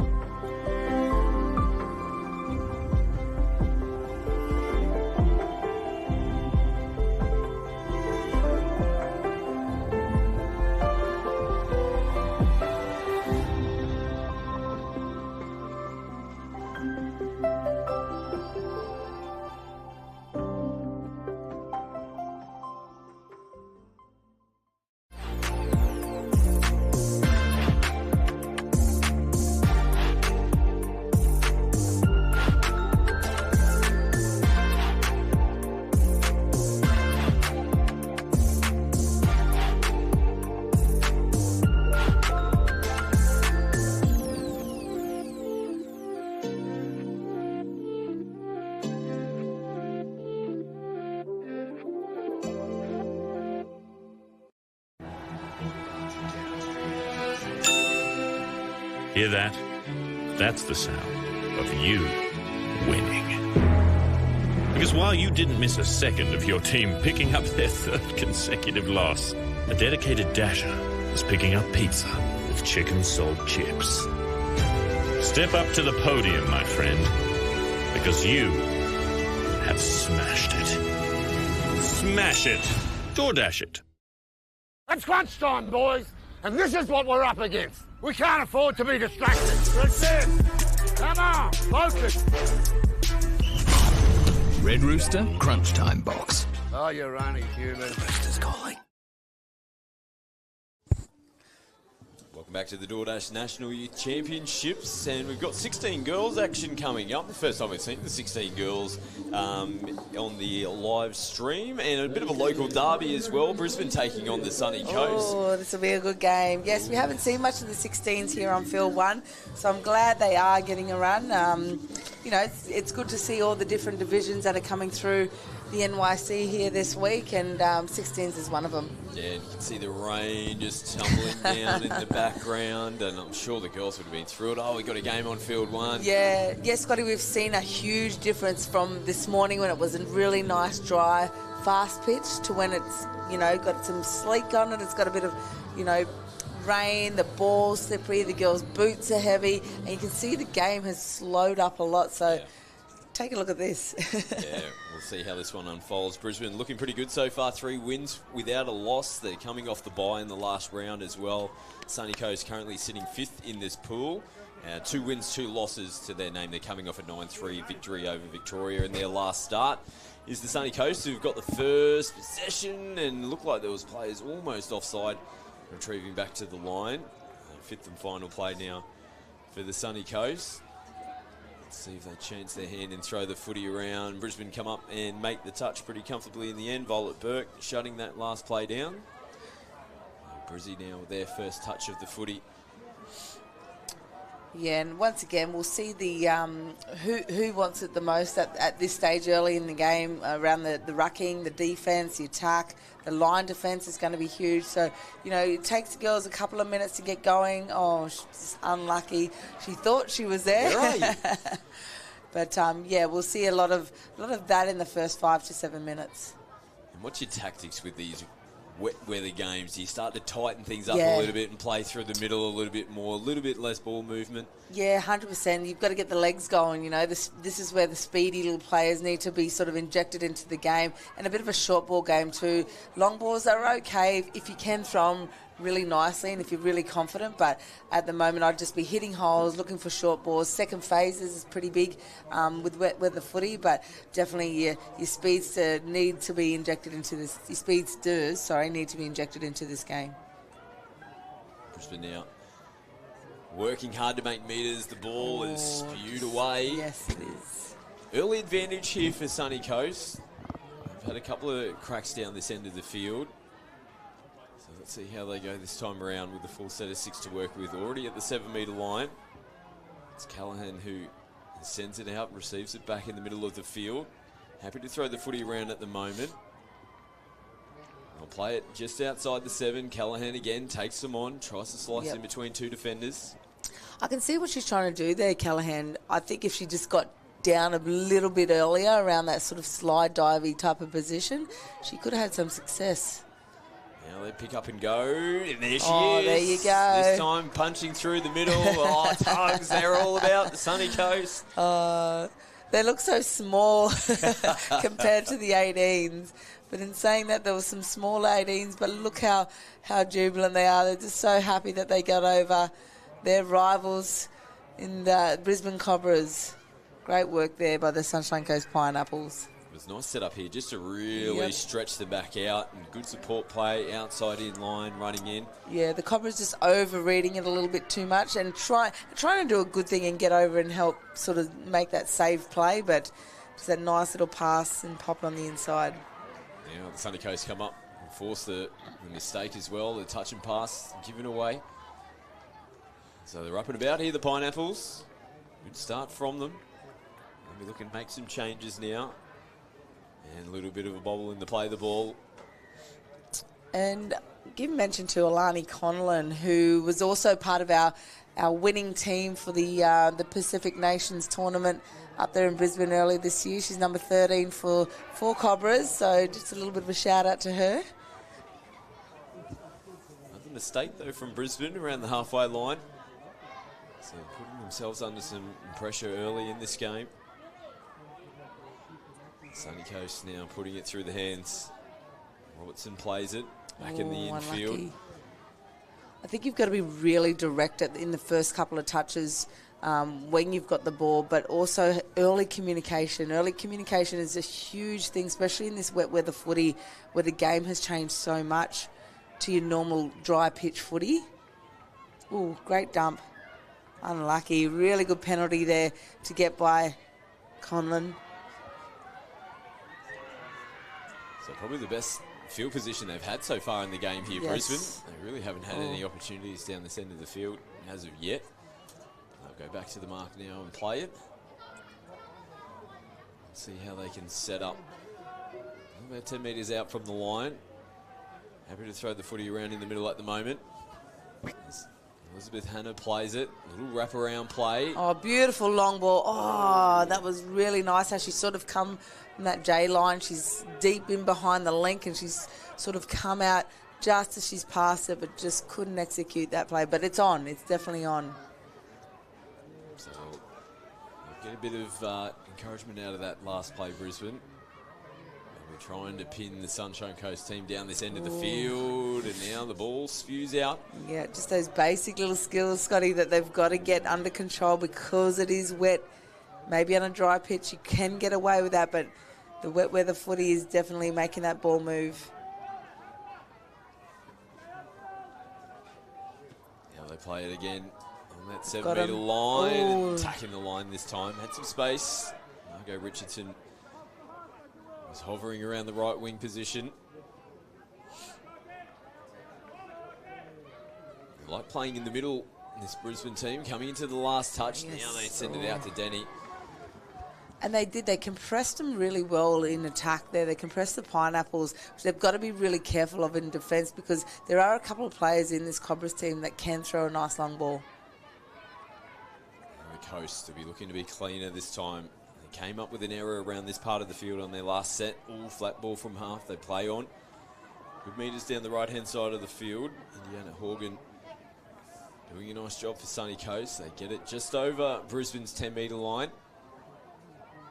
It's a tight contest between these two teams at the moment. Sunny Coast up by 1. And Brisbane making some changes. Nice little strike dump. Release as well. Someone's got to go forward. The last. Oh, it's on the last touch, so they'll chance their hand by throwing it around. Now look to go to the box here. Beautiful, nice defensive pressure by the Cobras. Yeah, they're really working hard to pick up metres at the moment, Sunny Coast. Inside ball. Strike dump. Morgan plays it. They go away, picking up from half. They're Bailey Fox. They're almost playing in between the 10-metre lines at the moment. Really no one able to get too much advantage ball in hand. It's that tight, grinding battle in the middle of the field at the moment. Sunny Coast forcing Brisbane to work hard. And it gives the coaches time to go, okay, this is what they're actually doing. So once players, especially their more senior players, come off and the ones that sort of control the play a lot more when you're out there, gives him or her an opportunity to let their players know, okay, this is what we're doing and this is how we adapt to their defense and their attack. Oh, just unlucky there. The rain seems to be picking up a little bit here. Yeah, definitely making it tough for the players at the moment. It's dark as well. We've got the lights on in the background. It definitely doesn't feel like 3:30 in the afternoon. Unlucky. Great touch by the Pineapples. Is it only 3:30? It's only 3:30. Oh It feels about 10 o'clock at night. I've been in here for this is my third game, so I'm like, oh my goodness, it's only 3:30. You're getting through, Bo. I am getting through. I'm still good to go. Been a long day. Been a long day. It has. I get to watch my son play in the under-12 boys Cobras team at 5:10, so I'm looking forward to that. We'll get the umbrella ready. Yes. The umbrella ready. This rain looks like it might be set in for a little bit this afternoon. Nice wraparound play. Denny just ball out in front. Lucky. I mean, it's all well and good for me to say this because I'm in a box at the moment, not getting wet, but it's kind of good to see the kids playing in rain. They don't play in rain much anymore. Oh, well, my son goes to me this morning, Mum, would they actually call the game off? I said, no, mate. I said, we've played up our heels. We've been running in water in games. They won't call it off unless, obviously, it's not safe anymore if there's lightning around. But, we'll keep playing as long as you will let us, that's for sure.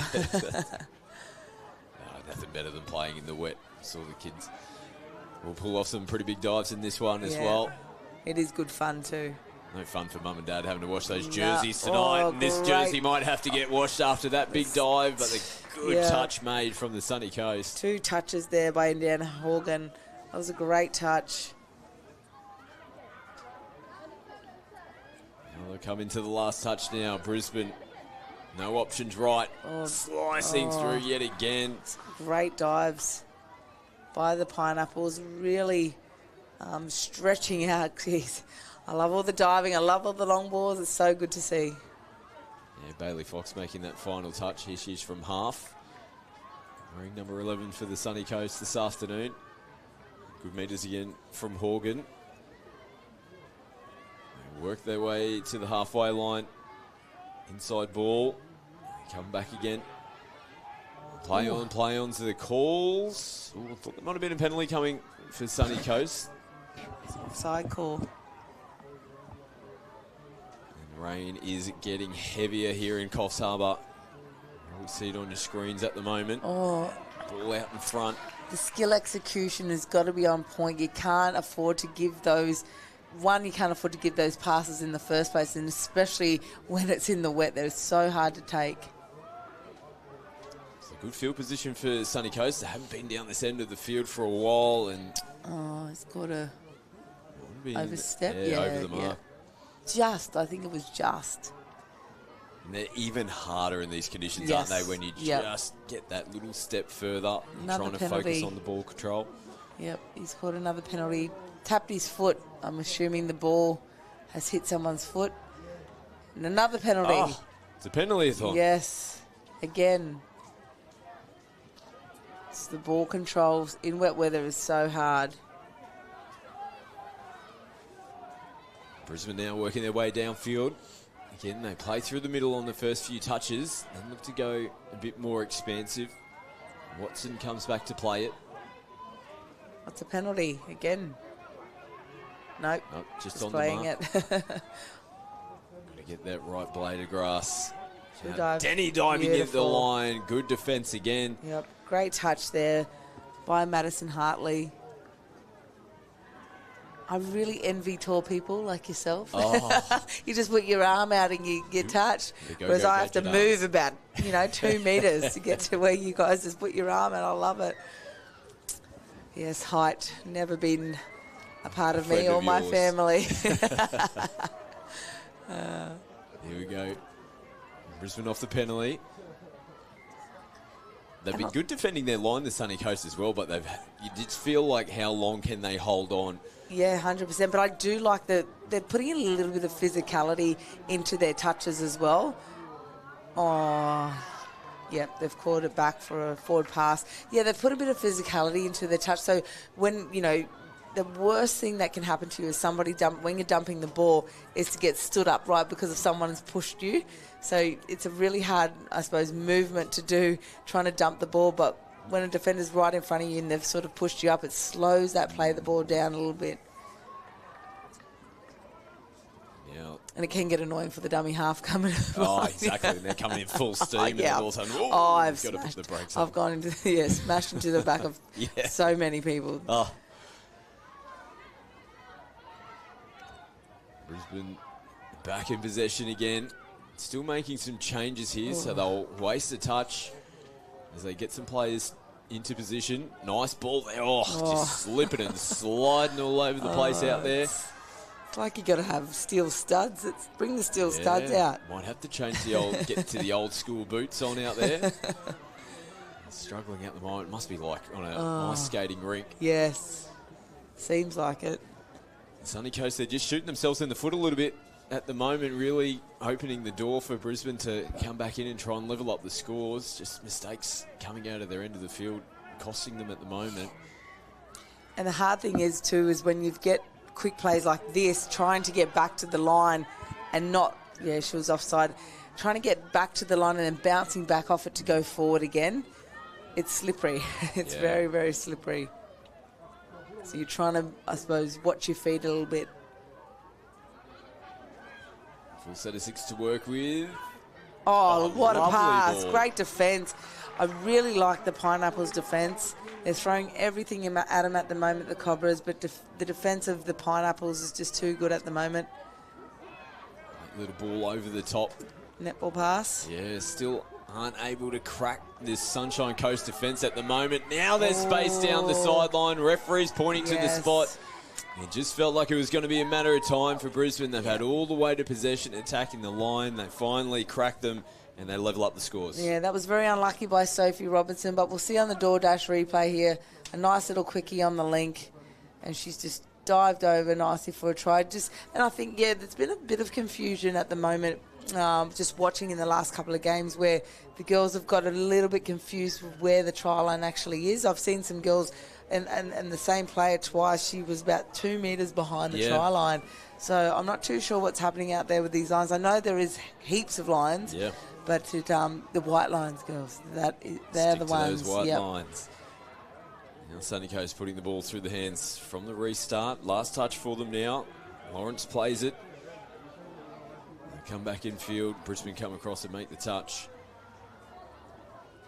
Hannah here offloads. They'll work down their sideline. Ball spewing out of the ruck. We're playing on it. Pull it up. It was bobbling. It was rolling. They continue to play on. All these little things, Scotty, you've got to get right. The play the balls, just everything. It's like you've just got to be really extra careful with it all. Sunny Coast start their set around that 10-metre line. 2 touches. They can't get the rub of the green. We saw one on the other side. They probably looked up and said, "Ref, square us up. Let us have this one." They continue on. Sorry, I have a bit of a coughing fit there. The honey, we talked about the honey. I know. Straight down. I think if there's been someone listening to us consistently all through the last 2 days, I've noticed my voice is slowly going. We've still got 2 days to go, I know. I'm going to get that honey. I don't know about honey straight, but I'm happy with honey and tea. Here we go. Brisbane have gone back-to-back tries. Looked like it might have been Millicent Watson there scoring. They slice them through the middle. Get the DoorDash replay here. Just a nice quickie. Once again, similar play to the previous try, but this time she stepped back in. Just needed that other middle to come in and shut it down for her. It could be the go, like we said, if we can get those angles working, how hard it is to change the direction in these wet, tricky conditions. Now a little pick up and go. Yeah, it's just those short little plays, short little jinks, because, you're trying to defend that. The defenders can slip. So, especially in these conditions. Nice. Yeah, pick up a good extra couple of metres down the sideline by throwing that pass. Now they come back through the middle, happy to throw the footy around. Good hands here from Brisbane. Last pass just a fraction too late. Positive signs, though. They're happy to throw the footy around, even though it's wet. Yeah, that's it. And maybe I don't know if that's a good thing or a bad thing, but possession is key in games like this. And getting down, earning the right to attack, getting down to that end of your attacking half. But just unfortunate for Pineapples there. They've just turned it over again. Yeah, those errors just costing them at the moment. Yep, it's a penalty. So more pressure coming their way. Brisbane scoring the last 2 tries to take the lead. And Sunny Coast getting the opening points of the game. Nice ball. They've got numbers. Wisely probably held onto the football there. Yep. Touches to come. Into the last they come now. And this is all they need to do. I think they need to, that's a great try. by Cobras there. And that's what I mean. All they need to do is these quick little plays where it's not a high risk, big long ball. There's short little passes, short little steps. Just beat them with footwork, beat them with foot speed, and then you're over. Unlucky just to miss her there, the number 7, Callahan. It was good honesty from her as well. She popped back up and let the referee know. Yeah, no touch there, the shake of the head. Great try by Hannah there. She, definitely straightened her up and just beat her with foot speed on the outside. And that's, I think, with the coach there, Caleb Brewery, he'll be telling him it's all around the short sort of quick little plays. Don't worry about anything long at the moment. Sunny Coast are giving the footy back to Brisbane. Nice ball to Richardson. Oh, that one's gone forward. Referees haven't missed it. There's a good chance here for the Sunshine Coast. After coming out all guns blazing, they definitely were the better of the two teams in probably the opening 5 to 10 minutes. Yeah, definitely. And they just haven't had too many chances down this end of the field. So they're working it all the way over. Little juggle. Did little she? Yeah, bobble. she just... Oh, it must be so hard for them out there. And it's that annoying spitting rain. I would rather it just absolutely bucket and then we're done for the day. Yeah. Hooter sounds in the background, and like we said, after that strong start from the Sunny Coast, Brisbane did a great job, just the field possession that they had down this end of the field to get those 3 tries, and they go into the break with the lead. Yeah, I definitely think the Pineapples are, they're still in the game here. Definitely got to fix up a bit of their rucking. They haven't been over halfway on a number of occasions, probably been down and made the errors and dropped balls mainly in their half. But, once they get that rucking going, you never know, the game could really open up. Yeah, Brisbane in front at the halftime break in the 16 girls. Halftime score, Brisbane 3, Pineapples 1.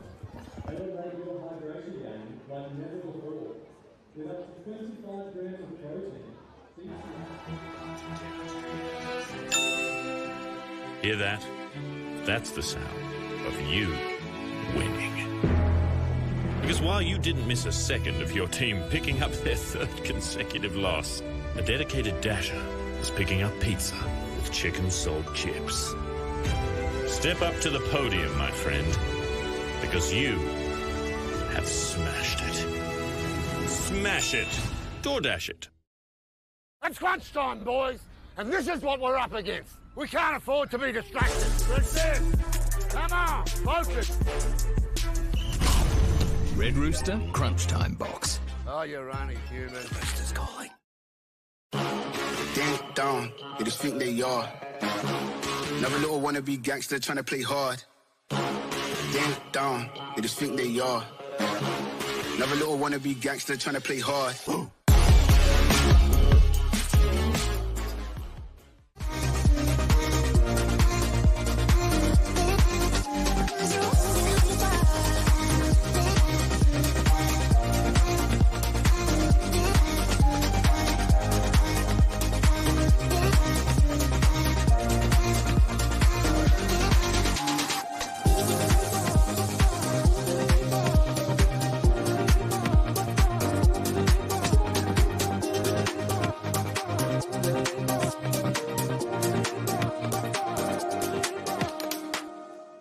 Sports Cover provides affordable, tailored insurance solutions designed to protect your sports and leisure lifestyle. Created by sports people for sports people. More than 35 years of industry-specific experience and knowledge makes us not only experts in our field, but pioneers of our industry.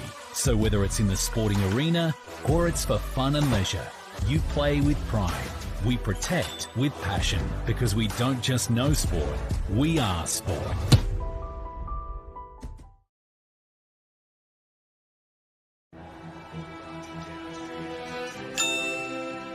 Hear that? That's the sound of you winning. Because while you didn't miss a second of your team picking up their 3rd consecutive loss, a dedicated dasher was picking up pizza with chicken salt chips. Step up to the podium, my friend, because you have smashed it. Smash it. DoorDash it. It's crunch time, boys, and this is what we're up against. We can't afford to be distracted. That's it. Come on, focus. Red Rooster Crunch Time Box. Oh, you're only human. Rooster's calling. Damn down, they just think they are. Another little wannabe gangster trying to play hard. Damn down, they just think they are. Another little wannabe gangster trying to play hard.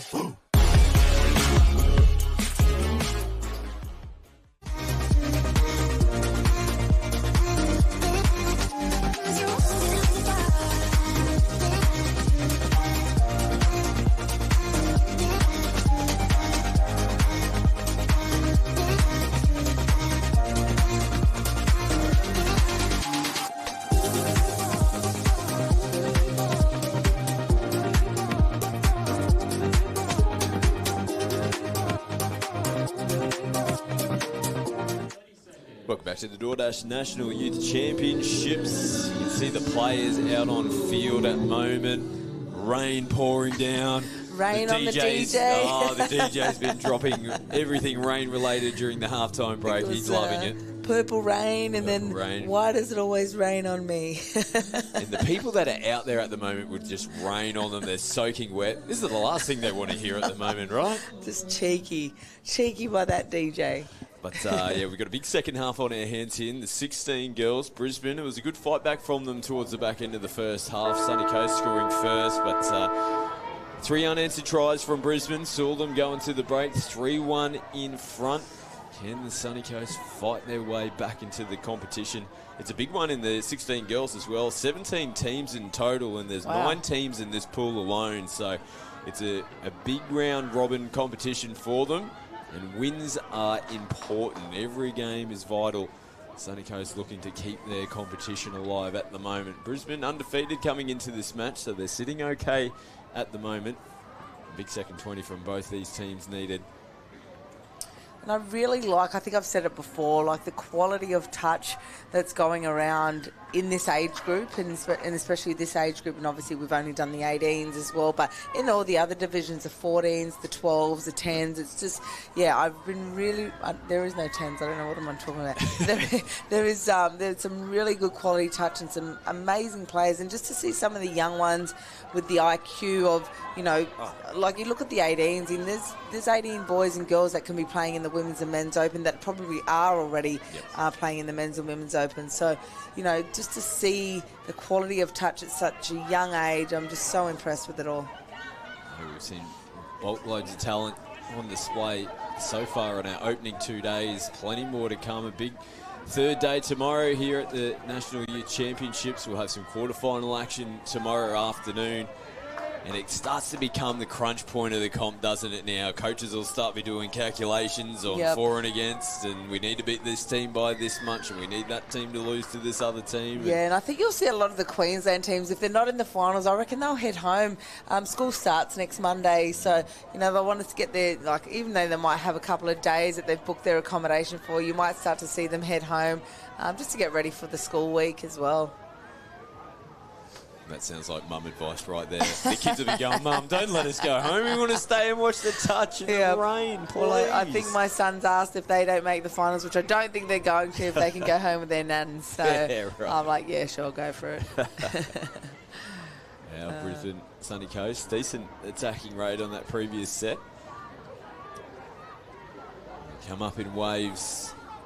In defence, trying to stop Brisbane. Nice work and good footwork there from Lily Clutton to get away from that first line of defence. Nice rucking by the Cobras here. They'll have a couple of touches at their line. They need a strike dump here. You'll see the number 4. She'll pick up a scoop. Oh, it was there. That was on. What a nice play by Cobras. Yeah. And she's having a bit of a smile to herself, the number 7, Violet Burke. Definitely opened up for them. It was a lovely little play and good lead-up work from Brisbane as well. Half a chance going back in there for the Cobras. And Sunny Coast pushing passes, trying to get forward. Last touch for them now. Nice pick up and go from half. And I think that their timing is just a little bit out with the Pineapples on their subsets. They've got to get players on a little bit quicker, and there's a drop ball from the Cobras. So they're really good for their position now. Pineapples. They haven't been down here in a while, so hopefully after having that halftime chat, they can come back and see what they can put some points on the board. Yeah, got a very experienced coach on their side of the field as well, Craig Morrow. Yes, they do. Former Queensland Women's Open coach. Coached the Broncos team to Elite 8 success at this very venue for a number of years as well. And just caught a little bit too close to the try line there, the sunny coast. And Brisbane playing simple forward. Oh, they've almost run into each other. Yeah. Just gave it away. Yep, just a little bit of breakdown in communication there, wanting to get off. I'm just still a big believer in you've got to earn the right to get off. Yeah. And even if it's a subset, you still got to go hard.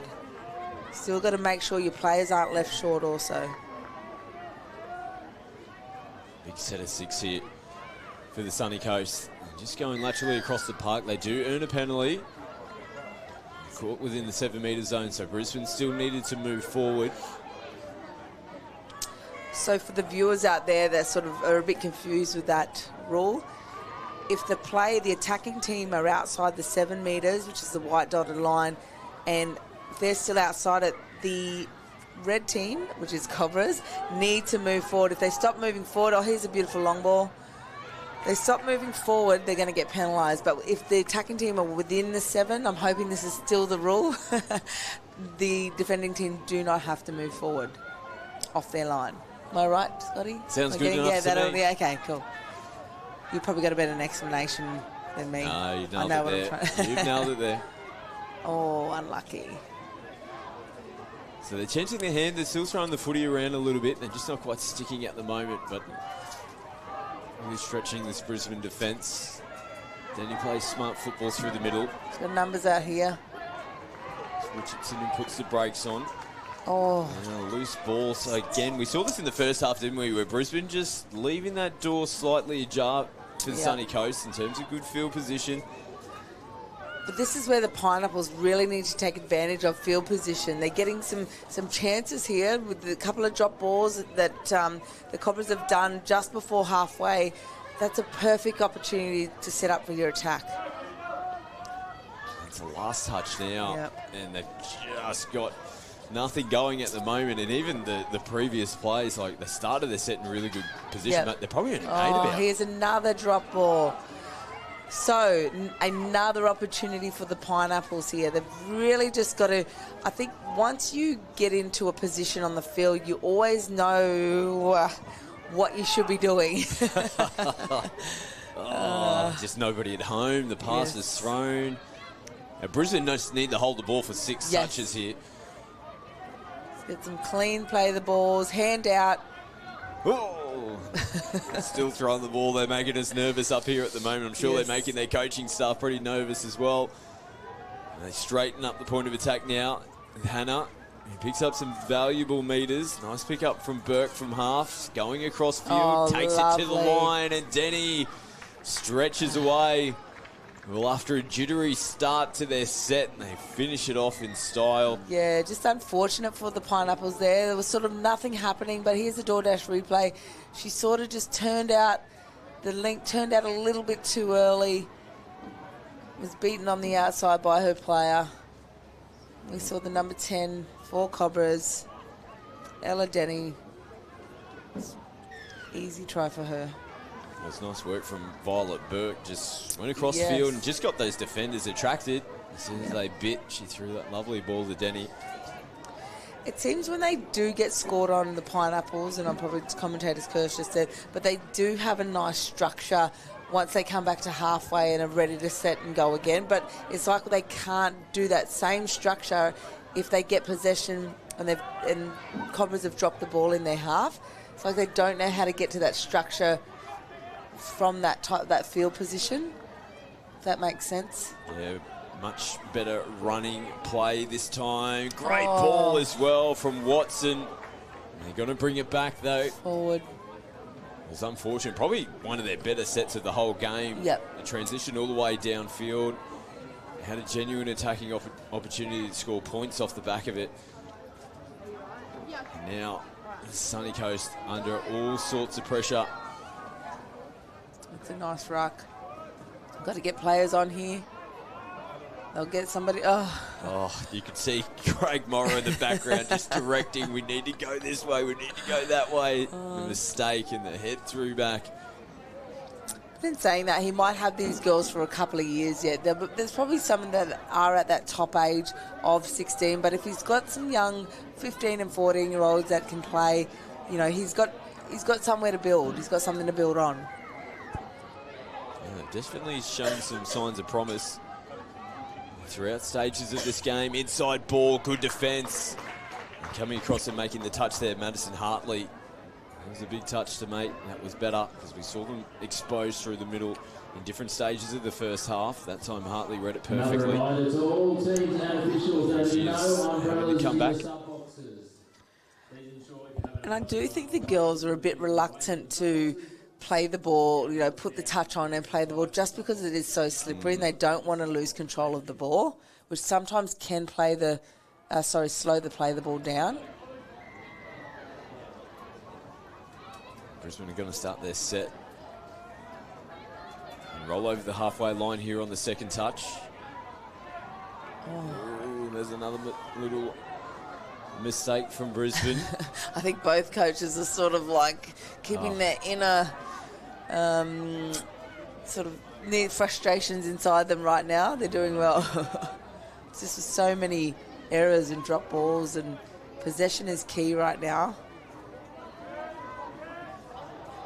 The light's really starting to kick in here in Coffs Harbour as well.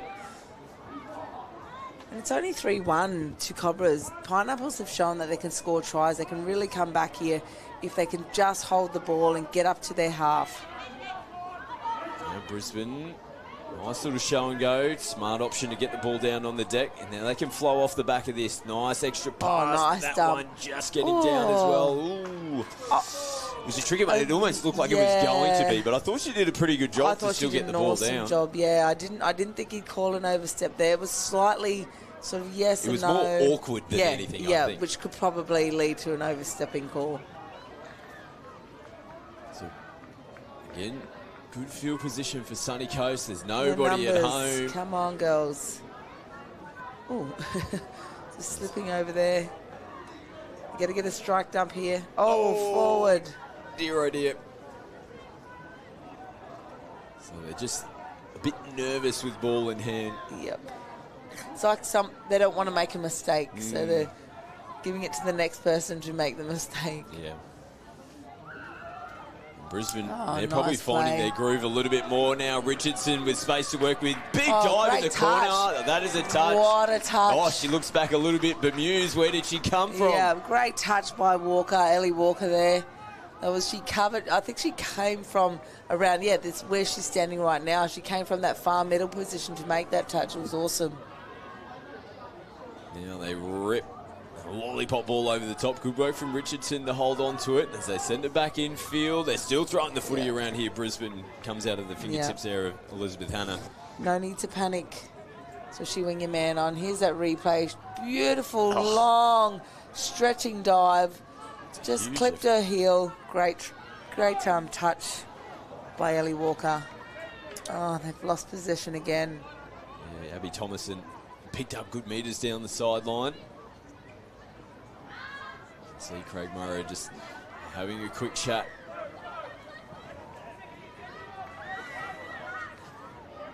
Now Richardson pops around the back. Ball rolling. They continue to play on. And this is what I like about what Craig's doing. You know, he's been in the Australian team, coaching the Australian Women's Open for so long now, and coming back to sort of this level and getting the next generation of Australian players prepared. That's a great way to give back.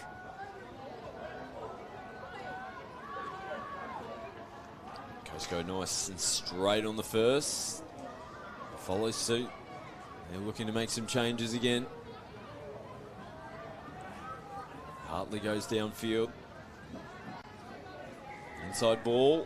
And they try and pick up and go with Bailey Fox. And as soon as she tucked it under her arm, she's letting the defence know that she's not even trying to look to pass. She needs to try and keep that ball out in two hands. Richardson again. She's found a bit of space on this left sideline. Decides to cut back in off the left foot. I'll get a strike dunk going here. Coming into the last touch. Yep, she's got numbers on the outside. She'll just cruise over straight between the middles. And that's Lily Clutton. Yeah, nice support play from Clutton. Also has the support of her teammate. Getting some grass off the face. All the girls looking out for each other this afternoon. Just getting that pass away. And the diving effort just took her out of the defensive line. Nice work coming off that left foot. Diving in to finish it off. Starting to stretch away now, Brisbane. 5-1 in front. They've shut out. Oh, they've got numbers. They're really compressed, aren't they, the Cobras, in their defence. They're trying to sort of flood one area. Down the sideline they come. They've fancied down this left-hand sideline. A couple of occasions they've thrown some passes down there, seen some space to work with. Last touch now again. Sunny Coast still retrieving. Oh, lovely ball. Over the top. Great touch. Ooh. That was close. Denny gets her second try of the game. That was good footy there from the Brisbane Cobras. I thought she got the touch there when she was in flight, so we'll see. Just skip to the outside. Nice little cut-out ball. Yeah. It's pretty close. Yeah, it's simultaneously, but benefit of the doubt. Ball, yeah. Unlucky for the Pineapples in that occasion.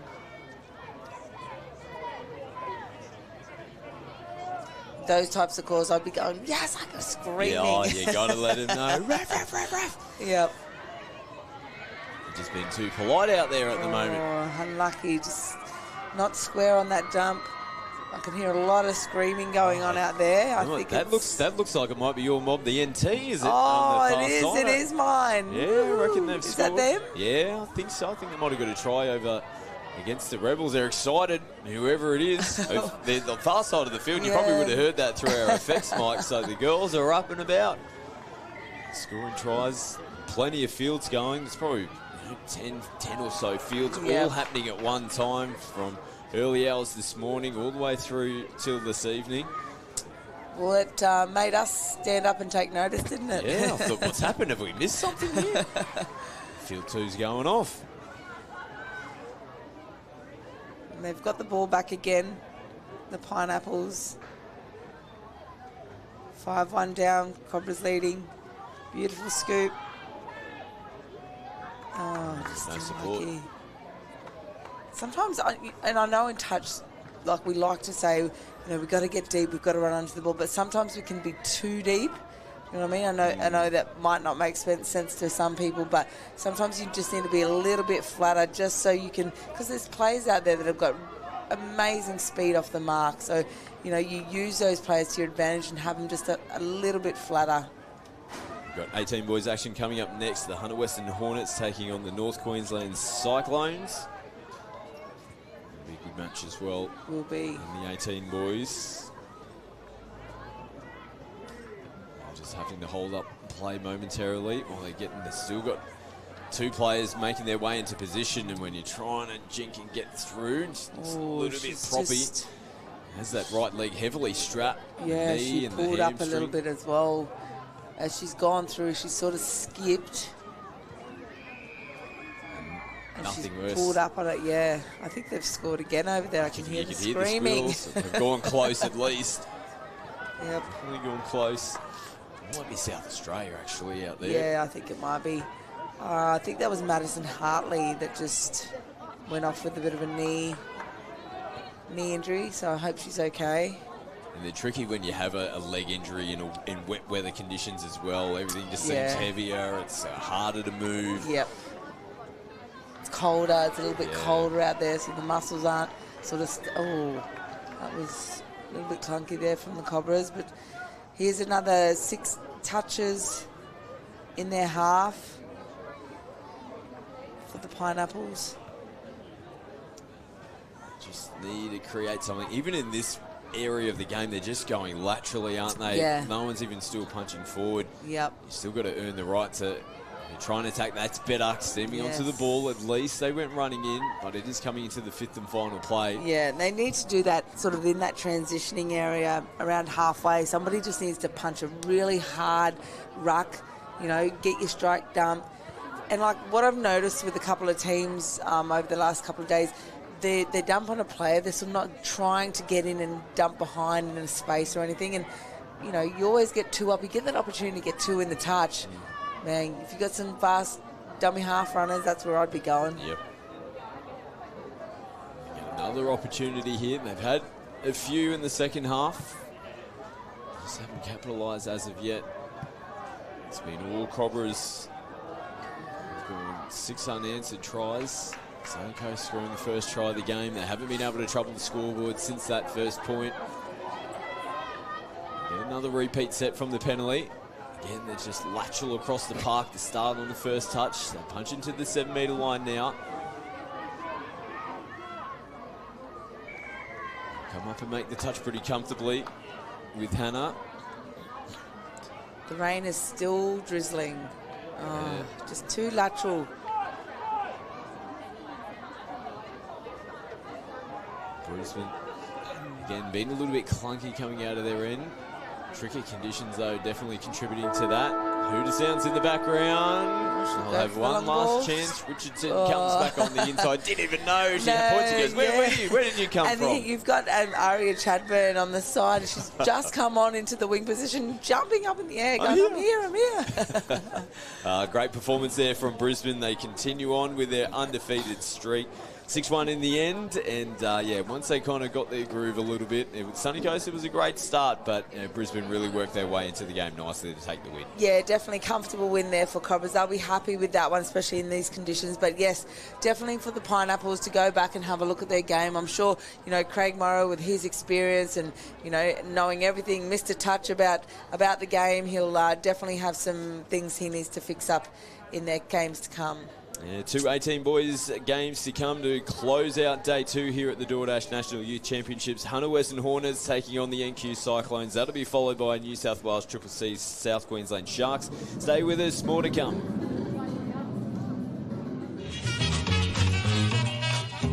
Don't sweat the technique.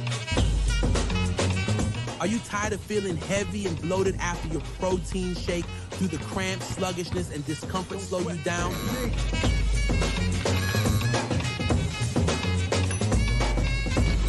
Say goodbye to digestive discomfort and unwanted side effects with Energy Pro. Unlike regular milk-based shakes that leave you feeling weighed down, Energy Pro is designed to keep you light, energized, and ready to perform at your best. For every road they trace is a scar they keep. Cause when I speak, they freak to sweat the technique.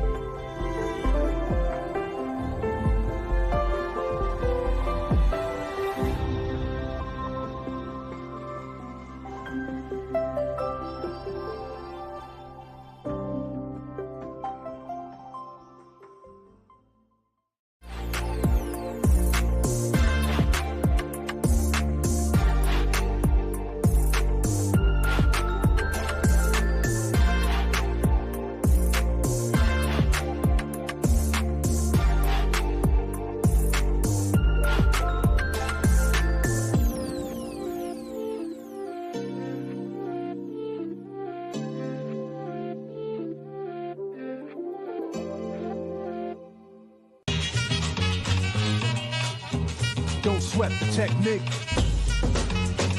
Are you tired of feeling heavy and bloated after your protein shake? Do the cramps, sluggishness, and discomfort slow you down?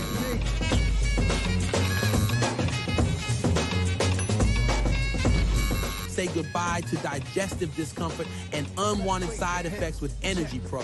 Unlike regular milk-based shakes that leave you feeling weighed down, Energy Pro is designed to keep you light, energized, and ready to perform at your best. For every road they trace is a scar they keep. 'Cause when I speak, they freak to sweat the technique.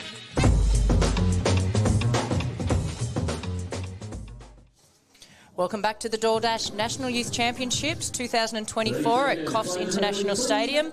My name's Gab Rose and I'm joined here with Scott McAllister for what's going to be another good matchup in the 18 boys division. We've got the Hunter Hornets against the North Queensland Cyclones. Yeah, nothing really separating these two teams. Hunter come into this one sitting in 5th. This is a Pool A match, but both teams have had 1 win and 2 losses, so it's only for and against that separates them. NQ a little bit higher on the ladder, sitting in 3rd position at the moment. So, yeah, this is going to be a good game, I reckon.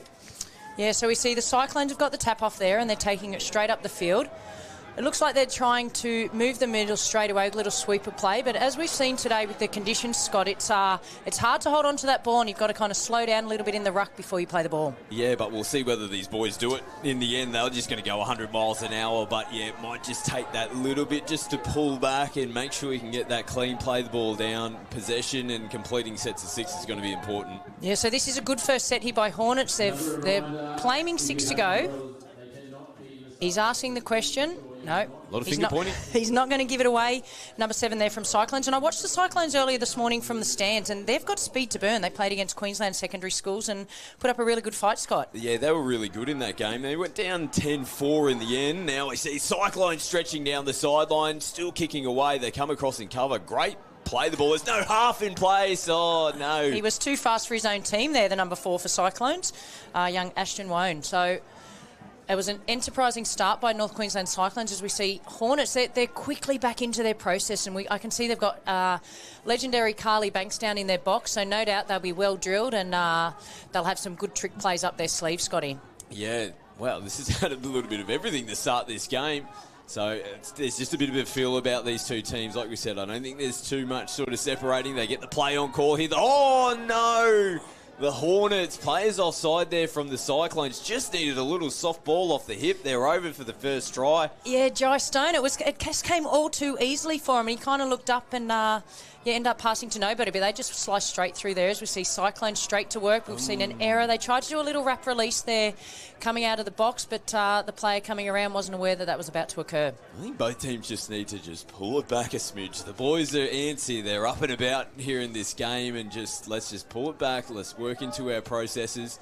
And it'll come for one of these two teams eventually. But, yeah, they're definitely early jitters in this game. They are, and I just decided after that comment I'm going to slow my voice down as well, Scotty, so I'm going to keep it nice and calm in the commentary box like you do. So it's hard not to, though, when they're like Jack in the boxes, both these two teams at the moment. Look at the Cyclones again. Oh, I've seen him run before.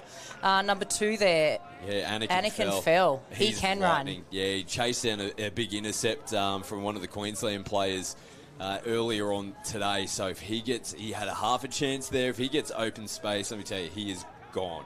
And I think you're right, Scott. This game's going to have everything. As we see, number 3 there for Cyclones. Throw the long ball, but well defended there by the Hornets there. They didn't bite in. They just held their ground and waited for the ball to come across and affected the touch. Yeah, it was nice, smart play there from the Hornets. They looked pretty comfortable in the end.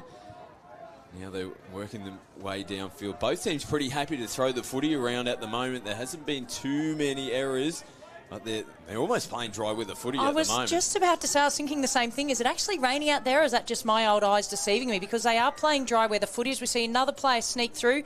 He's going to be looking to link up with his winger, and he's going to...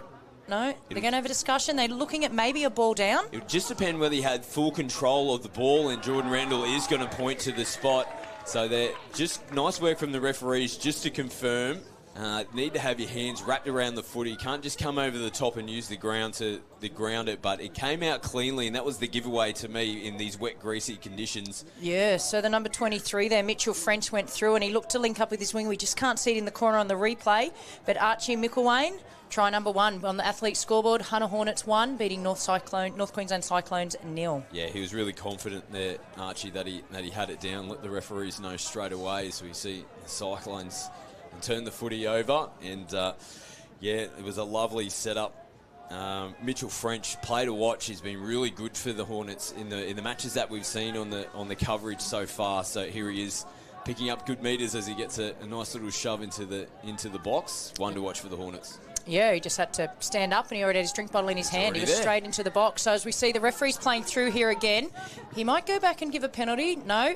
They're going to have to bring it out to the 7, the Cyclones, and they get a fresh set of 6. And no doubt after that defensive set, they'll be looking to get it to their box. Just got to be careful in that. That's twice now that they've gone through for players being called offside, and they've taken advantage of the Hornets. Good recovery in the end. They got some players there to make the touch. So the Cyclones, they hold out as they march downfield.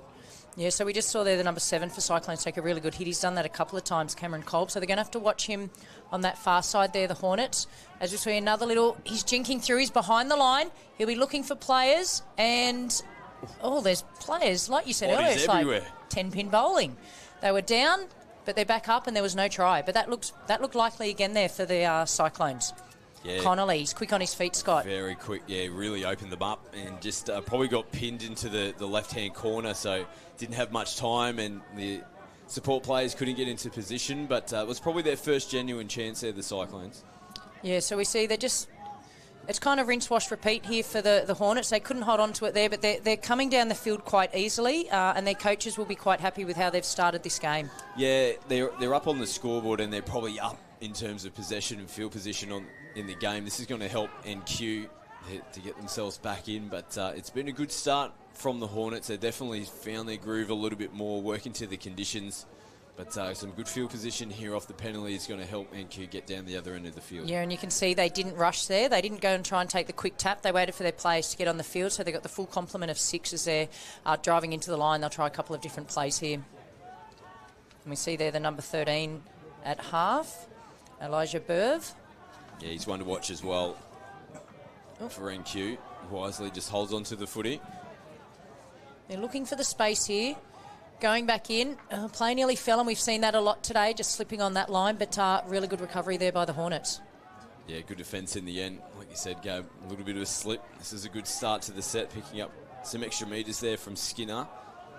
No one at home at the moment here for the Hornets as they're making changes. No, this is probably the best defensive set we've seen from Cyclones. You can see them rushing up and pressing there, and Hornets going to have to adjust because they've been good in that regard. As we see another slip right on halfway. Fell on the logo there.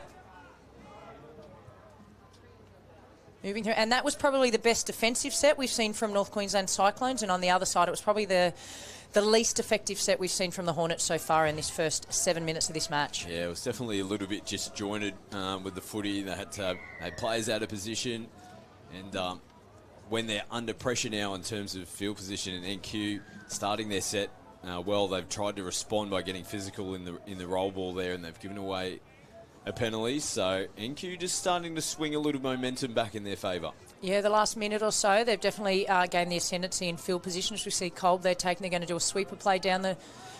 Oh, it was well defended. It was a short side, so they went back to their side. And again, they're doing a really good job, the Hornets, at not biting in defence. So, which means they've got a lot of good communication out there.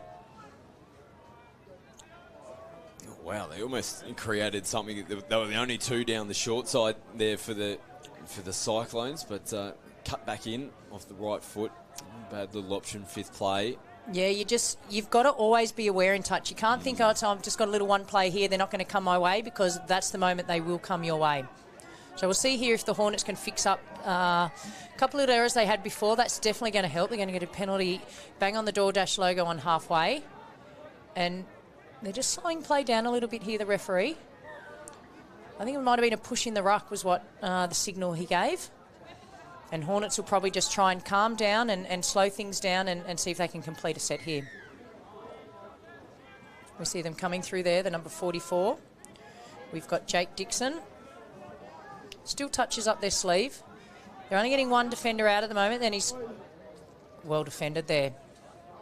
Yeah, they had two popping up out of the line to make the touch. One more to make here for NQ, and they punch up out of their line quite nicely, but there is some space down this right-hand side of the field. Nice recovery sliding across from Anakin Felt.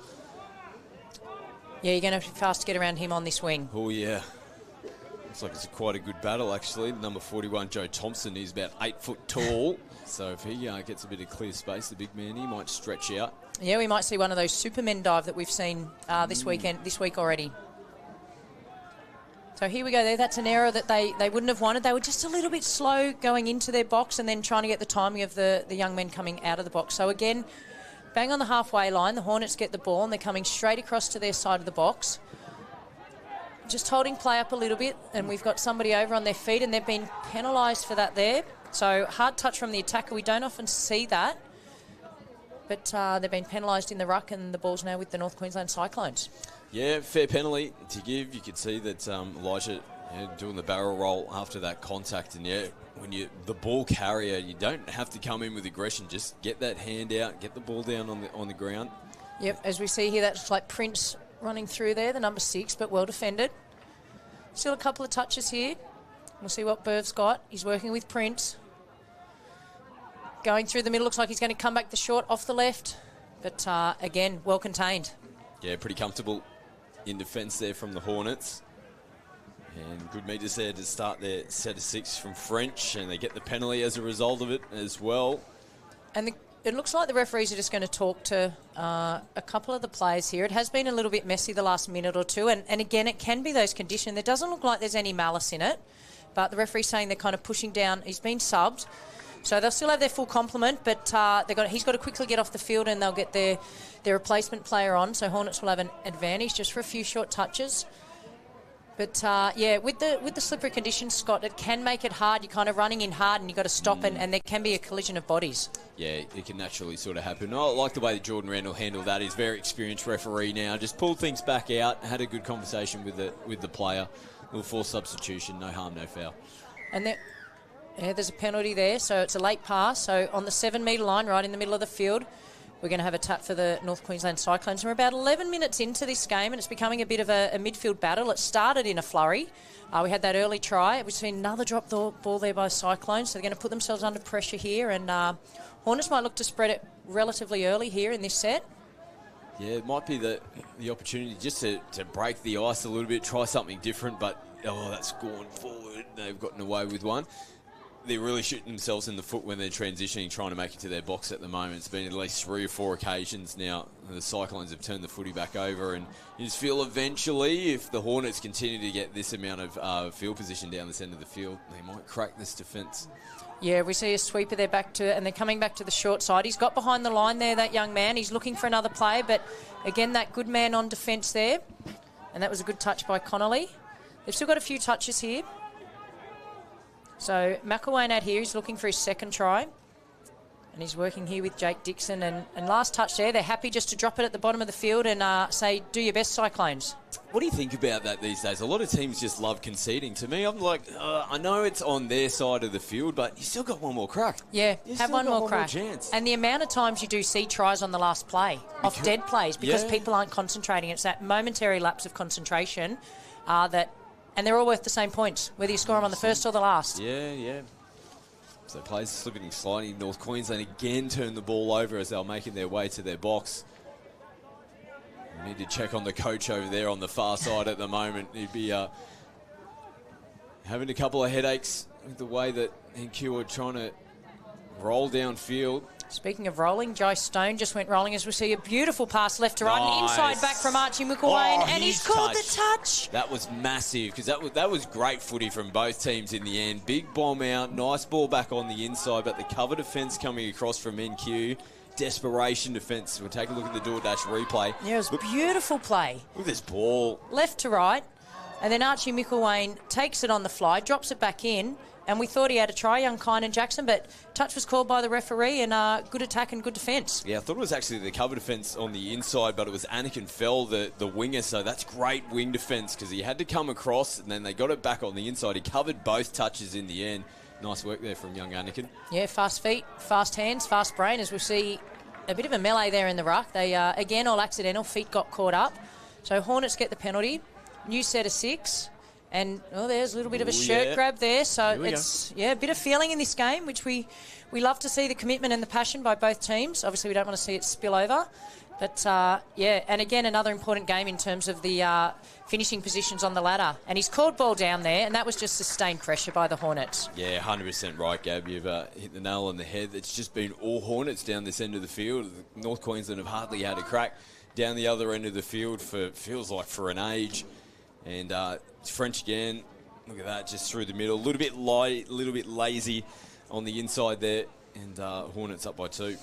Yeah, and as you said, they were just a little bit disconnected as we watch again on the replay, and it only takes that half a step, and that's the difference between try and no try. So on the athlete scoreboard, 2-0 in favour of the Hornets over the North Queensland Cyclones, but still anybody's match. There's plenty of tries left to be scored in this one, Scott.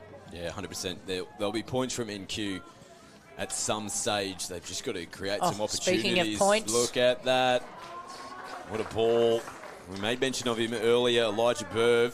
And just hasn't quite had the opportunities so far in the game, but he got the chance right there and sent a beautiful left to right out to the corner, and Colin Cuts there finishing it off. Here we see on that replay, left to right, Berv half went through the gap and decided, I'm just going to dish it out. A good 15, 20-metre pass there, and it's now 2-1 on the athlete scoreboard. And they needed that, didn't they, NQ? Even though they're only down by 2, it just felt like they were down by a bit more. In this game, it's been all Hornets for the majority of it. Even though it came off the restart, it's points on the board. Yeah, so they'll be looking to respond quickly, but they're not going to be able to now. There's, again, a little bit of an error in the roll ball. They're looking to get a sweeper play going there. So we'll see Cyclones, something they'll definitely want to be fixing from their coach's point of view will be they're coming off their line, and that'll just about do it. If you're going to do it. He's gone, baby. Do it well. They are not catching him. Wow. The number 10 for North Queensland, we've got Toby Falconer. Holy heck, didn't he show some speed as soon as he went through? Just against the grain, nothing doing, just on the outside of one defender. As soon as he beat his man, he was gone. Yeah, we'll just do a one-up for a Toby here, because off he went. Just a little dummy. And little goose step to get out of the way, and there was 3 chasing as well as the 2 referees, so I'm going to say he's beaten 5 there, Scott, to score that try. Oh, yeah, he's quick. Yeah, they do have some speed here, the North Queensland Cyclone, and just like that, it's 2-2. Well, when they've been backs up against the wall, and then 2 back-to-back tries, and it was a big defensive set previously as well. Now the hands almost coming through, but after they defended that way after scoring their first try, that's what got them into a position there, and Falconer just an open space. Yeah, and we can see in the Hornets attack, it looks like Mitchell French is one of the key players for their attack. He just a little pop pass there and nearly generated something. As we see here, they're looking to generate something out wide, get outside their player. And that player with the fancy feet, Anakin Fell, he's in everything. And working here there, we've got Cameron Kolb. Not played directly, so you've got to play for our viewers at home. You've got to play it facing the other opponent's try line. A little bit side on there. And there we see a little bit of a lateral run. They want to straighten things up here, the Hornets. They're trying to get fresh legs on. You kind of got to go forward first to earn the right to get your players on and off the field. Yeah, so it's a little bit clunky, this set here from the Hornets. Haven't really made too many metres. Last touch for them now. Slapping play on's the call. They shut it down. Yeah, and then there's that little battle again out wide here on the wing, and it's pretty even. There could be an opportunity here. Oh, and he had to do it there. Archie Miguine, you've scored one, and you've definitely saved a try there. And it was a Superman dive. It wasn't what I was thinking, but it definitely saved the day there. He had to get his hands on that ball. I like the little short side play from the Cyclones. They play a good brand of footy, don't they? They chance their hands, middle of the park, short sides. Yeah, it's super exciting here. You see the man that set up a try earlier. He's through again. A little flick pass, and that's an amazing put down by the number 5. Looks like Mr. Prince. Well done. Flick ball again. Another try assist here for Elijah Berv. He's turning it on for the Cyclones. They just kind of held off him. They look pretty comfortable at this point, and then he pops off that left foot. There's players down on the deck. Flick ball back on the inside. He still had work to do, Prince. It was such a clinical put down. We see that. And look here, Scott, they've gone actually behind the line. Yeah. And the slipping over certainly didn't help, but 2 players on him and, put the ball down extremely quickly. So now, in just a flash, they're now ahead on the scoreboard, the North Queensland Cyclones, 3-2. Yeah, down by 2 points. They've scored 3 tries unanswered, and they're in front for the first time of the game. It's been quite the hit back from them, hasn't it? It sure has. We're only a couple of minutes shy of half-time here, so they'll be looking to consolidate here, North Queensland Cyclones, although it never looks like they're going to put the cue in the rack, does it? They're going to play right up to the final second, and who knows what they're going to produce here. So there's about 90 seconds left on the clock, and Hornets won't want to let them get away with another try here. And this is better defence by the Hornets. They're coming up in pairs. They're moving up fast. Receive last play scoop. He's going to throw long, drop it back inside. And we see well contained there. But again, a good set by the Cyclones. They're completing their sets now and getting it up the other end of the field, Scott. And that's what the issue was for them in the early stages of the first half. They couldn't get to their box. They couldn't make any, couldn't get across to even make changes. They were turning the footy over. All of a sudden, they're completing their sets of 6 and they're getting down the other end of the field. And they've got strike across their 6, so they can hold that footy. They're going to be a chance for more points. Yeah, sport can be a simple game sometimes. It's about, as we see a drop back in there, holding on to the ball as we hear the halftime hooter in the background. And this has been a cracking first half. It didn't even feel like it went for 20 minutes. I can see the referee even looking at his watch there. Yeah. So, Scott, I don't know what to expect in the second half here. Oh, well, we got a little bit of everything there in the first. The way that both teams started, it was electric. There was all sorts of stuff going on out there. They came out all guns blazing. It was all Hornets. Then all of a sudden, it was all Cyclones. We're going to get more points in the second half. But, only the one try separating them. But it's a really good quality game. Yeah, we'll be back in a moment for the second half of this 18 boys clash.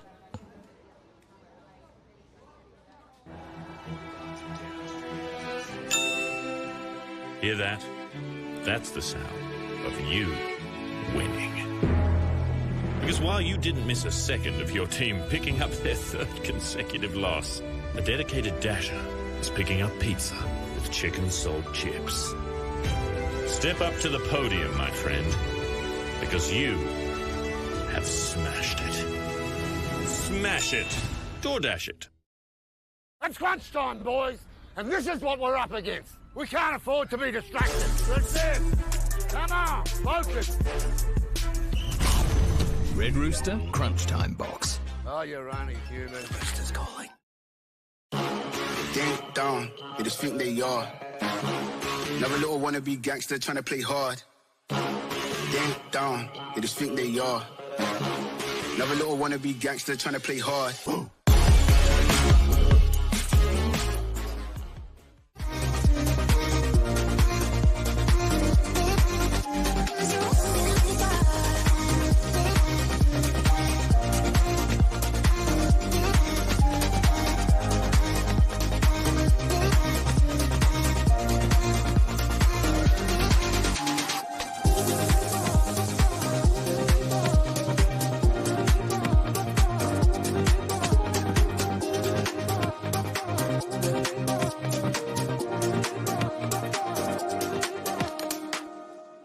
Sports Cover provides affordable, tailored insurance solutions designed to protect your sports and leisure lifestyle. Created by sports people for sports people. More than 35 years of industry-specific experience and knowledge makes us not only experts in our field, but pioneers of our industry. So whether it's in the sporting arena or it's for fun and leisure, you play with pride. We protect with passion because we don't just know sport, we are sport.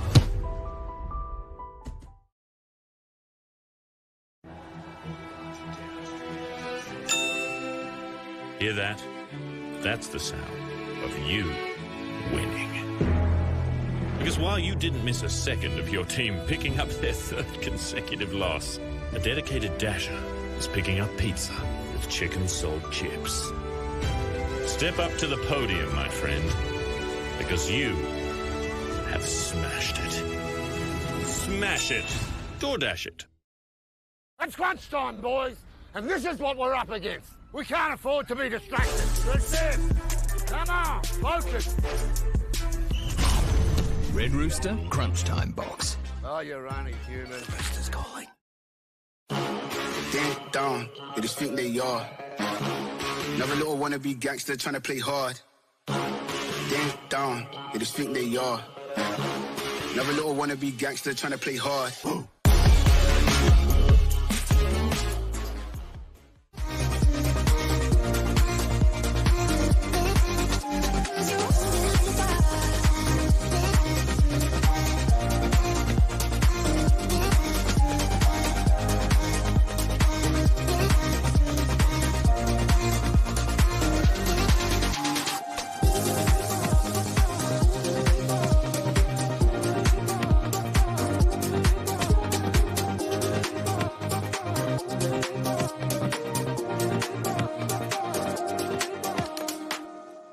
Sports Cover provides affordable, tailored insurance solutions designed to protect your sports and leisure lifestyle. Created by sports people for sports people. More than 35 years of industry-specific experience and knowledge makes us not only experts in our field, but pioneers of our industry. So whether it's in the sporting arena or it's for fun and leisure, you play with pride. We protect with passion because we don't just know sport, we are sport. Welcome back to the second half of the DoorDash National Youth Championships, where we've got a scintillating game. Scott, it's on a knife's edge, 3-3. Yeah, we had everything in the first half. You just feel like you're going to get the same here in the second. It's an important game, like we said. Hunter a fifth, NQ a third, but they both had a win. They both had a loss. Hunter now, great start for them. And they would have spoken about that at halftime. They would have wanted to be the first team to score, just put some pressure back on NQ. They've locked up the scores. Perfect way to start the second half. Yeah, as a coach, that is the perfect start to a second half. We look on the DoorDash replay there. So went round behind, simple little passive play there, a wrap behind and an easy pass there. And the number 6, we see Oscar Walkerton. He walked over for a try there. So certainly did. 4-3 to the Hunter Hornets early in the second half. Yeah, it was nice work there from Lewis Skinner as well, just looping it over the top. Didn't have to put too much mustard on it. It was a perfect pass in the end. And nice way to start the second 20 minutes. And we see here the Cyclones with the ball, and Berv, who's been instrumental in everything they do in their attack. In he comes, going to play it just about the 8-metre line, and they're going for an out ball there. And well defended there. Yeah, pretty comfortable in the end there from the Hornets. So they've done the double job, scored on their first possession, and they've stopped any retaliation of points there from NQ. And it's a ball down. Yeah, nice it's work. A bit of an error there. So, again, the game's all tied up, and we take the ball on halfway. And the Cyclones have got it there. And they just went lateral there. Looks like they're trying to just head straight across to their box. And you can see that they've slowed down the play a little bit, maybe with the conditions and the ball being slippery. He was claiming offside there, Berth, but ref wasn't agreeing, so it's back to play the ball. I was just going to make mention of, and you said they went lateral on those first two, and I know you need to try and get across to your box, but when you're just going across the field sideways in the first couple of touches, it just seems to flow on for your following ones as well. They couldn't get forward, so they had to try and throw a pass to get themselves out of trouble. Yeah, it was a bit clunky, that last set there from the Cyclones. Yeah, and you see the Hornets doing a lot better job here, so they've gone forward first. And we see there he's gone through from half, looking for a play, but we've seen an intercept here. He's taken behind the line, but he might come back out for a penalty for the Cyclones there. So it was first. Yeah, it was Mitchell French that was slicing through again there, and we've seen him a lot already in this game. And no doubt in the second half, straight away the Cyclones are back. And they definitely look better when they're throwing the ball around, Scott. Yeah, and that's their style of football, you know. Up in Townsville, up in Cairns, they love the fast-running football. I don't know why they got so much running when it's 600 degrees up there. But that's just how they play, and they love throwing the footy around. They're doing it out here in the wet as well. Oh, and that was just a little half opportunity there. Burvey went past his first player and cut it out to the link, but he needs to be a little bit flatter there to try and take advantage there. So Hornets working their way out. We see French there taking it straight to the sideline, and off he goes. And then moving on here, we've got the number 44, Jake Dixon. A little trail play back in, a flat pass. Oh no, the referee, we thought it. There was a little couple of head shakes here by Scott and I, but he's right onto it there, a forward pass. Yeah, when we say flat pass, that's us being very cautious to say it's forward. That's right. It's been diplomatic. Forward. It was being diplomatic. It did look a little bit forward. It was just on the previous play there. But no, nice work from the referees, and that's the best part of our 3-referee system. It's so hard when you're the on-field referee. I haven't refereed at this high level, but refereeing, Division 8 on a Tuesday night at Redlands, you're on the back foot, you're looking for everything. Sideline referees have got you back, and they picked those forward passes up. They did a great job to call that one. Yeah, like there's 2 teams out there. There's actually 3 teams because the referees have to stay connected and work as a team as well. And as we've seen yesterday and today, they're doing an amazing job in that regard. So we see here the Cyclones. They're just peppering, waiting to see, but it's last touch, which came up quite quickly. Going to see, and as you said, Scott, you want them to try something razzle-dazzle on that last play and see what they can come up with. But defence stood strong there. Yeah, but you still want to have some sort of momentum coming into the back end of that touch rather than have to try to create something on the last touch of the set. And I'm not too sure whether they knew the touch count. You said it kind of crept up on us. It might have crept up on them as well. Wasn't the greatest back end of the sets there from NQ. Yeah, so it's last touch here. They're right on halfway, and they're going to get a penalty here. And again, you don't want to give away a penalty on the last touch because there's now a whole new set of 6, and they're taking it just beyond the halfway line. The Hornets. So they'll be looking to try and edge their way ahead here in this match. And they're just taking their time to work out what they're going to do. We've got the number 14 there, Jai Stone. Just working their way in, getting those 2 middles engaged. They might bring it a little bit wider first. It looks like they're trying to run a sweep. They're coming down this left-hand side and a slide underneath, which is easy to do in these conditions, but defence there by the Cyclones. No. Yeah, Falconer thinks it should be their ball. Yeah, Stone's going back to play it with Gordon behind him. Looks like they're going to try and open the space up here. We saw this work for them off the tap-off, but they just didn't quite get their lines right in the running. It looked like a very similar setup to what we saw where they scored off the tap-off, Scott. Yeah, just not quite in position. Didn't have the flow coming in to the touch as well. And NQ just look a little bit more flat at the moment. They're really working hard to try and get forward. They need some punch coming out of the box here. Yeah, so they're just getting beyond the halfway line here, and it's coming up to last touch. He might just take off and go here. Oh, beautiful pass, and well defended there by, again, Archie McElwain. Over on the far side this half, but doing an excellent job out there. And as you said earlier, with his height, he can get up in the channel, and it's really hard to pass it over his head. Yeah, he's been good defending out in the flank, out on the right wing at the moment for the Hornets. Better off the back of it. They had some nice flow coming in on the 5th touch, and the Hornets now rolling downfield nicely, throwing the footy around. This is better from them as well. Yeah, really good enterprising play, and they've got away with that one there, so they're coming up now down the field. There's a little trail back inside, trail back outside, and just holding up the defence here, and they're just getting back settled now here. So it looks like French is going to be the instigator again, and he takes off behind the line and had to be done, knocked down there by the Cyclones link. Yeah, I like that option though, just picking up from half and just going the early release. It's risky though, link shooting up out of the line, but had to shut it down, repeat set. So he had 3 people on him there, so and it was Connolly again coming in to pinch the touch. So we'll see here, that's the number 21 there, Harris. Working with French. We've gone for the out ball, and he's gone for another slide, and he might... No. Looked like he was going to say ball down, but another touch there, so Jackson will have to go back. And they're holding on at the moment, NQ. Yep. Still one more touch to come. Oh, French again. French again. Oh, it's close, just over the sideline. Probably didn't have full control over the footy as well. It would have been out over that sideline regardless, but French from half. Oh, he looks likely every time he picks that ball up. So, and I don't know if now the defence is starting to hold off on him, which is giving him additional time and space, but they might just have to get in and try and touch him before he gets behind that line. Yeah. Easy from this commentary box because he looks a little bit too fast for me, Scott. Oh, absolutely. He's got spiders on him this evening.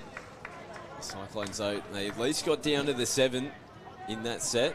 They'll look to promote the ball here. There's going to be some easy meters as the Cyclones kind of tracked backwards then instead of forwards in defence. So they're already going to be on the halfway line there. We've got Kyan Gordon taking it up. Working there with the number 44, Jake Dixon. And he's gone straight through Dixon. Yeah. It's taken a full-length diving touch by the number 7, Kolb. So they're definitely using the ball better this half, the Hornets, Scott. Yeah, they're throwing the footy around, and it was kind of what we saw from the Cyclones when they started to work their way back into the game. Just letting the ball do the work, not worried about these wet conditions.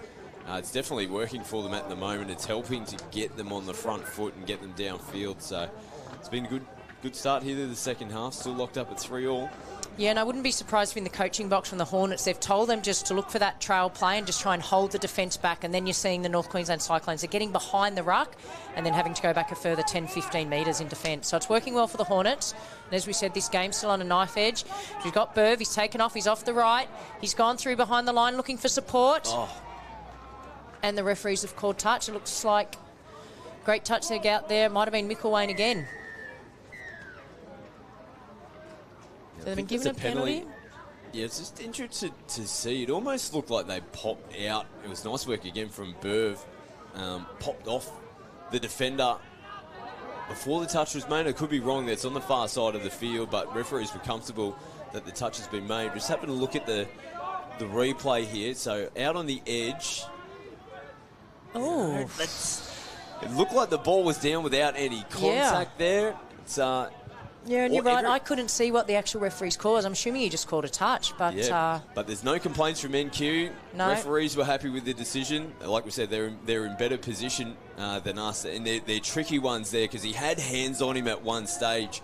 But it was. It almost looked like he popped away from him and got the ball down after that initial contact. Yeah, so we just see a push in the touch there by one of the Hornets players. So Cyclones are going to get a new set of 6. Their players are now fresh on the field. And if I was Cyclones here, I'd be going straight at them. As we said, they definitely look better when they run hard and play with options off that. So we'll see what they decide to do this set.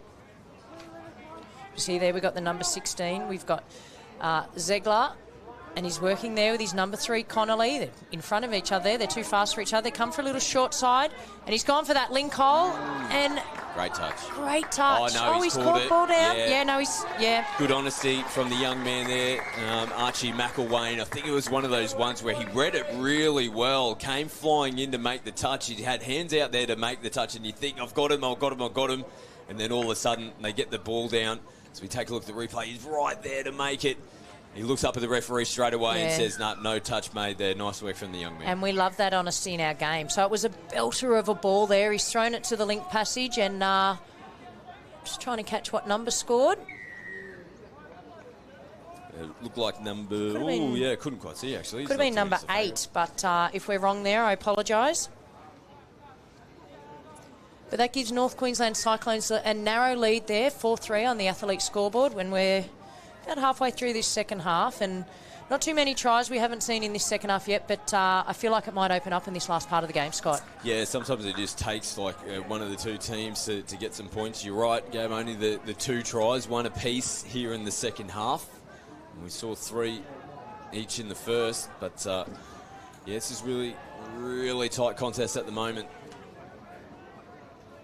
We'll see there, they bring it down the field, but again, and they've dropped the error, but we saw coming just before that try, North Queensland, they drove hard at them and then found the option off that, and they got the try off the end there. So there's a sniff of an opportunity here for the Hornets. They're getting the ball on about 15 metres out from the try line. They're trying to go forward first. It's a ball down in the ruck, so that is not going to help their cause. They're probably lucky to get away with one the previous touch as well, and sometimes when there's a 50-50 and then the very next play, the referees will be all over that one as well. So ball control, particularly in the ruck, is important for both these two teams at the moment. So we see here we've got Burvett acting half, and he's just scheming and plotting and seeing which way he's going to go. He's gunning for a penalty there, and his wish was granted. And he'll certainly be one to look for in this set. He'll be working with Fox, the number 12. This is an important set for both teams. NQ can crack here and go up by 2. It could be important. Gee whiz, they're getting away with some passes. That was a flat pass there, Scott. Flat pass, inverted commas. Oh, they've held off him. Oh, hang on. They're going to come back. They might have picked up one of our flat passes. Let's see. I think so. It was a very late call. It was late because they did continue on, and I thought the questionable one was like the previous play the ball before, so they end up picking it up. It's the right call in the end. Hang on, the referee's stopping it again here. He's going to again speak to one of the Cyclones players. He's not happy with the amount of contact in the touch there. So we just have a quick chat to him. He's given him a forced sub. So we saw that again in the first half. So they'll have to get a new player on. He's rushing around behind. So they're back to their full complement. No damage done.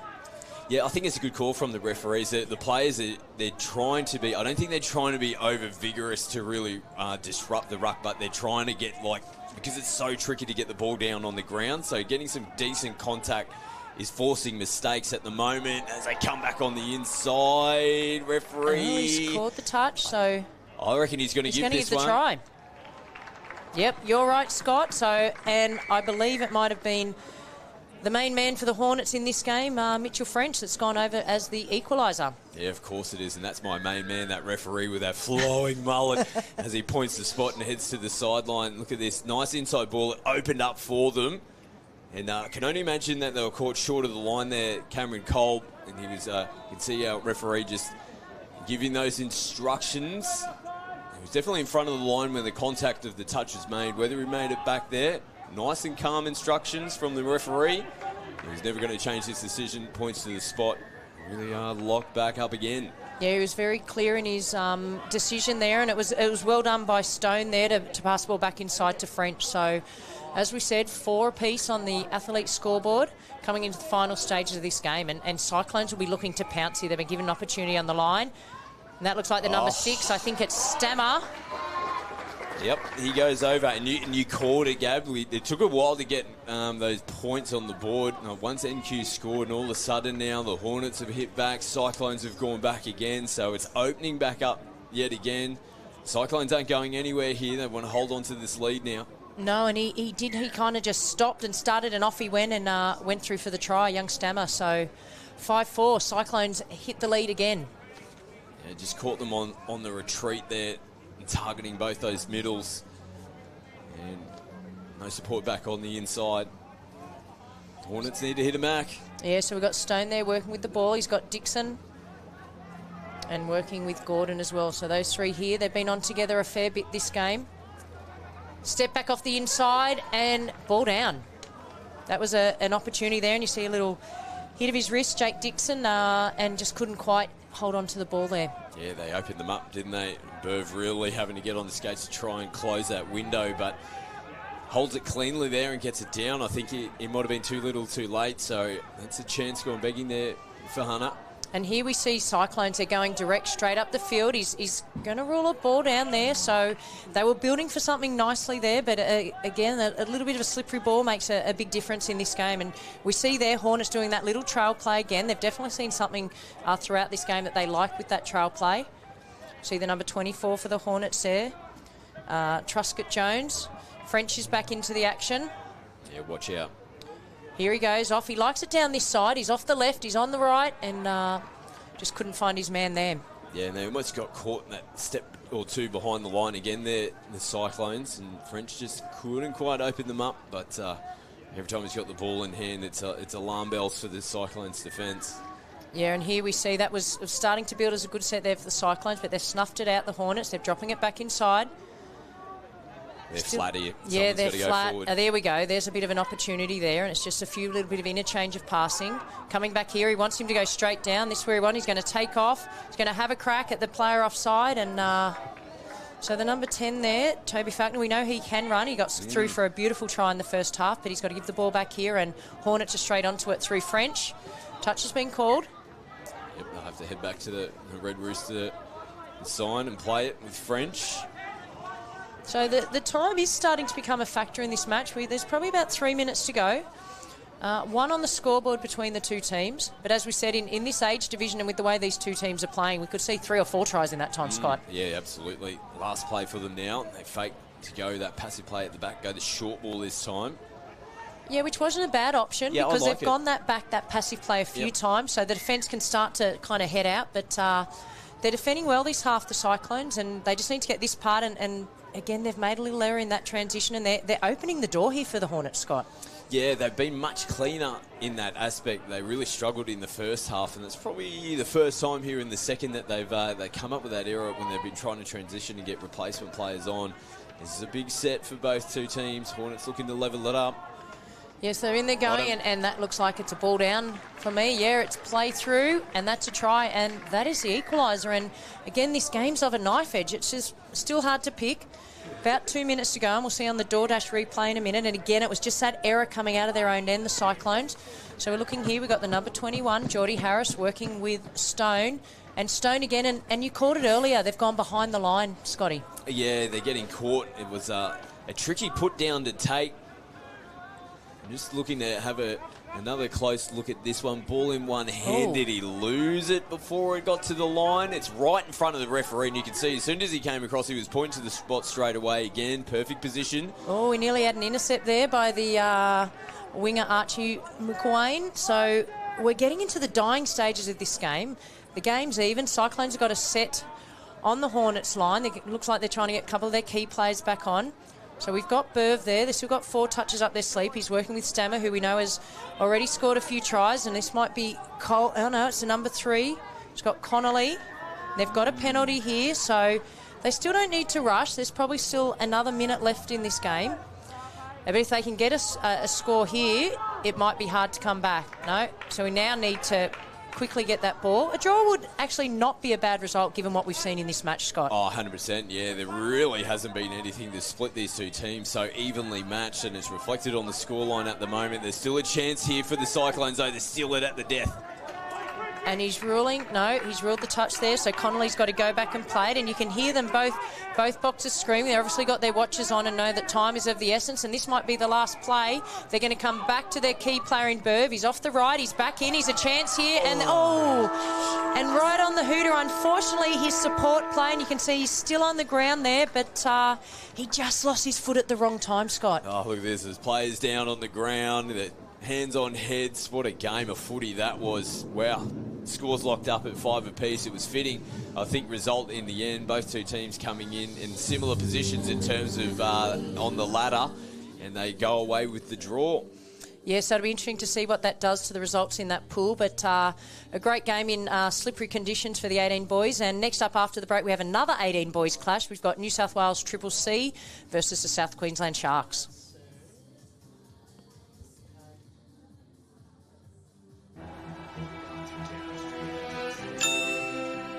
Hear that?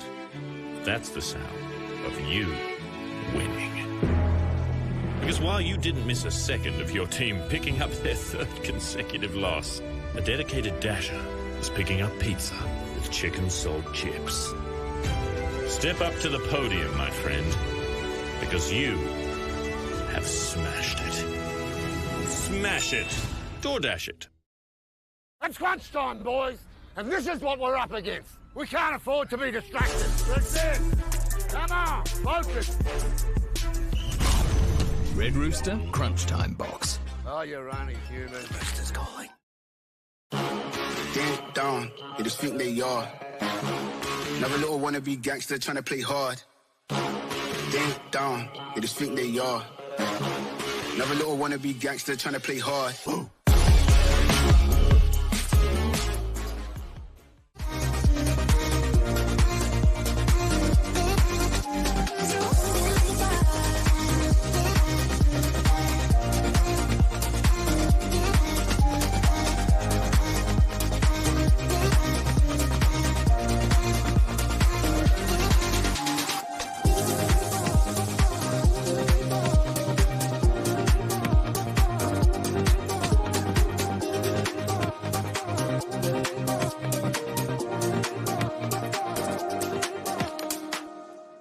Sports Cover provides affordable, tailored insurance solutions designed to protect your sports and leisure lifestyle. Created by sports people for sports people. More than 35 years of industry-specific experience and knowledge makes us not only experts in our field, but pioneers of our industry.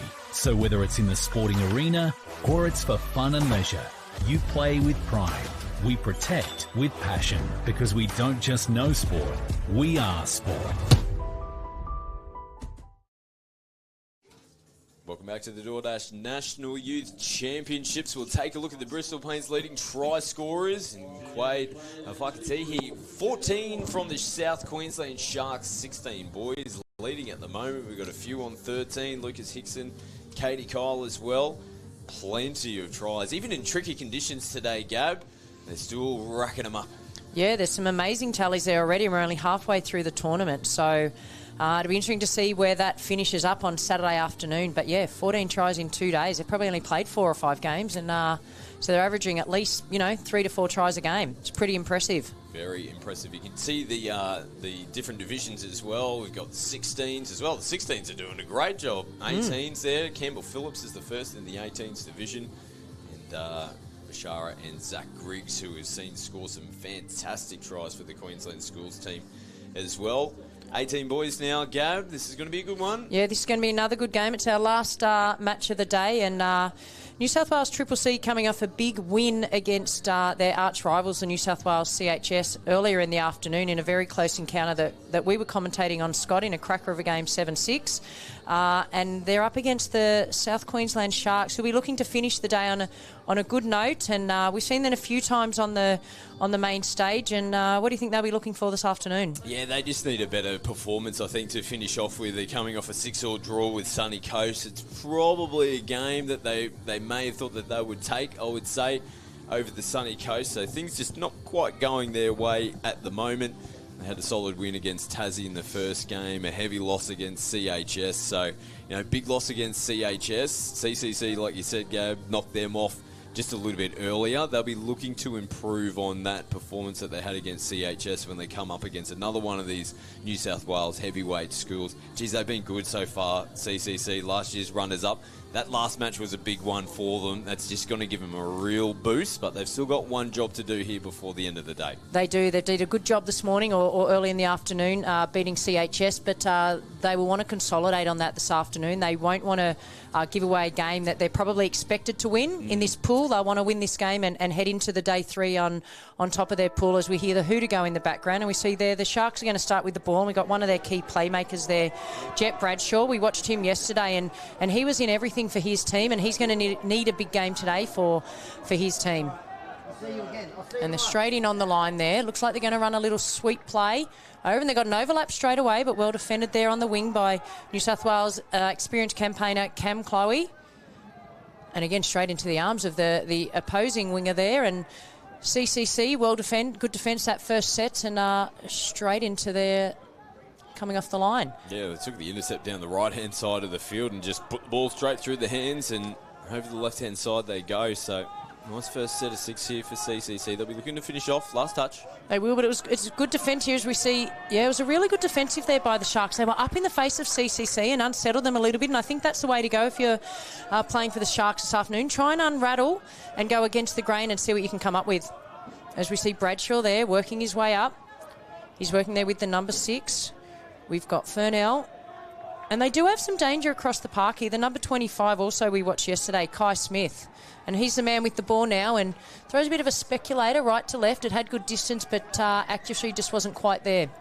Yeah, they've got nothing to lose in this game. Like, they just, chance your hand, throw the kitchen sink out, and trying to rattle CCC early, I think, would be important. And just going to say, after that contest against CHS, they would have been so up for it. How hard mentally is it to try and get up for a game like this? Yeah, it can be hard, as we see there. Thompson down for Rose, and he's taken off Rose, and he's well touched there by the number 1, Poa from the Sharks. So, but they're coming out hard at CCC, but as you said, Scott, it can be hard sometimes to come off the back of a big win, and you need to get up again, but that's what these tournaments are about. You've got to win the games you're supposed to, and you don't want to lose a game. They see their Sharks make a little error coming out of their line.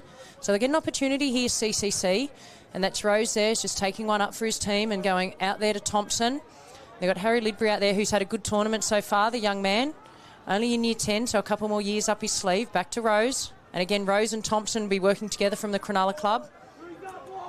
They're trying to draw 2 players up. They're going out. They're coming back in, seeing what they can find. Thompson passing out to Rose. He's coming back to his link hole, and they took a good touch there by the number 9 from the Sharks, which was Mueller. Still a couple of touches, a bit of gap there in the middle, and Thompson's going to try to... Oh, and he's nearly sliced straight through, but came in and made the touch. So well defended there by the Sharks. They've started the game really well. Yeah, they look pretty comfortable on their line, the Sharkies, as they get to work now. They'll be looking to have a cleaner set. They came up with the error last time around. Rolling down the sideline, changes on here. Yeah, so we saw Henderson take it up the field there. And there's another one to watch for there, Declan Brown, the number 2. As we see the number 4, we've got Robinson. They're working their way into this game. There's 25. We've got Kai Smith. And we off him. Good touch there by Thompson. 6 touch. So they've done well there, the pairings there for CCC, and snuffed out any opportunity. Smith making the touch on Thompson. Lidbury up and then off to Rose, and he'll dish off out to the side. And unfortunately, the number 12 there, White, couldn't hang on to it. So their team's under a little bit of pressure here. They don't need to panic. They don't need to score every set of 6. As we see a really good opportunity here for the Sharks. Dropping it back into Smith. We've got Poa there at acting half. Smith hard to touch, and back to Smith. He's coming back. Yeah, well touched.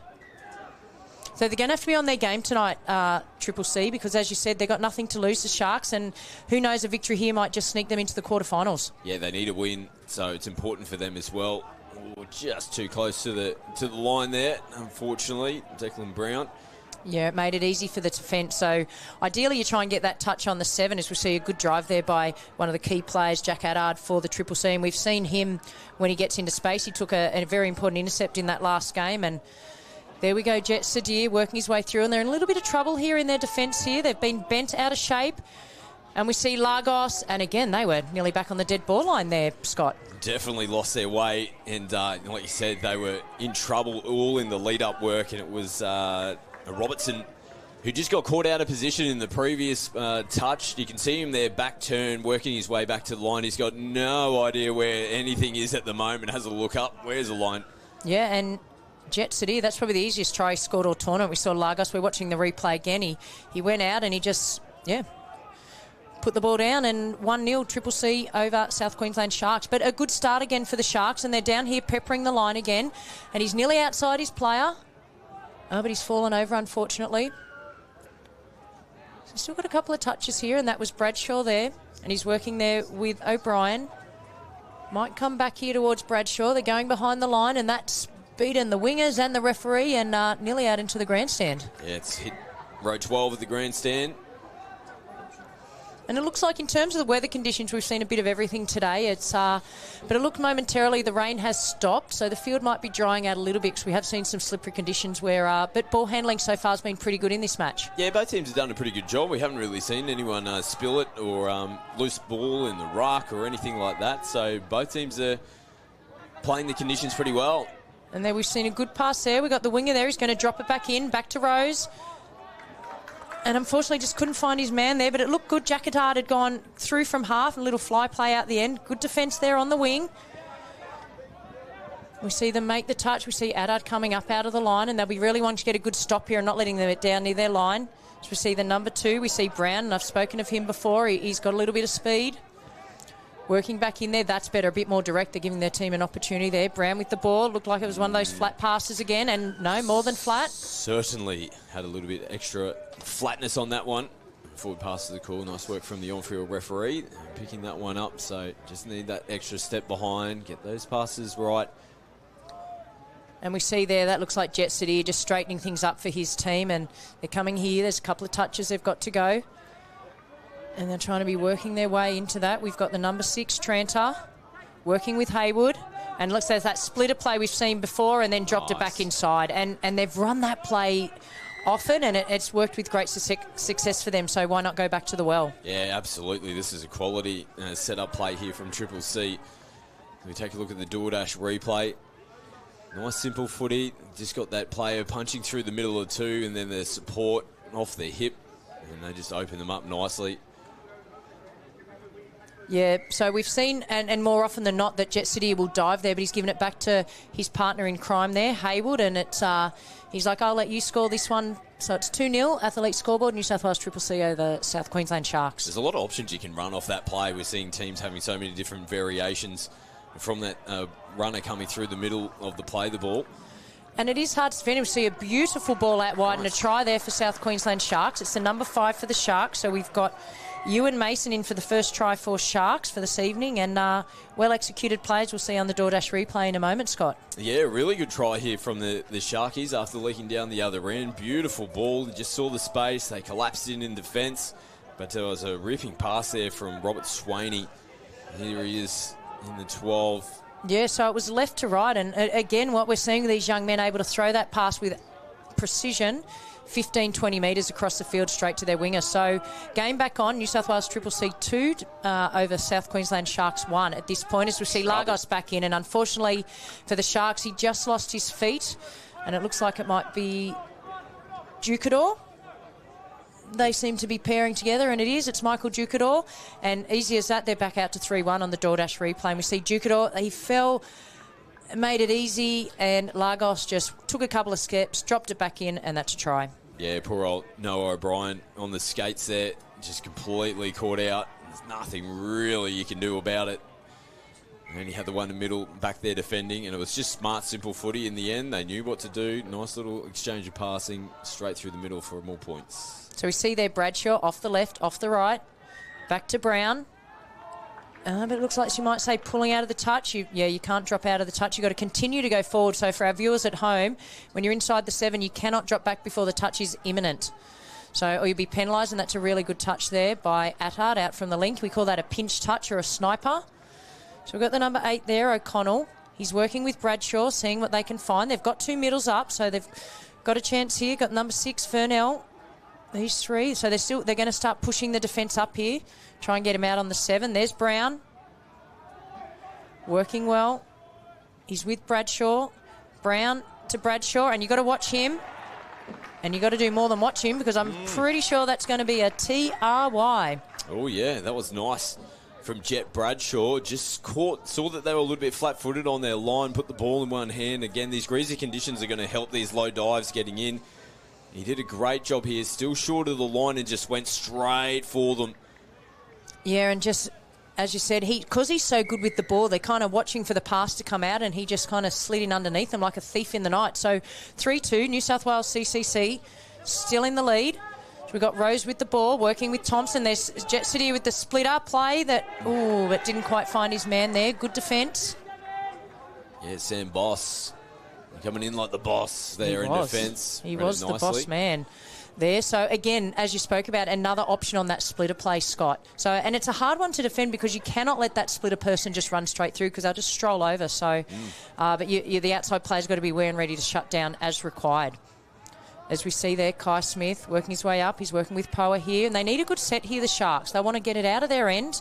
They've done a good job to claw their way back into this match, not letting CCC have it all their own way. Still a couple of touches here. We've got Robertson working with Smith. And they've got the man that threw a beautiful ball before, Swaney, so they've got to watch him. Smith, flick pass.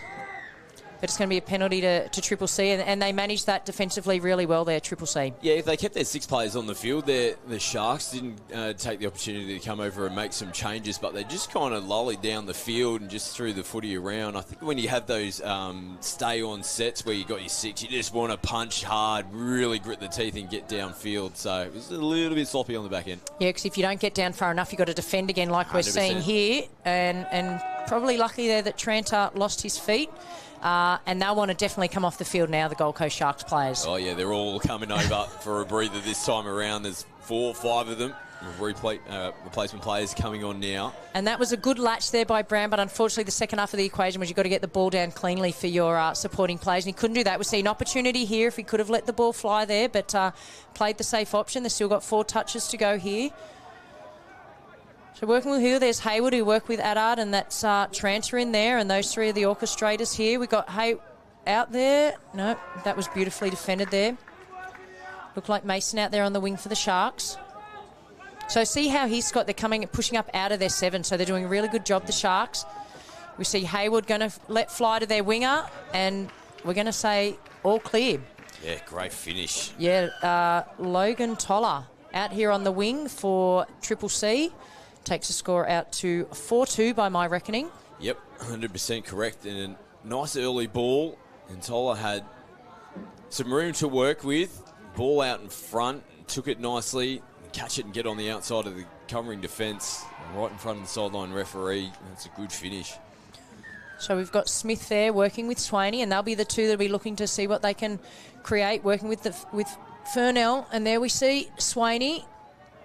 And as we see, they got good dives and good passes, so you've got to always be aware here. Smith's with the ball. Working there with O'Connell. Oh, they couldn't quite get it to hands, but they're going to get a penalty here. So referee saying offside. So they'll get another opportunity. CCC are pleading their case, but penalty's already blown. So back to your line and continue with the defence. So there we go. We've got Smith, and they've pinched in the touch there. And as I said, Cameron Chloe always in beautiful position there. They're going to get... That's the second penalty here, and we've talked about today, Scott. If there's a third penalty given against CCC, they'll have one player move to the sideline, and they'll be defending with 5 for a full set of 6. Yeah, big defensive set here for Triple C. Looking to hold out Sharks. Third attacking set at the line here, but they're still managing to hold on at the moment. Triple C. Yeah, so we've got Smith with the ball, working with O'Connell. Coming around the side, Swaney's dropped it back inside, but again, Jack Addard, the number 7 for Triple C, he's right where he needs to be in attack and defence. Ball's gone out to Chloe, back into Haywood.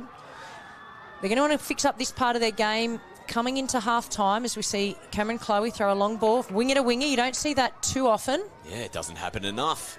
Smart, though, from Chloe, although they're pretty flat-footed now, but because they were so clunky around that interchange area, you just took the footy away from it, just allowed those replacement players to come on. Now they're having a crack on the back end. Nice inside ball. There's an opportunity here and batted on, but we've seen a call from the referee. And you're right, they're a little bit disjointed there in that set, but they nearly created something from nothing. So there's not long to play. It might be about 5 or 6 minutes left in this first half. Plenty of opportunities for both teams as we see Brown there, and he's bringing the ball on here to Jet Bradshaw. Back into Poa. Brown at half. Poa into Bradshaw, and he's just going to go straight at them and say, see what we can do coming out behind there. And Poa takes the invitation perfectly back behind the line, and he's looking likely trying to find Bradshaw. Oh, and he had to contort himself there, but I see what the referee's ruled. No, he's ruled ball down, so Chloe's onto the ball, but that looked amazing there, Poa. Yeah, nice work from Javan coming through from half. I was just looking at a bit of contact off the ball as well. Referees were pretty happy with it in the end. Just couldn't find the connection there, but opened them up. That's danger signs for Triple C defending their line. Yeah, so we had Toller take the tap there out on the far wing, and he's giving it to Thompson, over to Rose, and they've still got 3 or 4 touches up their sleeve. They want to take it forward there, and Archie takes it forward a little way, working with Thompson. They'll have a little trick play they've tried for many a year down at their local club.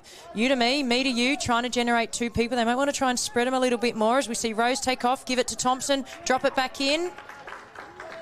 Nice defence. And it was very good defence there by the number 2, Declan Brown. It had to be made, otherwise Rose was over for a try for Triple C. So well defended.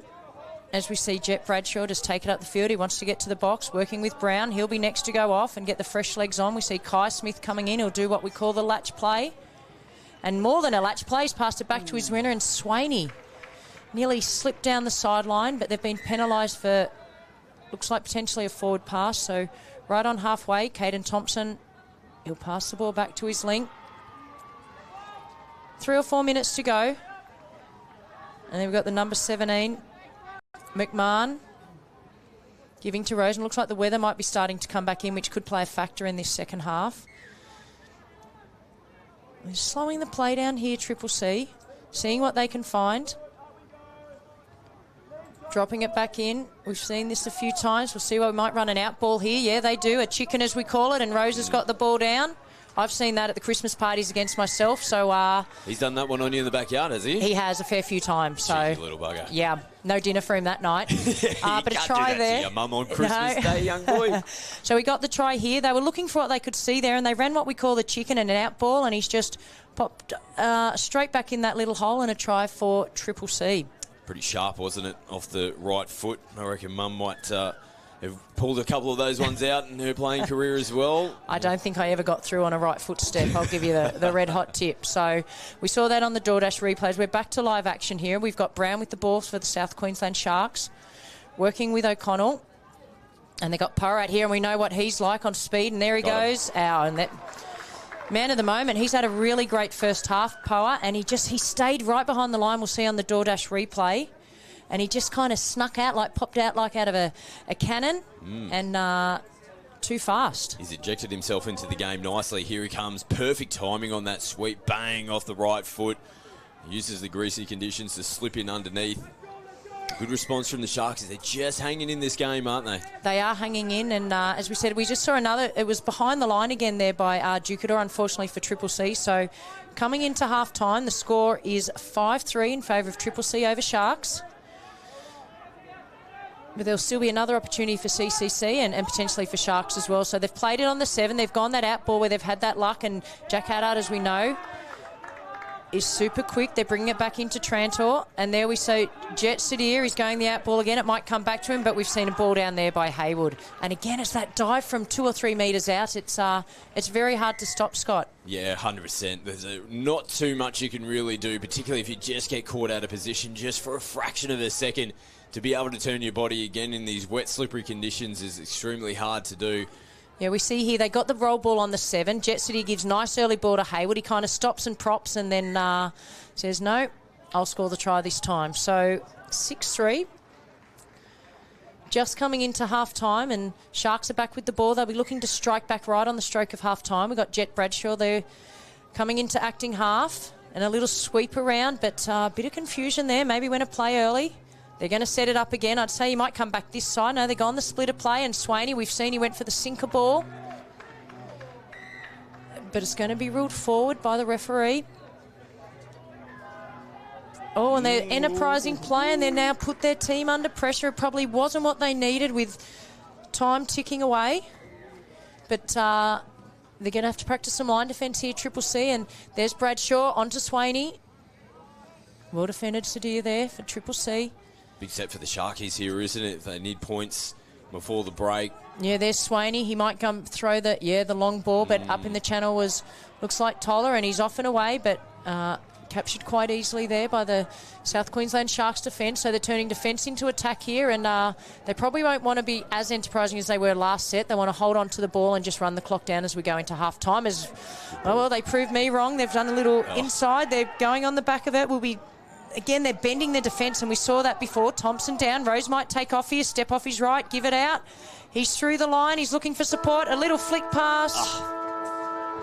Just run out of room in the end. They'll come back and play the penalty first as well. Great set of 6 there from Triple C as the Sharks quick tap. And they'll concede the touch. And they almost put a little knife in the heart there right before half-time break, Triple C. But it's a handy lead for them, isn't it, Gab? 3 tries at the moment. But it's been close. Sharks just keep hanging in there at the moment. Yeah, they're hanging in there, Sharks. And they've got some key players they'll be looking for in that second half. For Triple C, they'll be looking to consolidate and take another win to finish the night off. So we'll be back after the break for the second half. It's crunch time, boys. And this is what we're up against. We can't afford to be distracted. That's it. Come on, focus. Red Rooster Crunch Time Box. Oh, you're only human. Rooster's calling. And we're back. It's been a huge day of action here. Day 2 of the National Youth Championships. This is the Red Rooster Daily Wrap. We've seen a lot of our heavyweight teams really stake their claim again, and particularly the school representative teams. That match we spoke about earlier, Gab, Triple C, who we're seeing right now against CHS, one of the games of the day. The runners-up from last year, they're on their way as well, hopefully, to get into the finals. We saw some 16 girls action as well, a little bit early, which is great to see. The 16s will have finals coming up for them as well. But day 2's really important. You get those early jitters out of the legs in day 1, but day 2's really where you stake your claim, whether you're going to make your way through to a grand final, to qualify for finals, or potentially your tournament might be over there and then. Yeah, it's been a really good day of action. As we said, it's been some trying conditions with the weather here as we see it just starting to rain again. But I think all division, I've been wandering around the fields today, and from the under-12s all the way through to the under-18 boys and girls, we've seen a champagne touch. They're not afraid to throw the ball around regardless of the conditions, and we've seen some super tries and equally good diving defence to save games. And we have seen some close encounters, Scott, and as you said, those school battles have been excellent. Yeah, very, very juicy indeed. Queensland secondary school teams, we've got to say, in the 18 boys and the 18 girls, they just continue to roll on. Defending champions, back-to-back champions as well. both teams in the boys and girls looking for 3 peats this year. It's been another good day too for them. Yeah, they're just fit and they're fast and they just stick to their guns and they go for the whole 40 minutes. And 40 minutes is a long game. So you can get a couple ahead, but there's always time in these games to claw it back. And, the Queensland secondary schools are definitely the teams to watch as we head into day 3. Yeah, huge day tomorrow of action. Few last round games for some of these teams before we get into quarterfinals tomorrow afternoon. Big matches tomorrow morning. It's all on the line for quite a few of the teams. You either win, get yourself into a final, you potentially drop a game, you go home. So it's going to be a huge day 3. Moving day, we always say on day 3. So looking forward to the action tomorrow. Yeah, so as we wind up this daily wrap, we can see that, as you said, teams need to consolidate and work their way into the quarterfinals, because once you get to finals, Scotty, it's a whole new ball game. You start again. Yeah, it starts again. And when you've already got probably 4, 5, 6, 7, sometimes 8 games under your belt already, sometimes it's how many players have we still got that are fresh? Have we got any injuries? And like you said, it starts again in the finals. Do or die football from that point on. There's always going to be an upset somewhere along the line. So who can do it? Coming into finals over the next couple of days, we shall wait and see. But last year's runners-up in this game been pretty impressive so far. They're up by 3 at the moment, but the Sharks, they've been really good as well, and they're testing CCC. Yeah, it's going to be a really good second half. I can't wait. New South Wales Triple C are out on the field waiting for the hooter, but Sharks are coming out and they'll be looking to get a hold here. And then work their way back into the match. I'd be under an umbrella, a blanket. I'd be anywhere else but out there at the moment. I'd be waiting for that hooter, but the boys are ready to go. And like you said, Gab, the rain's starting to come down again, a little bit heavier. The boys, they don't care. They're ready to play footy. No, they'll play all day. They'll play all night. Lights will be off and they'll be still wanting to run around. A perfect song choice here by the DJ at Coffs International Stadium. He has had a big afternoon on the decks this afternoon, getting all the rain-themed songs. The players, I'm sure they're loving it out there, getting drowned at the moment with this rain. We're not seeing the dance moves we saw from New South Wales CHS girls yesterday as we hear the hooter. The boys are all about the action as Triple C straight ahead. We've got Sadir working there. He's working with Tranter. And we've got Adard and Haywood. So they're working well together already. Seeing what they can create. They've gone... Oh, beautiful pass there. And that was Tranter to Adard. And again, we saw Sadir look like he was setting up for that splitter play. And so kind of crept the defence over. And then they didn't go his way. They came back to the left. And a big smile on Jack Adard's face. And a beautiful pass there by Tranter. Held the defence up. Easy try for Jack Adard. Yeah, took it right to the line again. Yeah, it's just this set-up play. It's just causing headaches for the Sharks at the moment. Like we said, the variations and options they got, they come to the open side this time. And lovely little late ball taking it right to the line. Sees Triple C score first here in the second half. We see there Kai Smith, and that's going to be ball down as well. Yep, so we've given the all clear there. And Kai Smith, he's looked promising. And, there's a big crowd here, either Kai's family and friends are in the crowd and they've given him a big cheer there. But so anything you can do, I can do better. So we've got Poa takes off, little step back inside off the left, and well done, Kai Smith. He didn't have much room to work with there, did he, Kai? Left foot nice and sharp in underneath, ball down first. Right in front of Zoe Jenrick, our on-field referee, points to the spot. And Sharks just have to keep doing that. They're making it uncomfortable for Triple C. They need some big defensive stops, though. They can't keep chasing. Down by 2 at the moment. They need to come up with some defensive stops. And that's not going to help. We've got a good put down there by the Triple C link. And another try on the scoreboard for New South Wales Triple C. And we'll see how that unfolded on the DoorDash replay. Yeah, it's just deflating, isn't it, when you go down the other end, you score points, trying to get yourself back in the game. It just seems like simple footy at the moment for them. They're just drawing and passing again, holding it up, taking it nice to the line. Yeah, so Lagos it was Ducator walking with Lagos, and then White gets the try. And by my reckoning, that should be 8-4. Correct. On the scoreboard. So it's got 7-4 if you're here at Coffs Harbour, but... by our pen and paper, we've got it as 8-4 to New South Wales Triple C over the SQ Sharks. You see Chloe there with the ball, working with Ducator. These guys will probably work it to their box. Just trucking it back in there, engaging the defender, but good defence by the Sharks, and that's Bradshaw. And he's got a penalty for his team there, and that's reward for effort there by Jet Bradshaw. We've seen how damaging he can be in attack, but there it was his defensive effort and push that earned his team a penalty. They're such important plays. You can really feed off the back of that. And that was just individual. One player putting their hand up, coming up out of the line, forcing them to throw the footy, coming up with the mistake. And here he is, ball in hand now as well. He's really leading from the front. So it's going to be an offside penalty there. And they'll get a fresh set of 6 here, and it'll be Bradshaw working with O'Connell, the number 8. And we've got Declan Brown hanging out here, and a venture a guess it may come out to him, and it's a good touch there. Caden Thompson had to be made, or he was over for another try. Yeah, O'Connell, they're having a nice dig at the line. Still touches to work with here, the Sharkies. Yeah, so you can see here Triple C getting way out beyond that 7. They're trying not to let them inside their 7 as we see Rose make the touch, and we see a Brown, a nice out ball, and came back into where the defenders were. So last touch, we got Brown. He's going to try and take him on himself. He's thrown a dummy one way and just slipped out of the hands at the end there. And it's he's going to actually... Oh, I thought... Penalty here, Triple C. Is it sounded like an offside call potentially? Yeah, I think he might have called the link Libri offside there. So that's a bonus there for South Queensland Sharks. Going to get another set of 6, and we've got Brown there tinkering. He's more than tinkering, he's scoring a try. Nice one, and that's what you want when you get a repeat set like that. It was almost like a gift for them. They were almost going to give possession back. A late offside call. They attacked that line nicely. Yeah, so he came in and he got inside the 7 there, and it came off Smith and out. And Rose just got caught flat-footed there, and Brown in for a try. They're carving them up with their static play at the line at the moment, aren't they? The Sharks. It's always been the strength of Sharks teams. As we see here, Jet City working with Hayward, and he's fallen over this time. So game back on here, 8-5. We see Hayward with the ball, working with Sadir.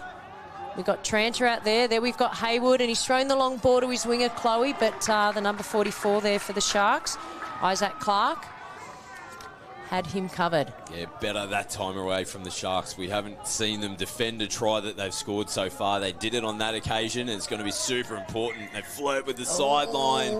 That's your commentator's curse there for the game. Sorry, boys. Put that one down on me. There we see Chloe. He's taking it infield, taking one up for his team, and we've got Tranter there. Just slowing things down momentarily. I'm going to see Jet City on the sweep. Eventually might go back against the grain. Look for the little boy or trailer play. Extremely well defended there, and now it's going to be a forward pass potentially off the ruck. Yep. So things starting to swing a little bit back towards the Sharks, Scott. Yeah, and they've definitely got the crowd behind them as well. There's a big contingent of Sharkies fans in front of us here in the stands, and they're really trying to get behind their boys. There's just a bit of a smell in the air about them here in the second half. They're throwing the kitchen sink at this Triple C team. Oh, and this is a very good set. We'll see Kai Smith coming in, but that's going to be a late pass there. Unfortunately, things were starting to build really well. But, yeah, definitely you can feel them feeding off those couple of tries they've scored, and also the excitement in the crowd. And Triple C will just have to stay composed and get back to getting the ball down the other end. There's still a few tries in front here, so there's no need to panic. But Sharks, you are throwing everything, and it's turning into a really good second half. We see there Addard is going to take off from half, and like being shot out of a rocket, he's looking for support, and he's found a Gold Coast arm in O'Connell, and had to be done, so it looked like he, like a thief in the night, stole it out of Cameron Chloe's arms, who was just about to put the ball down. Yeah, it was smart footy. He just got himself into a good position to be able to slap the ball down pretty much, yeah, because you're right, Chloe was switching in nicely. It looked like it was going to be a try for all money. We see Addard on the sweep, light on his feet, and that's going to be ball down there. Speed, footwork, and smarts there by Jack Addard, and you just cannot take your eyes off him as they take another try there for New South Wales Triple C. Oh, yeah, this is slick. This is all on Addard. You can just see Smith there short, and just held him up enough and used the footwork to get in underneath. That is a quality try, quality finish. Yeah, and that takes the score out to 9 New South Wales Triple C over the SQ Sharks 5. So they need to be the ones to score next. So we've got Thompson there, made the touch. So it's going to be a penalty for a late or forward pass from SQ Sharks. So we've got the number 17, David McMahon. With the tap, Thompson to Rose.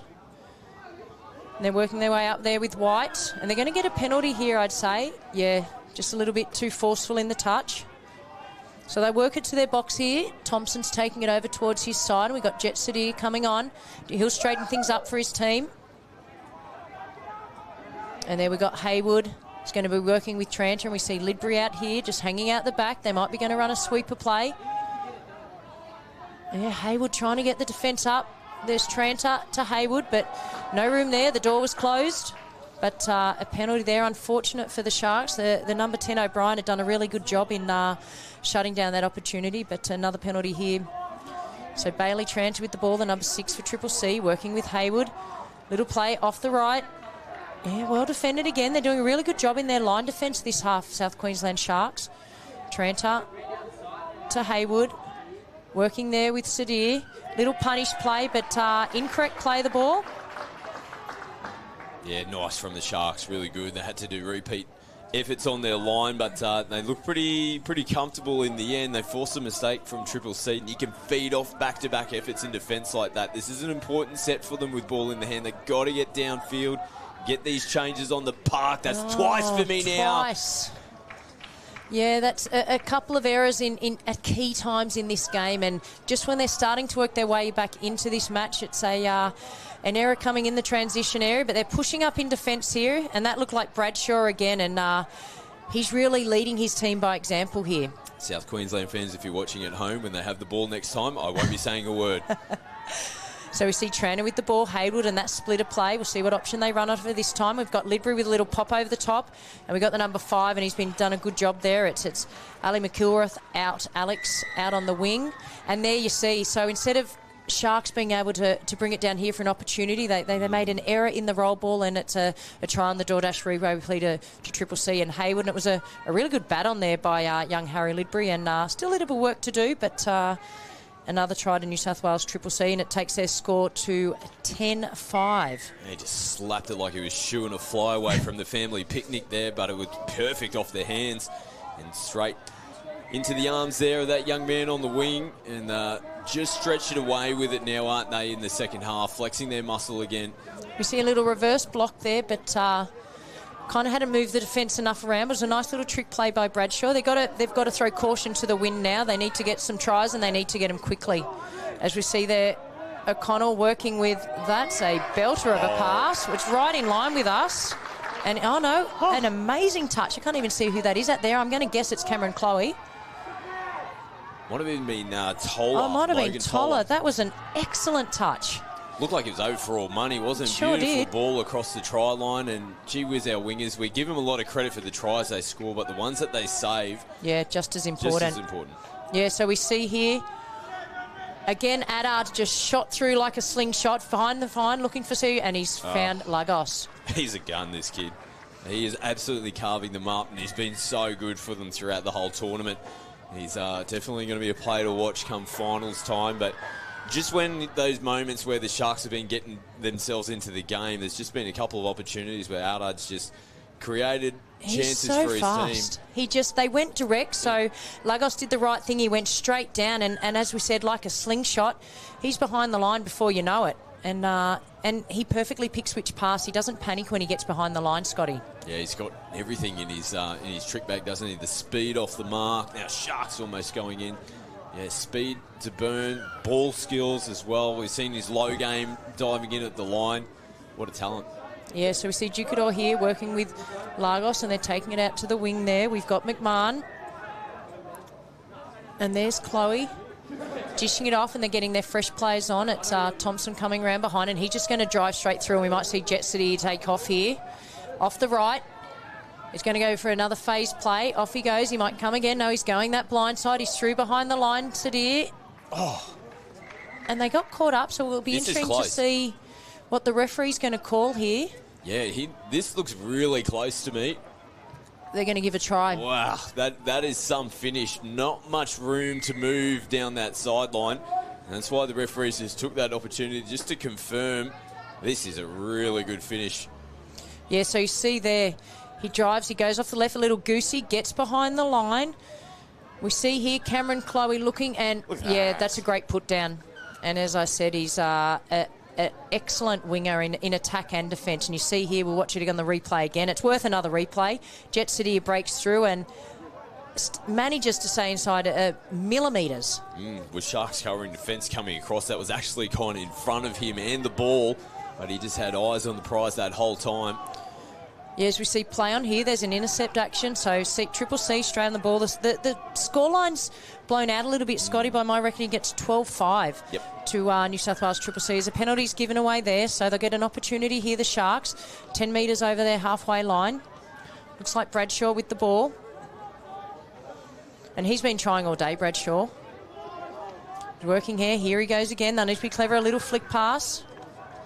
Just a little bit too slow there, and it's the back end of day 2. The legs are probably a little bit fatigued. Scoreboard's kind of got away from a little bit, but they're continuing tries. We see Swaney. A good touch there. We saw Rose and White working together there to affect the touch. Straight onto it. They're going straight back to their box play here. And here we see again Bradshaw working well. Oh, yeah, he's really been doing the hard work for his team. It's been a much better performance from the Sharks. Like you said, Gab, the scoreline's going away from them. Now, has he held on to that? Who else is it? Oh, and he's up and making a step. He might offload here. No, he's happy to take the touch. But full-length diving grab there. And they're going to go straight down here. And we might see that cannon rocket out as we see the number 17, McMahon. The yellow boots, he's thrown a dummy and slid, but well defended there. Looked like the number 10 for Sharks. We got O'Brien. So there's still one play. They might try a little trick play down the blind side. No, Hayward's got it. Working with Tranter. Off the right. Oh, another dummy. McMahon. Oh, and they've managed to get 6 to go. And it had to be done, but unfortunately for Sharks, it was the last touch. But we've seen a whistle blown by. Oh, no, it's just finding him to find the correct mark, I think, Scott. Yeah, they're sucking the big ones in here, the Sharks, but they're well and truly down on the scoreboard now, but it's been desperation defence from them. That's a positive their coaching staff will see. They're still throwing their body on the line. They don't want to leak more points towards the back end of this game. It's been a much improved performance from them throughout this game, even though the scoreline's going against them now. And there's Hayward, and I thought I heard a whistle, but it might have been from a backfield, and that one was just all too easy. Yeah, I was just going to say, after they had a 16-2 loss against CHS, and we saw Triple C beat CHS this afternoon, so they've brought it in a lot closer in this game. But so we see Hayward there, and look like Cameron Chloe getting the meat pie. So, but you're right, it's definitely, from what I saw yesterday, a much improved performance by the Gold Coast Sharks. Yeah, definitely. That one was just a little bit too easy for them, unfortunately. But yeah, back end of the second half here. Oh goodness. We just won't even say anything on that one. So play on here. Sharks have got the ball. Last touch coming up. We've got Kai Smith at acting half. Working here. Oh no, they're going to go back. They've played it in the wrong spot. They'll probably want to finish it out here, I would say. And we've got Kai Smith watching him on his feet, but he nearly did the splits then. He's up. He's limping a little bit, but he'll take his place back in the line as we see Tranter onto Hayward. And there's Adard, straight forward. He knows no other way. Tranter, they might dish off here to their winger. And they do. And they're coming out. There's that latch play, and they're coming on at speed here. We've got Lagos. He's going to take it. Sadir might take off here. Off the right. We can step off both sides. Beautiful pass there to Jukador, and that might be called forward. But that looked beautiful in execution until that last pass just didn't quite hit the mark. Yeah, the previous one was an absolute ripper. Got him into position to almost score another try, and we gave the Sharks a bit of a rap, but you've got to give a rap to Triple C as well. We mentioned that this was a danger game to them. Their win against CHS was a highlight for them, but they'll be really happy over in the coaching box with this performance now. Oh, that might be Swaney. Oh, yeah. The crowd's back into it. And that's what they needed to do a few minutes ago, where they got that transition, but he just came straight down. We'll see it on the DoorDash replay. And another young man with all the skills, speed and footwork. We'll see here on the DoorDash replay. Down he comes. They've done a little trick play here. Poa out to Swaney, gets around his winger, and then that's all she wrote. Yeah, quick. A little sneaky play down the sideline. And that takes the score to 13-6.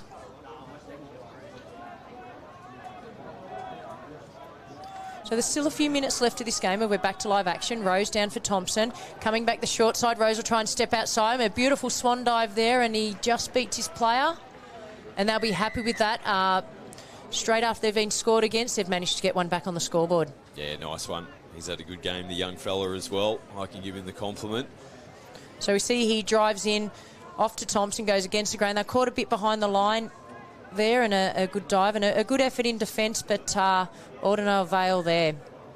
So it's been a really enterprising game. I've really enjoyed this game, Scott. It's gone from end to end. We see some silky skills from both sides, and it's been played in good fashion. Yeah, exactly. Yeah, it's a good game of footy between both these two teams, and Triple C really had to work for this victory, even though the scoreline probably doesn't reflect how close this contest was between the two teams. It's been a quality game of footy. Yeah, it sure has. And we're coming to the dying stage of this game. There's probably around 2 minutes to go, and they'll be wanting to finish well here, Triple C. And Sharks on the hand, we're trying to get a late trial too, and they're going to get a penalty for foot in the ruck there, I'd say. So that was one of those ones that possibly could have gone either way, as we see Lidbury work his way up the field. We're going to make some fresh changes here. And Sadir's had a really good game this evening as well. As day's turning in tonight here, we've got Haywood coming up. Again, a little trick play there with Tranter out the back. It was like a reverse fly. Yeah, I like that. Nice little sneaky play down the sideline. Sharks are there to make the touch. And it's a good opportunity to try these plays. They've got the game in hand, a couple of minutes to go. As we see Haywood there, he looked like he was going to pass. Touch has been made. Great touch there by Sharks. It looked like it was the number 10 in O'Brien. So they get one last opportunity here, the Sharks, and there might be a little trick play or something down this sideline here, hopefully by the Sharks. They come on. Swaney's back on into the action, so you never know what's going to happen with his skill set. Straight up the field, setting it up for his teammates. In we go there. It might come back to this blind side. Here we go. A couple of plays left. Swaney at acting half. Looks like Bradshaw now. He might come out here, have a crack, might come back this way. He's throwing the long ball. Beautiful pass. Oh, great hands out there on the wing. The number 22 there. We had that Sam Boss doing a good job out there on that far wing. Yeah, just dipped away on him late, but did a good job to hold on to it. Hooter Sounds, Triple C remain undefeated. Tough performance from them, but a good one, a gritty one in the end to get the victory over the Sharkies. Yeah, and a really entertaining game to finish our day 2 of tournament here at the DoorDash Youth Championships. And Triple C will be very happy with that result, getting 2 wins from 2 today, which is what they set out to do. And for the Gold Coast Sharks, it's great to see them improving game on, Scott. Yeah, definitely. It was a much improved performance from them. Their first half was great. They were really competing with Triple C. Scoring points. Once they found their groove, they definitely got a good injection into the game, but it was just a clinical performance in the second half from Triple C, showing why they are one of the heavyweight teams in this 18 boys competition. Yeah, so that's all we have for today, and we'll be back tomorrow morning for a cracker match in the 18 girls. We've got the Queensland Secondary Schools versus New South Wales CIS schools. So we will see you tomorrow for another day of fantastic touch action, Scott. Yeah, looking forward to it. Huge day, day 3, and all the action coming up on KO Sports, Sky Sports, and Sky Sports Next.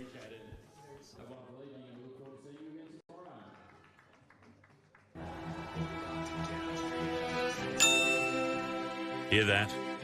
That's the sound of you winning. Because while you didn't miss a second of your team picking up their 3rd consecutive loss, a dedicated dasher is picking up pizza with chicken salt chips. Step up to the podium, my friend, because you have smashed it. Smash it. DoorDash it. It's crunch time, boys, and this is what we're up against. We can't afford to be distracted. That's it. Come on, focus. Red Rooster Crunch Time Box. Oh, you're only human. Rooster's calling. Damn down, they just think they are. Another little wannabe gangster trying to play hard. Damn down, they just think they are. Another little wannabe gangster trying to play hard.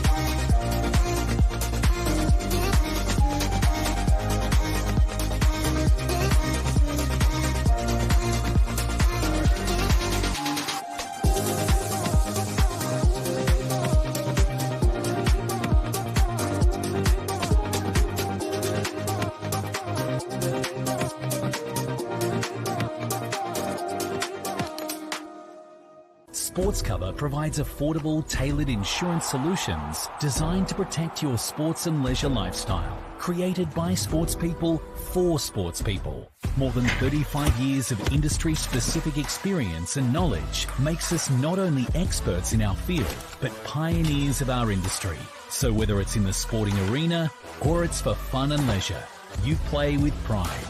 We protect with passion because we don't just know sport, we are sport.